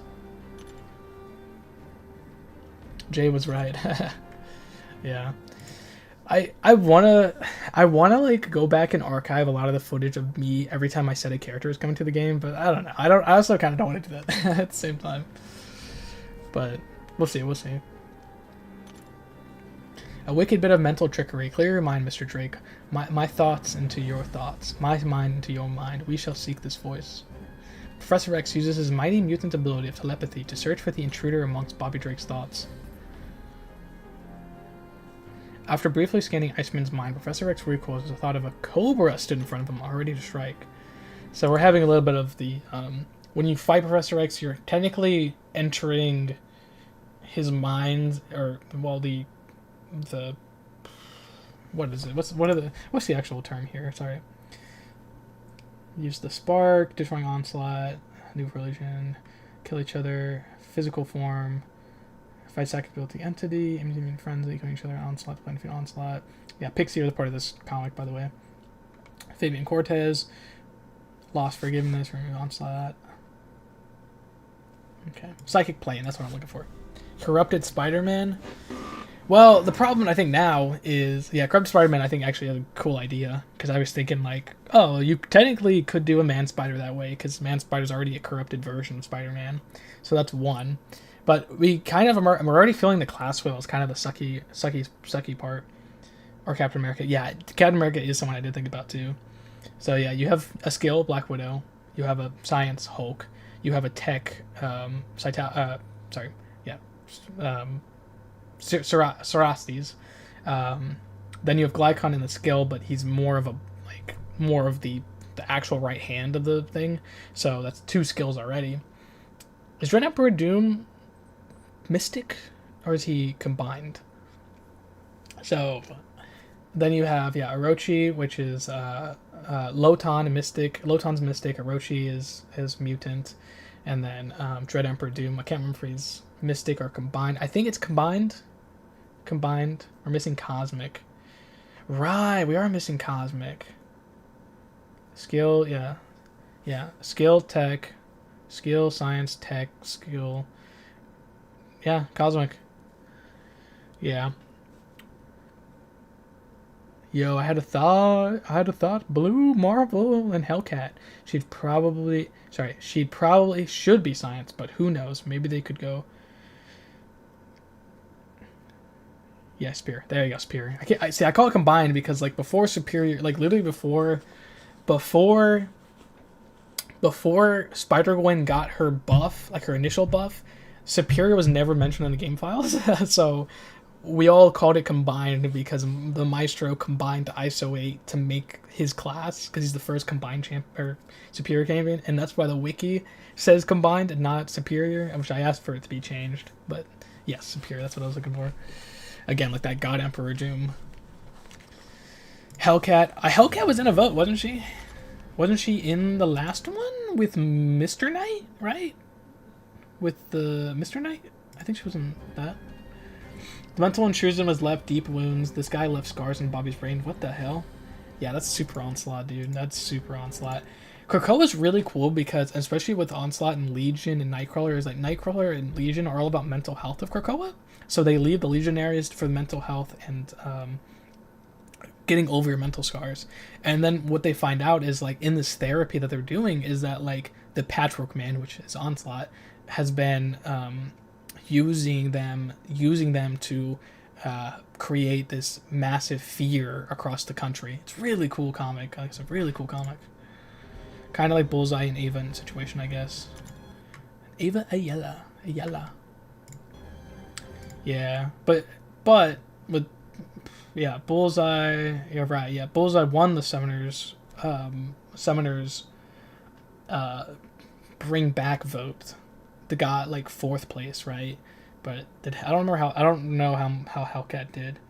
But like I believe they did confirm that it is just Blue Marvel. Blue Marvel. Yeah, so J. Jonah Jameson and Doctor Strange. We don't know comes with Blue Marvel. But yes, right. So you're saying, okay, because he himself is coming as a Summoner's Choice, he could also be coming with another Summoner's Choice. Gotcha. I get it. I like how you were using champion names and not using the original names, which I do know.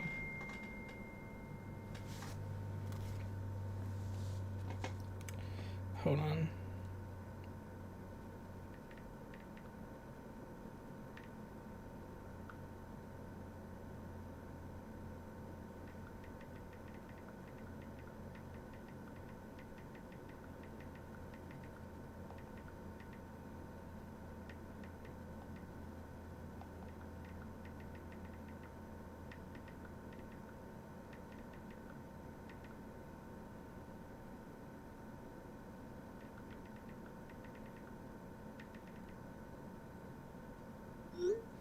Sorry, my mom asked me a question. She was actually in round 4. She was actually in the... Oh, okay, so she's a semi-finalist. Interesting. Yeah, I could see that. I think it just matters... It just depends on what they want to do with Blue Marvel. So, like, Blue Marvel can basically be a cosmic threat. I mean, we're just talking about Nova's team where he's getting these heavy hitters. And Monica and Blue Marvel... were they lovers as well? I can't remember. But they were on the same team. So, I wonder... I do think that's probably what they're building towards. So, I don't know. If they're doing J. Jonah Jameson and Spider Slayer, my brother, he was telling me, he was like, dude, if Blue Marvel comes to the game, I want him to come with Anti-Man. Because in Blue Marvel's thing, they already mentioned Anti-Man. But I still don't know if they have, I remember I interviewed Kabam Eclipse, I think, about it a long time ago. And he was like, dude, if Blue Marvel does come, I do want him with Anti-Man. Like, I want those two as the same month. So I don't know if that'll happen. I think it's already enough to finally get Blue Marvel in the game. I don't know if we're gonna get his like his one rival in his comics, you know. Especially because Blue Marvel has so many comics after that. Someone hasn't tried breaking in here today. Can we have one moment of peace? Suddenly, a nearby overgrown rocky tunnel blast open from the smoke and debris. Oh, Mega Sentinel. Which one of you mongrels attacked a Sentinel? See, she's Mama Bear. She's mad. Recently or just in general? Either way, I guess the answer is us.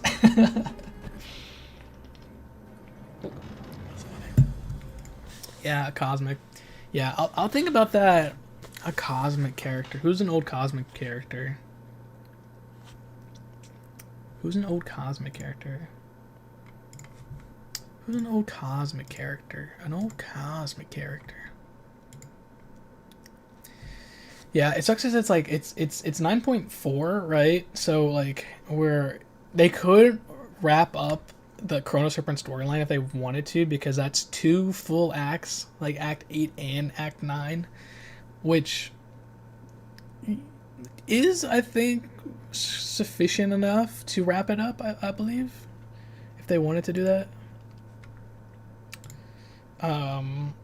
Black Bolt would be really cool. Probably Captain Marvel, honestly. A corrupted Captain Marvel would go hard. A corrupted because we got 2 Captain Marvels, and we have 3 Carol Danvers in the game. I think it's probably would be her, because she's the most variant of a character we have in the Cosmic class. And then technically you can count Kamala as Miss Marvel, so then you have 4 Marvels, and then Photon, but she's not in the Cosmic class. So you have 5 Miss Marvels - Captain Marvels. And then you have Hulkling, who's the son of Marvel. So I'd probably safe to bet, if it is going to be another corrupted version, I'd probably bet on it being Carol. I would bet, because I think that would make sense. Or they could do a Cosmic Spider-Man, like an actual Cosmic Spider-Man, but I wouldn't want it to be corrupted. I'd want it to be like with the with that specific power he gets, like him and Miles get. But that's what I would bet on. Yeah, that's what I'd bet on, because I think that's what I wrote in my notes here. It's fun looking at him. Corrupted Kamala. Yeah, kind of like how we have we had X-23, where it's like, oh, we have so many Logans in the game. We have so many Logans that are playable, so many Logans that aren't playable. We only got 1 Laura. So yeah, it could be the same thing where it's Kamala.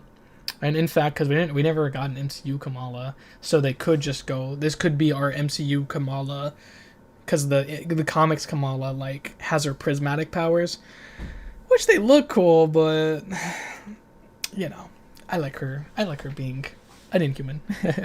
Weren't we supposed to get Galactus, or didn't they leave it? No, Galactus was never meant to be playable. Even the gown that we got was kind of just like an homage to a way to get him. So yeah, we were never gonna get. Also made that guy actually Cosmic Spidey. Yeah, kind of stuff for money. Don't judge me, business. Fair enough. Yeah, you sent me a link earlier. Sorry, I meant to click it. I meant for you to send it to me on Discord. the Lockjaw boss fight that you're talking about. Sorry, but yeah, I think Kamala or Carol would be cool, or they could just do like a weird like Marvel, like, you know, the male of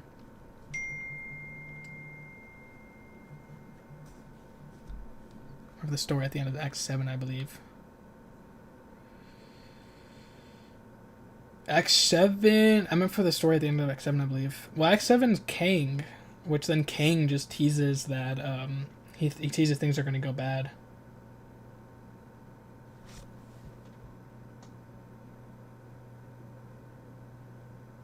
Because he teases like, oh, like the future. I've seen so many futures.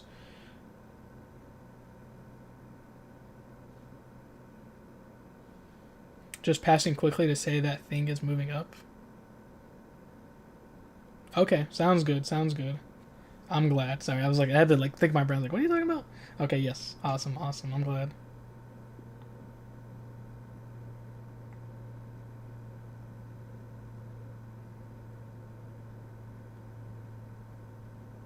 My mom's asking me how to sell things on eBay because I used to sell things the things you do for money.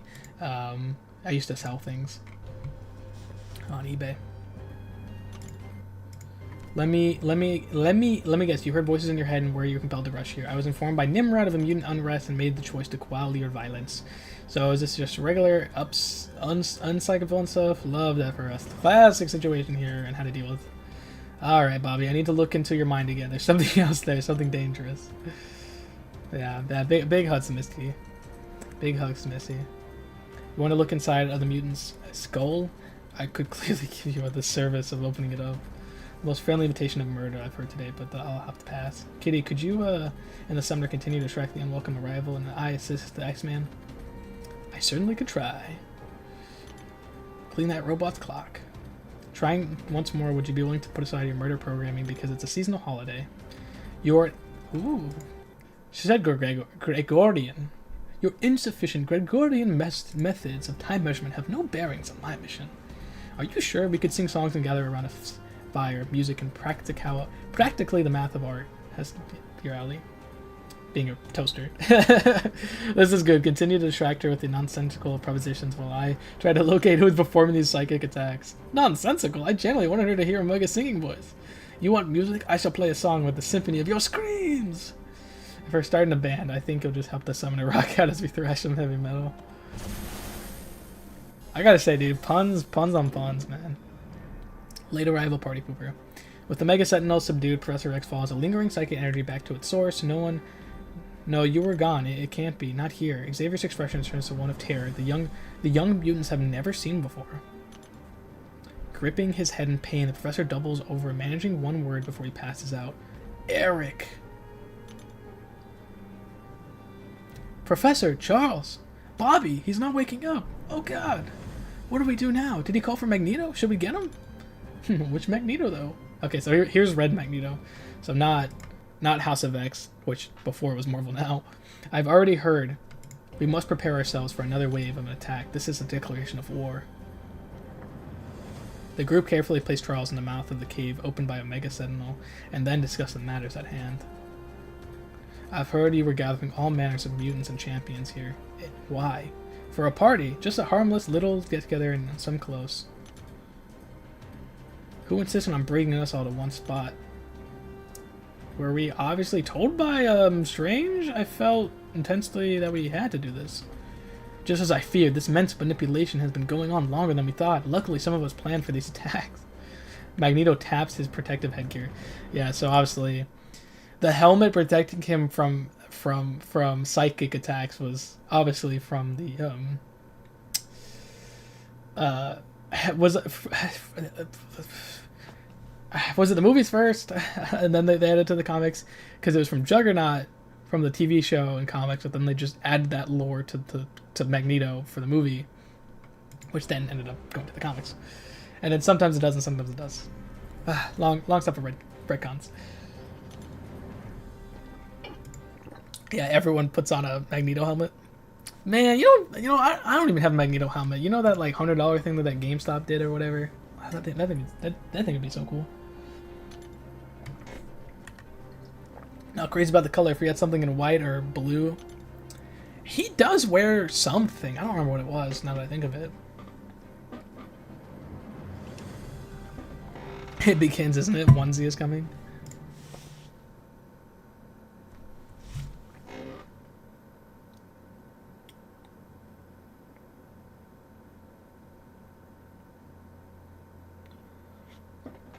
Damn, it's 7 o'clock. Whew, we've been streaming for too long. 4 hours.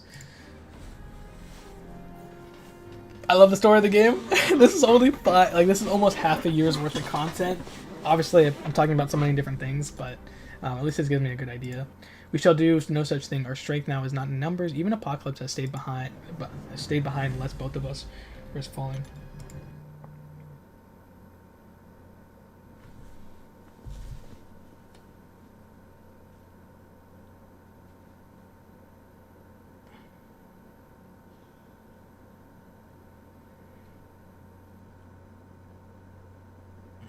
Sorry, I text my mom. And you sure this divide and conquer situation getting us picked off one by one seemed a little cold? It's a logical choice. We keep reserves ready, which is kind of funny because like you know, there's like the normal X-Men team, and then there's the reserve X-Men team. Suddenly, a blur of motion swirls around in the group. Yeah, it's Quicksilver! You've seen so much of the worst of this world, Eric, yet you are merely at the dawn of your long day of suffering. That's not Pietro speaking, is it? I'm gonna say, like, why would he tell his dad that?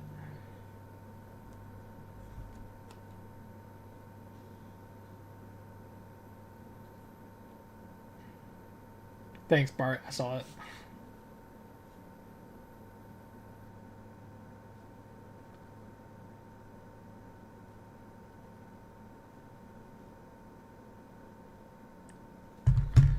That's not Pietro? That's not Pietro? No, it's not. It's the most cruel choice of messenger from whatever dark force we face. Yeah, his own son. Didn't Tarim the Uncaring got killed by Magneto putting his helmet on him? Probably. That sounds familiar. Before Magneto can get another word, Quicksilver becomes a blur, knocking Eric out of his flurry of blows to his helmet head. Didn't see that coming.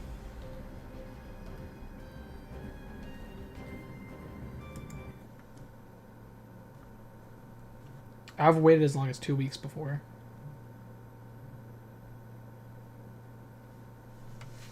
Okay.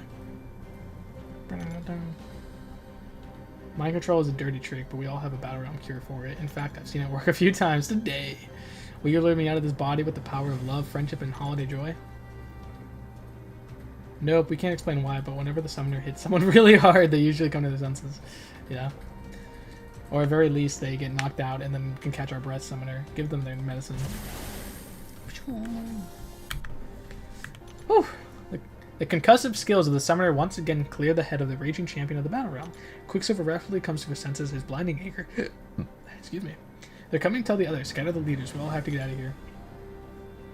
Pietro, slow down. What just happened to you?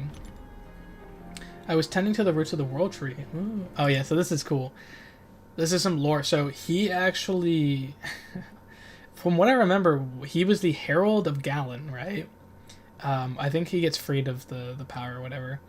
But yeah, it's pretty cool. Like he basically helped Galen because Galen's gonna do good, which is really cool. So this is like he's saying I'm tending the roots of the world tree, which is cool because he wasn't in any of these events since Galen. So I think this is like his first appearance, which is cool.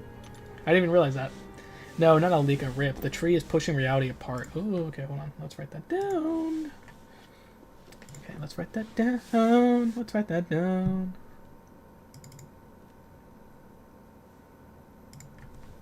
Magneto.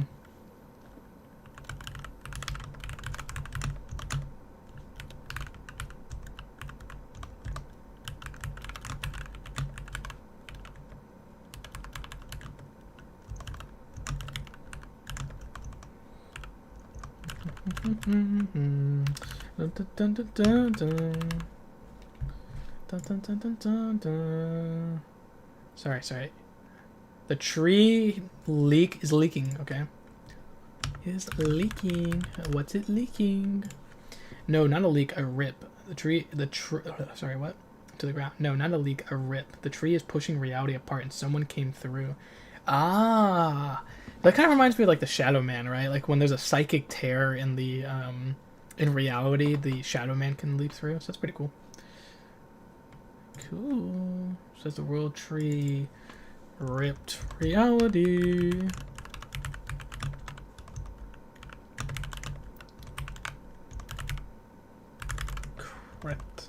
Crept through. I don't know. I don't know if crept through is a correct English term. Filled with such hate, such malice. There's trees. It's so funny because, like I said, where the tree is, like Bobby froze that entire planet. It's just so funny. The tree's growth having unexpected fallout makes sense, but who was strong enough to mentally take down Magneto and Professor X? Come on, put it together. Technically Legion, but Onslaught's there too. You'll find that your heroes are not as infallible as they claim. However, defeating the Apocalypse will not be so simple a task. I swear I wouldn't ever see the day where Pietro is patient enough to tend to something. Yeah, the Pietro that we got in contest, which I also think has to do with a lot of different things. Like just the Pietro we have now is a little bit different than the Pietro we know. You have to leave. The three of you in one spot is exactly what he wants. I lingered away from the battle, and look where that got us. I wait for the fight no longer, unless our foe is too cowardly to face En Sabah Nur in the flesh, and defend the band. You revealed yourself. From the shadows steps a massive figure. They form a corruption of those who many mutants hold dear, perhaps fear. Dude, look how freaking chonky this guy is, man. Oh my gosh, it's beautiful. Beautiful. I think I remember hearing, like, talking about, like, Gundam was a little bit of an inspiration for this. It's like, oh, it's so cool. It's so cool. Oh, so cool. First of your kind, last of your arrive. Now that all is gathered, I may easily remove you from this realm.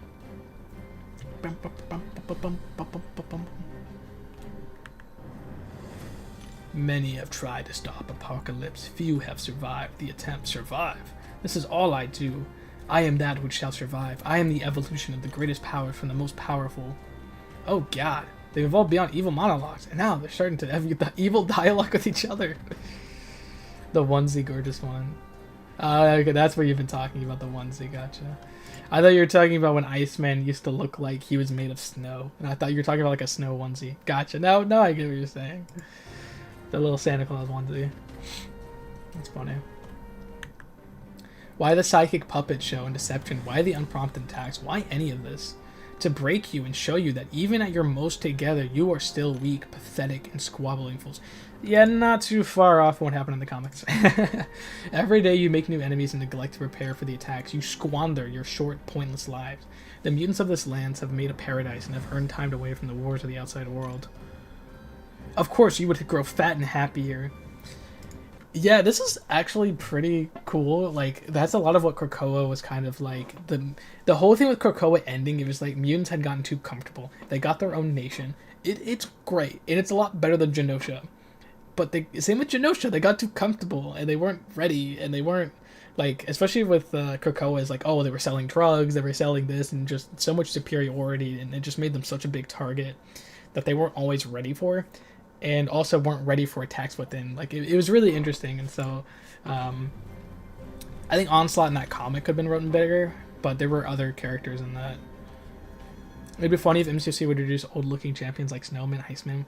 I mean, yeah, like, there's definitely the possibility with cosmetics, if that's something in the future. You also have, like, Red Team Cyclops. I dare, and you will kneel. Kneel.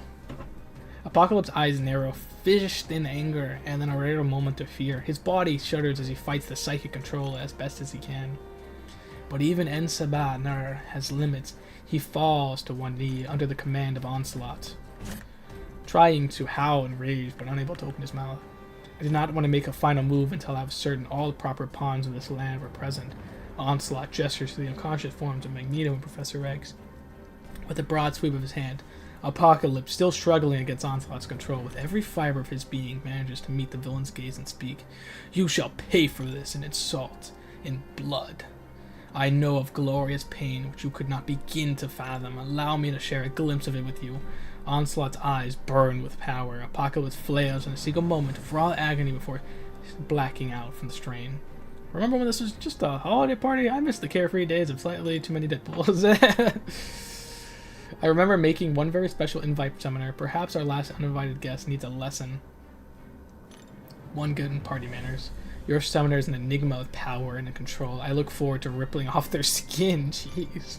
Like unwrapping a present. How festive. Yeah, you remember the jokes about Santa Claus? Whew. Damn, they wrote him good. They wrote him good. I like that. Defeated Onslaught falls, then seems to evaporate. Wait, hold on. Sorry. Evaporate as though the power keeping him together was released. At least he cleaned up after himself. Okay, so interesting. We'll write that down. Yeah, so that does sound like the Legion comic I talked about. Evaporated. Like, once he is defeated, he kind of just, like, evaporates. Like, the main thing with Onslaught is he's based on negativity, right? He's based on Xavier and Eric's massive abilities and their massive fears for all of mutant kind, sorry. Which, you know, eventually them psychically breaking, which if you saw in X-Men 97 was kind of what was meant to happen. I think the writers did end up saying it was supposed to happen, but they chose against it. Pretty cool, pretty cool. I like it. And the mutant layers managed to awaken and he is not finished. He will never be finished. I am sorry. He is the darkest part of me. I feel as though I am guilty and had to play as well. The ghost chases us, punishes us for our sins. But a fast starter. Master X and Magneto says he's not done. Chases. I mean, it's kind of one of those things. Like, as long as you're gonna have fear, you're gonna have onslaught. Like, it's part of your psyche, which I think is cool. Holy, 7-star Hyperion on my mini account. Damn, that's pretty cool. That's pretty cool. I do have a Hyperion myself. I think I used him once. Pretty cool. Ghost of Mutants Past or not. Funny.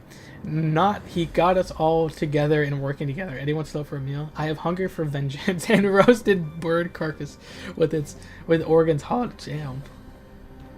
A very gross way to describe it. Yeah, we got a turkey with trimmings. Pull up a chair. Everyone, this party isn't going to throw itself. Wait, do we have time for more Deadpool cameos? I have extra lore about meme level characters to update websites about. Wait. Do we have time for more Deadpool cameos? I have extra lore about meme level characters. So meme level characters would be like obviously Chair, which is a meme. Also, Golden, the Aunt May, as the Herald of Galactus. We do not, my X-Men, my mutant friends, and my fellow champions. We toast happy holidays and one and all. And that's it. That is it. Woo. That is all of 2023's event quest. That is all of 2023's event quest. Oh my goodness, that was 4 hours. A lot longer. I like talking a lot. I like connecting all of the lore to the game. I think it helps because even though they do like kind of tell you what's happened in the past, it's still nice to know. Like it obviously they didn't talk about like Omega Sentinel and Nimrod's past, but you know, knowing it's cool to like understand their motivations, and even like Kitty kind of being tired, like, oh, let's break bread, like let's stop doing this. Yeah, let's finish with a big bang. Yeah, that was cool. I never read that event. Like I genuinely did not read that event before, so that was really cool. Yeah, I do wish I did, and I wish I made videos, but honestly, I want to do obviously dialogue videos again, but like more recap videos. Like even today, like so I made this whole thing today, right? Love talking about, yeah, dude, it's so fun. I made this thing today for 2023, and it's cool because like not only do I have comic stuff, maybe I missed some, but you know, you have this comic lore and like reasonings behind Onslaught's motivations in game, and then but I also have my old videos of Omega Sentinels, like, and I would have read about Kitty Pryde, but you know, Captain Britain with Exoswords event. Kitty kind of joined the Marauders, or joined the Emma Frost's Omega Academy Marauders, so that was interesting. But yeah, pretty cool. The World Tree still continues, so I like that we had it actually planted in this event. And then we had that the World Tree creating realities inside the Battle Realm accidentally opened up a portal for Onslaught to slip through, which is really cool. So that's pretty awesome. I like that. Echoes in the Eternity was interesting. Kind of more on Baron Zemo. Baron Zemo pretty much, I guess, is defeated. So I wonder if that's the last we'll see of him. I don't know if he returns for any 2024 or 2025 storylines.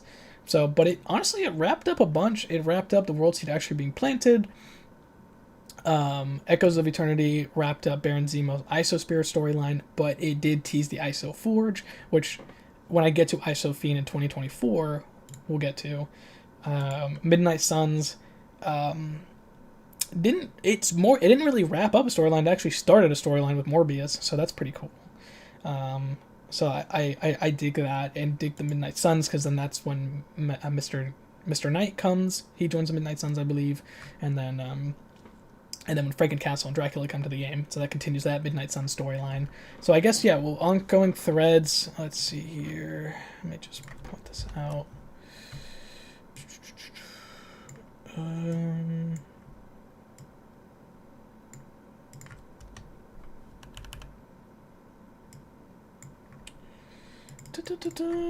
Midnight. The Midnight Suns.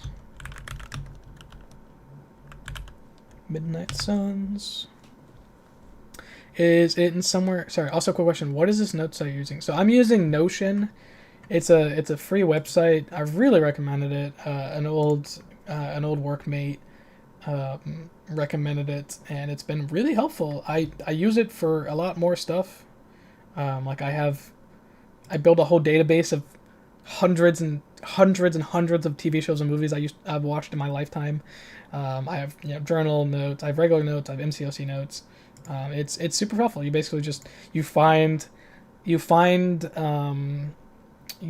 basically a template that you like, or you want to build your own.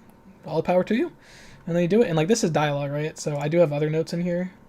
So like live stream ideas, scripts, designers, mystery synergies, because I use this one in my video. Concept art. The champions. And then yeah, it's just pretty cool. And then I just hit expand, and then it reloads. It's pretty cool. Okay, so Midnight Suns. So Midnight Suns is that as below.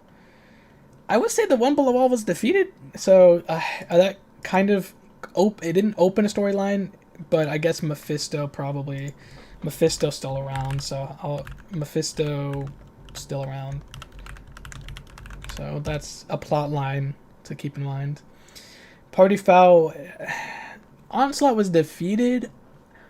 Holy, it looks fire. Got a link maybe. I don't know. I'll send it to you, but it's mostly like a I'll send it to you. I'll send it on Discord. Like this, I've customized, and especially my my old like TV show and stuff. This is what I've been building on my own time. Kind of like hundreds and hundreds and hundreds of stuff I've watched. Like my 345 comic book stuff I've watched. It's really cool. It's a lot of time on the internet. So yeah, Onslaught is defeated. They do say he will haunt us. So I don't necessarily say it's like a plot line that they could continue. But I wouldn't say it's like Onslaught's also not. He's kind of a one and done character when he's like needed, I guess. Like it's not like an ongoing issue or like a war against Onslaught or anything like that. But I'll say that's pretty much it. Like One Below All defeated, Onslaught defeated, Morbius defeated, but we know he comes back. So Midnight Suns versus Morbius. I'll just put that here. Hate that guy. Hate that guy. Vanishing Point.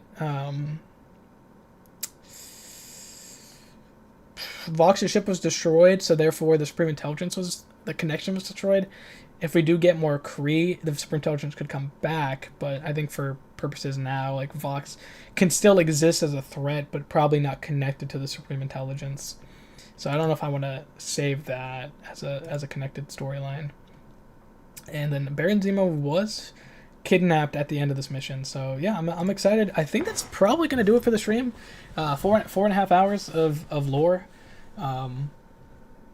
I appreciate every person that was here for this. Wasn't really sure how long this video was this live stream was gonna take, but yeah, I'm gonna take all these lore plots and then try to make a lore-packed video of the dialogue, and hope to probably not make it as 20 minutes as I used to make it, and probably make it anywhere from 8 to 15. It's kind of what I'm hoping to do, but yeah, this is kind of behind the scenes on how I track stuff, and yeah, I think it's pretty cool. It's pretty cool. And yeah, if you guys have any suggestions, let me know. But I think that's going to do it for the rest of the stream. I really appreciate anyone who hung out. Anyone who's worth it for out, thanks. I don't know how many events I'll do next time. I'll probably only do 4. since there's 12 events in a year for 2024, I'll probably do 4 a live stream. Or maybe I'll do 2. I don't know. Maybe 4 seems fine. I think 5 might be too much. I was like, I'm not doing that side quest. Alright, but I think that's going to be it. I really appreciate it all. And hopefully you guys learned something. And I can't wait to catch up on the rest of the Battle Realm. It's a